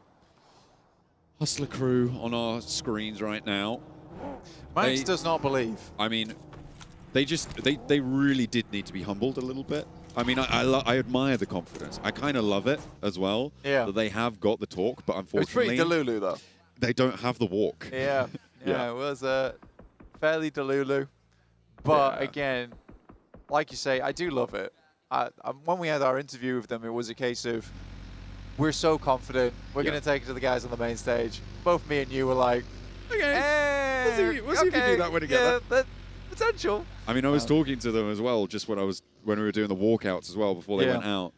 They still had that confidence today, this morning. Yeah, I mean, you could do nothing but respect them for that. You really can. And again, I've said it multiple times, but this is a team, first time on the main stage. I think you have to massively take that into account. Maybe they'll be back again in future. We never know. They may have a chance of getting survival stage here. I'd love for it to happen. You know, a team just coming out of nowhere, manage to get to the survival stage, and then potentially have another go at it. Because they did look very happy to be here. I think that's kind of it, right?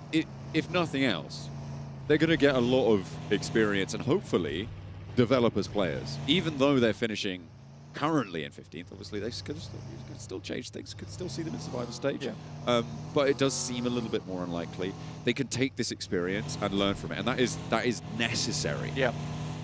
A team that does have experience, though, Nigma Galaxy. Okay. Ton of experience. Yes. Currently down towards 13th at the moment. I think for Nigma Galaxy, definitely a change of pace for them. It's a reformation of the squad for Ralph. They also have this situation where Coops is not here. Coops arguably the best fragger on that team. It's really unfortunate not to have him here. But for Nigma Galaxy, they can't let that keep them down. They do have other really strong players on that squad. But likely they will be heading through towards survival stage. Likely. 16 points is a bit of a rickety bridge to be on. Hopefully they can Indiana Jones their way out of it. Don't leave the hat behind. Gaming Stars taking shots over towards R8, who lose another player. Their run is very likely to be ending now. For Wolves, though, yeah. Okay, hang on a minute. Wolves, they've just taken some damage. Wolves, okay, they've got to cover. They've got all 4 of their players there. And they should be, yeah, just getting this res. Gaming Stars will be able to have angles on this, sure. But you know what? I think that's fine. Oh, they haven't actually got all 4 of their players there for Wolves. I thought they had 2 players on the outside and they were already going for the res. But Elementrix is just on the outside of this one. A little bit further afield, but the res is coming through now. Staying alive as 4, brilliant news, but they haven't got a point for it just yet. Gaming Stars were able to add those to their tally against RA. Yeah, that was the biggest deal out of that, is that the elimination got stolen away. And Wolves, they really need those eliminations. Oh, yeah. It's also a case that they know exactly where this team is. And when Wolves do need to leave, it's out into a lot of open ground, which is going to be tough for them. They did start in Monte Nuevo, though. That was a very, very pivotal position for them to start in. Circle moved down towards the southeast side. They weren't really able to capitalize on speed to get towards the center side of the circle, which, again, we do have to give credit to Hustler Crew for somehow, some way, always center circle. If only they could hold it, you know? That would be great. It'd be incredible. You know what? Give the planning, the preparation from Hustler Crew to Ulf. Yeah. You know? Different story indeed. Put them in the same positions. Ulf win those, you know? That's maybe it's a match made in heaven, maybe. That's what they draft. This is bad news for a lot of the teams underneath right now. I mean, TT Project going down this early, the issue for the teams underneath is that this is no longer a team that can sponge points away. Right? TT Project is secured no matter what, but for the likes of, for instance, the guys over on Wolves, Ulf, Vicious, Geeke, RGC, like they would love for those points to be sponged away at the top so they can make a better contention to get over towards Wolves and Ulf, and they're not getting those points early on. That is true. Oh. Where did he go? Like a rabbit back in the hat. Oh, he disappeared. He's absolutely gone. And that's going to leave only 1 player for TT as they try and make their way in from the western side. You've got BTR behind them, currently wrapping Monte Nuevo. And then we'll see where they decide to end up going in. I think, for me, a big team that I'm focusing on is Vicious in this game. On the south side here, a not terribly easy approach, but certainly not the hardest that we've seen towards this next circle. Pretty difficult for Wolves, though. My God, moves far over towards that eastern side. They're the far west team, outside of the likes of BTR as well as TT Project with a 1 player remaining, but it's all covered. It's all covered right now on this western edge. Are they going to be Wolves, or are they going to be tiny little chihuahuas with heads too small for their brain in this match? Pushing in from the western side. Need to do anything but chase the tail. Enigma Galaxy still taking shots out. Long range with this Mini 14. Choosing to spend a lot of ammo there as well, but should be a good use of it. Over on that side. Foot right now, very close to Enigma Galaxy and Gaming Stars. And Wolves are not far behind at the moment. Chasing the herd right now, trying to tire them out. Ralph finding a couple of eliminations coming through on this side, but yeah, Wolves are creeping up on them. And they are salivating at the thought of more elims. Looks like they're not getting stuck in, though. I mean, Enigma Galaxy, with Ado still playing a backstop position into stage 3, that approach is a little bit more dangerous. They do know about the position from Ado as well. He was taking shots out towards them earlier on, and I think the Wolves aren't going to go for it. This is something I think the desk was saying as well, is a timidness within the Wolves, not really wanting to take that risk, to go that little bit extra. And now they're starting to get pushed in by the blue. So decision-making becomes less of an opportunity and more of a time sake here. You start to panic a little bit as the blue will force them to course correct, actually down towards that south side, wanting to leave Gaming Stars, because that's an uphill battle for them. That's not one you want to be really trying to relinquish control over. Ricardo being on the east side of this one as well. RJC. It's going to be such a difficult lineup to run towards, and the Wolves have broken south. They're pushing in on the western side. With 36 points under their belt right now, they are very much in the danger zone for getting eliminated. And they found an outpost for Gaming Stars from that northern side. worry about, as well as Hustler Crew, with Vinny as a solo.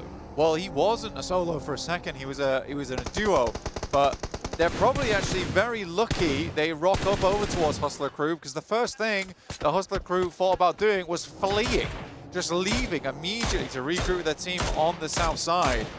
There was no thought of contest whatsoever. They're trying to get their boy out. Smokes do go down to assist. They're going to send one player forward. Okay, they are going on a rescue mission for Vinny.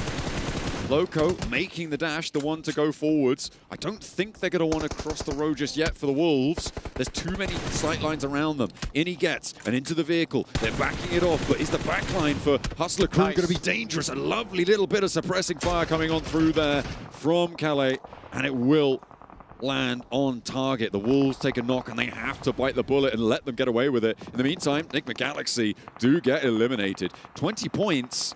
It's not safe. It's okay, but it's not safe. It's a little scary, right? It's a little scary.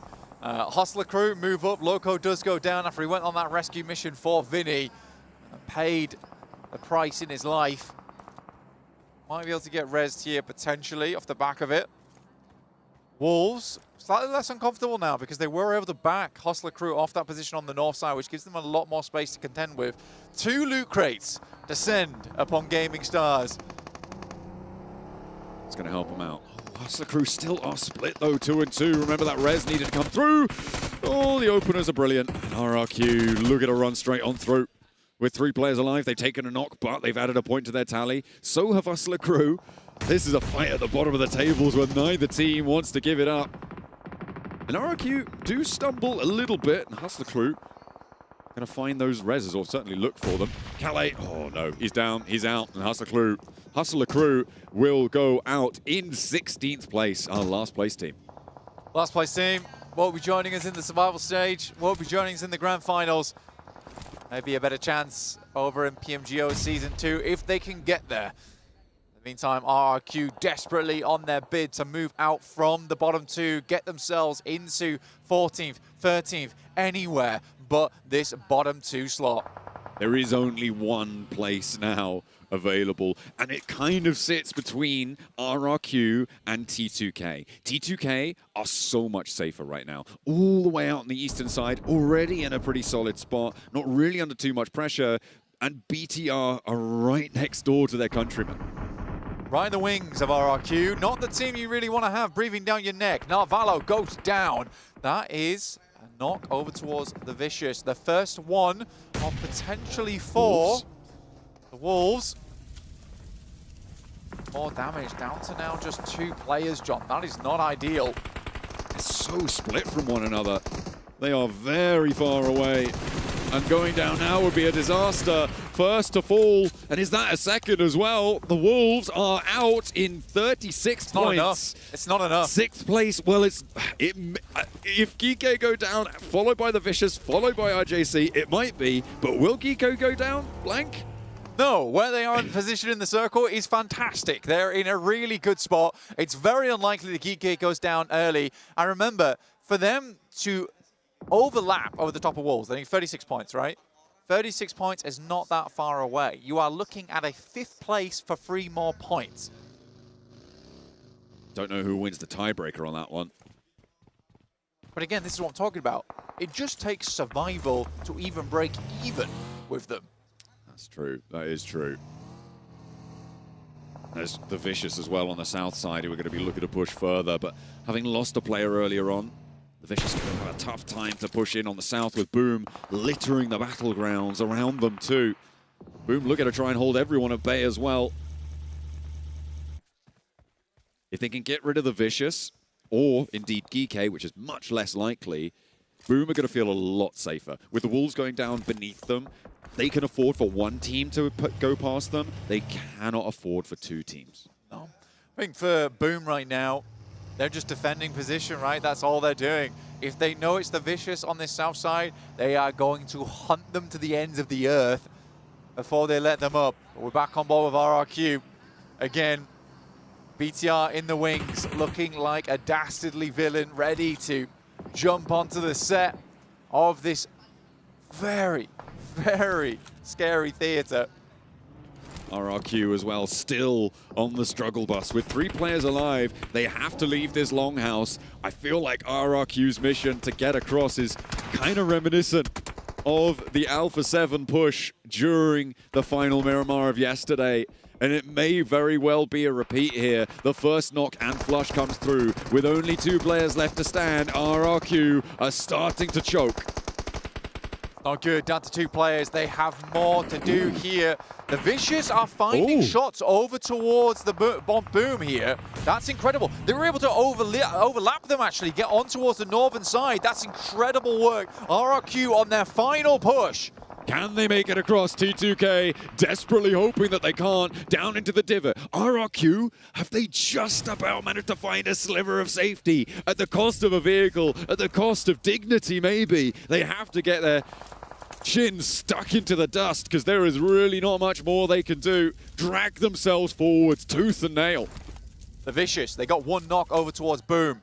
Currently getting rezzed up at the moment, but the Vicious are a little bit wondering whether they should move out. It's a good nade coming through from the guys on RA, but Amori is down, and RA will be heading through towards the survival stage.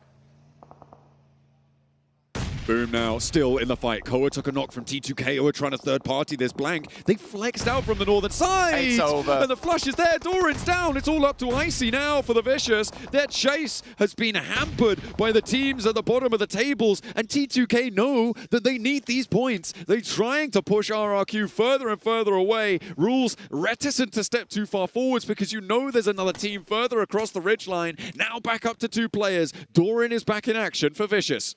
It's so many points required for the Vicious. It would have to be an unbelievable clutch coming up here. The initial nade is good over towards the Vicious, and they are out. We do miss it, sadly, but they are now down. BTR going out to RRQ, but RRQ is out. The last team. Elimination.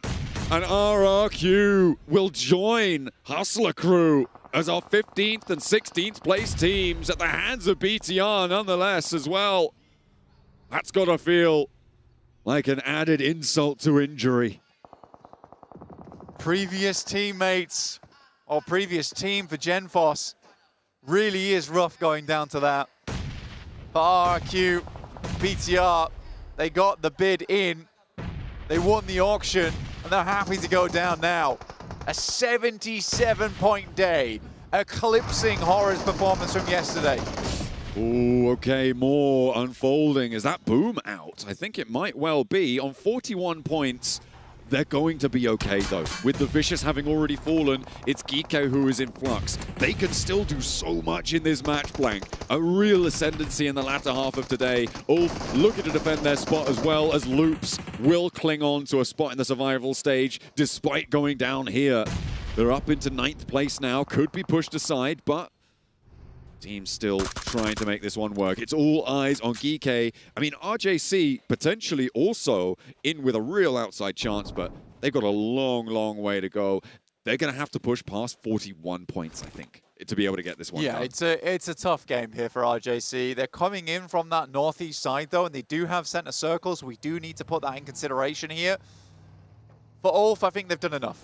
I think Ulf has done more than enough here. We're into placement points now, too. For Geeke, BTR, Max Wick. I don't believe that. I don't believe that for a second. So yeah, that is weird. That is odd. I don't really understand that. Someone is drinking some clown juice in the back, honestly. Ooh, hang on a minute. Foot.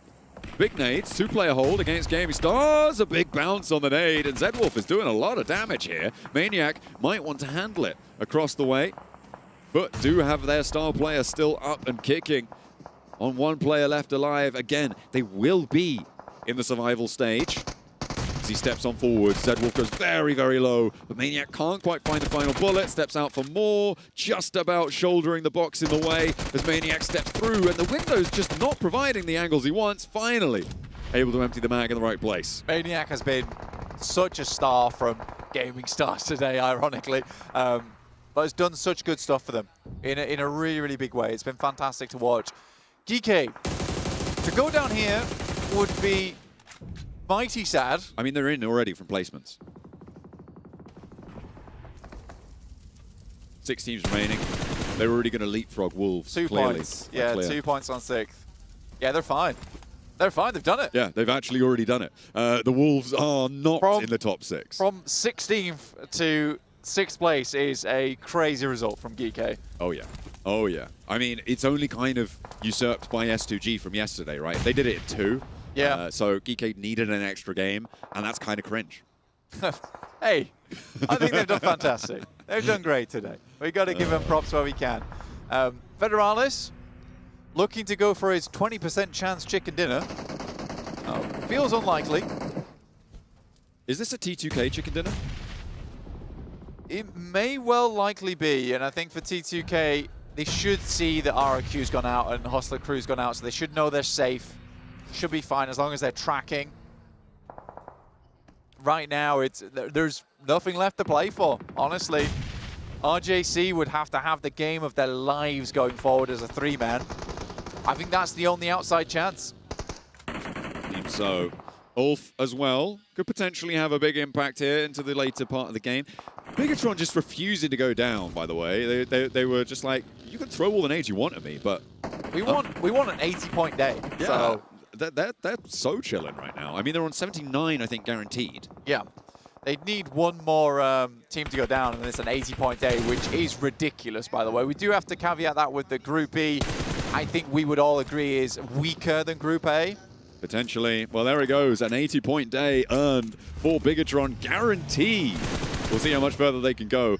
RJC will try and take the shots over towards Ulf, but that is going to go about as well as you can expect. Catch on the angle, finds the shot, and a shutdown onto it. T2K having a go with GK, who have already put themselves up into 6th place. They've already added that Elim, so they are free and clear, guaranteed, and the placement points yet to come. Can they get past Boom? That's a question as well. Kevin marching forwards, already having lost one and a teammate being knocked, will look for more on the tables. An Elim, more adding to their ascendancy, and of course, teams starting to fall down around them will just make it even further up the tables. GK having a great day, and now they will be into the top 4. How much further can they go? Yeah, nice secure position. And for RJC, so unlikely they make it through here. Federalis finally down in 4th place. GK is taken out by RJC. Is this Ulf? Oh, okay, it looks like it might well be. With a knock over towards GK, everybody else knows that their jobs are done. Ulf just wants the icing on the cake. They want to show us that they can indeed get to the late game. They are as 3 though, but we won't bring that up anymore, except for right now. They're still as 3. Yeah, and they're going to send in. Let's go for this one. Aaron with a fine performance towards the start of the day today. An incredible 1v4 versus BTR, the 80-point team, and Ketch will finish it off. What a day here for Group B. It was a little less tumultuous toward the end of the matches, but overall has been very, very fun to watch. GK with their incredible ascendance towards the last 3 matches too was just a joy to watch. And of course, commiserations to our 2 teams that got eliminated, most notably RRQ Ryu. Yeah. This is a big surprise, a big deal to not be seeing them move forwards, even to the survival stage, Blank, which again, they will join our 3 other teams who have been eliminated already and to not be making it to the next parts of this tournament. Not good. But they're in good company with Alpha 7. Yeah, they are in great company. It's crazy that they're like the 2nd most important team. Hey, you know, you go down in 16th, you can be happy. You know, Alpha 7 also went down there. It's possible. It's possible. But yeah, overall, great day here. Wolves, pretty sad, I'd say. It's like the Dess was saying, a bit unconvincing over the course of the day. Yeah, not solid. Reluctant to get stuck in and engage those fights where it might have been to their advantage. They could have swept over on that northern side, could have had a better game, was not to be. You know, it's the coulda, shoulda, woulda, but not the case at the end of the day. I think for a lot of teams it was very fun. The Vicious, I think, put up a pretty good performance towards the beginning of the day, but had similar problems to Alpha 7 yesterday where they weren't able to convert that momentum. There was a fair few times where I think they got unlucky on their approaches. But yeah, we're going to head over towards the survival stage. I think there's some very, very good teams going through to the survival stage still. It's not all over just yet. Reminder for you all at home is that tomorrow we will have the survival stage where teams will be battling it out, but not the top 6, but the top 4. It's going to be grueling. Yeah, we've sent 12 teams to the finals already, leaving only 4 spots available. All of the teams that you've seen over the last 2 days, barring the fall towards the bottom, will be making it there. It is going to be bloody. It's going to be brutal. Ulf closes down with a chicken dinner to close Group B and send us into the survival stage.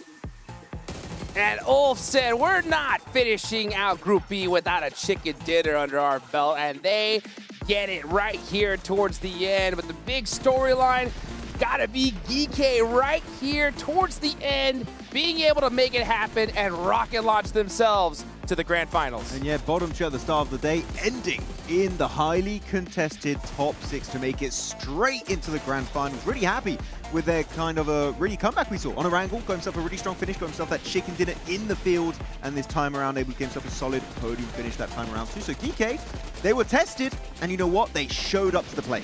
Yeah, I'm happy that they ended up showing up. A team that was able to kind of start showing up there, give me glimmer of hope that they might be able to make it to top 6 was Loops. So it's good to see that Loops was able to bounce back as well, get some more of those elimination points. But you finally got your answer, Max. What happens if it's not just Aaron alive at the end of the match? A chicken dinner? That's what happened. No, really happy with all. Of course, there was a little bit of, you could say, circle lurk, because their compound was in the circle for the longest time. They were literally in that position since Circle 1. But when they have the numbers, man, that push to secure the winner was really well executed. So this is the ult that it gives me that kind of a recap of also the MPC of last year. So really happy with it. Check out the final few moments here, and the push-up was good. Sağa sür, sağ tepeye doğru sür. Koşuyorum ben.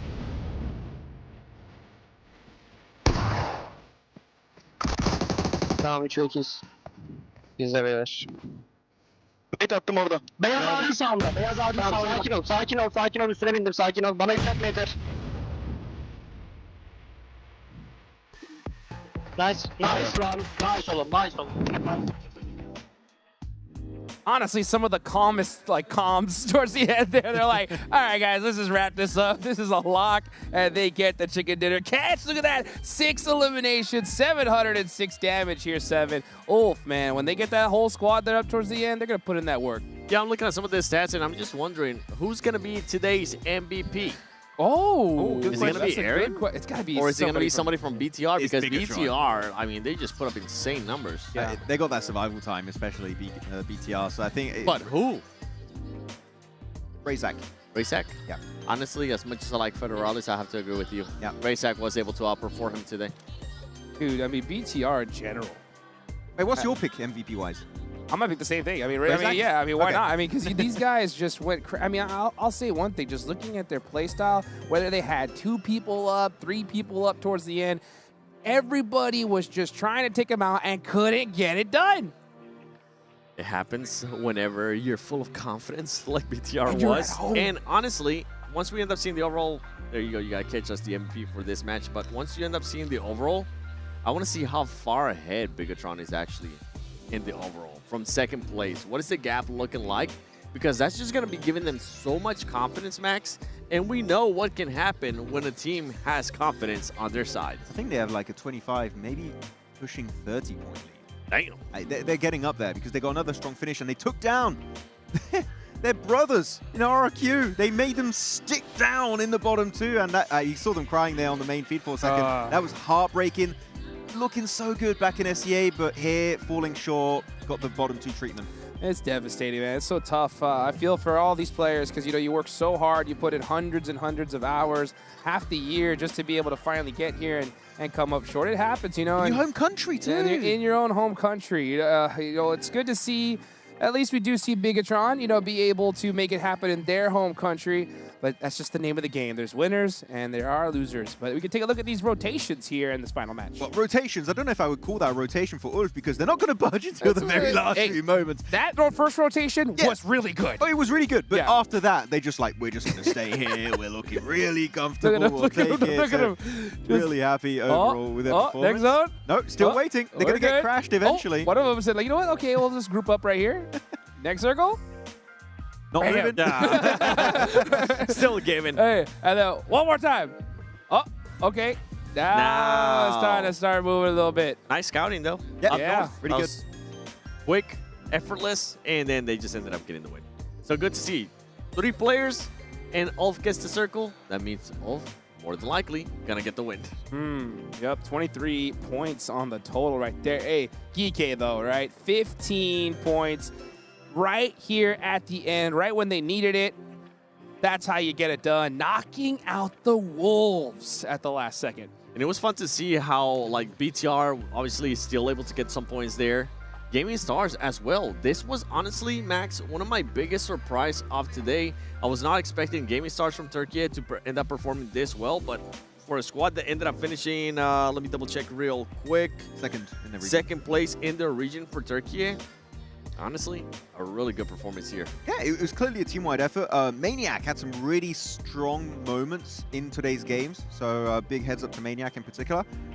Yeah, but I gotta say, actually, Turkey throughout the entirety of the 2 groups have been showing up massively. And looking at that, Ulf is going to be up there with also GSTR, but boom, do make the jump and will be in the top 6 position. And it's not just by 1 point, it is going to be by a healthy 5 points, and it just kind of comes down because of how many more points BTR was able to get. For Wolves, you ended up seeing them have a nice marriage in regards to placement points, in regards to eliminations, but ultimately it doesn't end up working out. And for X-Force Rejects, I'm going to be completely honest. As much as I was talking bad about that Africa region, as much as I was really saying that I don't really expect much out of this squad, I'm happy with what they were able to showcase. And then you have the complete opposite when you see the Vicious. Yeah, Vicious. Look, I'm going to be honest. I am biased a little bit. I do really like this team of Team Vicious, but you get 1 chicken dinner, and over the course of 6 games, you get only 10 placement points. That means you take that 1 chicken dinner away, they might be in bottom 2. Literally, that is the kind of performances we were looking at outside of that 1 single chicken dinner. It's been atrocious outside of that 1 win. So Vicious, going back in survival stage, I think is going to be even tougher because it's not top 6. No. You got to be top 4 or your PMGO Season 1 adventure ends right there. Vicious, they need to step up massively. Yeah. Oh, wow. Aaron! You guys... I said maybe Aaron, and you guys were like, no. You agreed with Razak. It's fine, somebody from BTR. Yeah. Look at that. It's midnight. 2.8 average eliminations. A player from... Oh, and this is... come on. Yeah. BTR outperformed Ulf by 20 points total. All right? The one thing 20-point lead. The one thing that puts him up here, like, elimination's already good. Getting close to 3 is great. It's the survival time. Survival time, you're right. Actually, I want to see the survival time of his teammate. Bro, we were talking about this. We're like, yeah, but BTR is going to have the survival time. We forgot Aaron was the one that was always left He was putting up BTR numbers as a solo. Oh, wow. Makes total sense why he's the MVP now. Deserved. Yeah. We didn't calculate that. That's what the difference was right here. These are the qualified teams, guys, for Group B. Tomorrow is that survival stage, and you can see all the squads that are listed right there. And there are some pretty heavy hitters going into that survival stage, guys. And there's only 4 teams, like you mentioned, that are going to be making it to those finals. So looking at the survival stage, look at it. I mean, Loops, right? This was a huge storyline at the start. Will they be able to get top 6 in the grand finals? Now there's a chance we don't even see them there. Yeah, we're able to pick it up, and there you go. Now we get a perfect picture of what's going to be happening at survival stage tomorrow, so make sure you tune in for that. But if I'm being completely honest, for Group B, I don't really see my top 4. I see my top 4 coming from Group A just because of the potential and the quality of teams that are in Group A. I do have some squads that I see not making it to top 4, but my top 4 is not locked. Anyone really here has a chance of making it happen here because tomorrow, just like in the groups A and B, it's only 6 games. That is correct. Every team does have a chance. But it's the majority of your teams from Group A or Group B? that you have in your head qualifying to the grand finals? Group A. Group A? Yes. Yeah. Like Board, Board. I mean, yeah, I want you to was see that so name. consistent. I've said this so many times. Board was so consistent on maintaining themselves there within that top 6. They did end up falling off. They did end up going to survival chance, but I think that if they just fix those little mistakes that they did and just make sure they are more proactive in getting the points that they need to get to actually be above and be in the top 6. I mean, with their last Miramar, they showed that even if they're close enough, they will do anything it takes to try and make a final push in a top 4. So Boars, until the last game, do not count them out.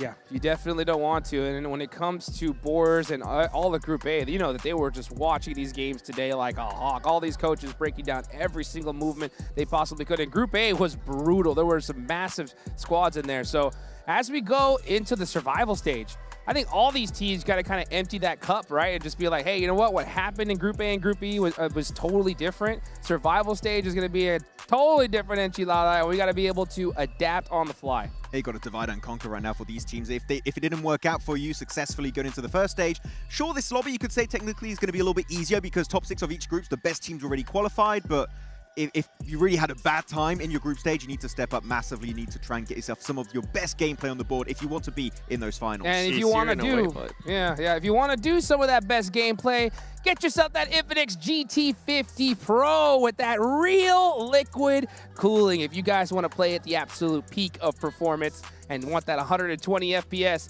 that is the device to do it. Big shout out to Infinix, guys. Survival stage is coming locked in around there, the boys. corner. They really don't want me to see it it over the years. They were not taking any chances. They keep taking the phones. Let's make sure we super glue this thing. No little double stick tape here. Okay, all right. I see you. I see how I need to. We'll come back at night with masks on. I'm pretty sure they take these over immediately as soon as it gets over. Probably. But guys, all right, any final thoughts as we wrap up Group B here today? I mean, I was going to say unexpected for the entirety of group stage, right? Because Alpha 7 failed on the first Oh, one. yeah. No, Group B, I would say definitely some good step-ups from teams. A little bit surprising for some of the squads in the middle of the pack. I think R8 in particular I want to see more from, so I'm very hopeful for them in the survival stage. Consistency. That's what I'm talking about, baby. As we go into tomorrow, mark your calendars, guys. That's it for Group B. Survival stage coming up right around the corner.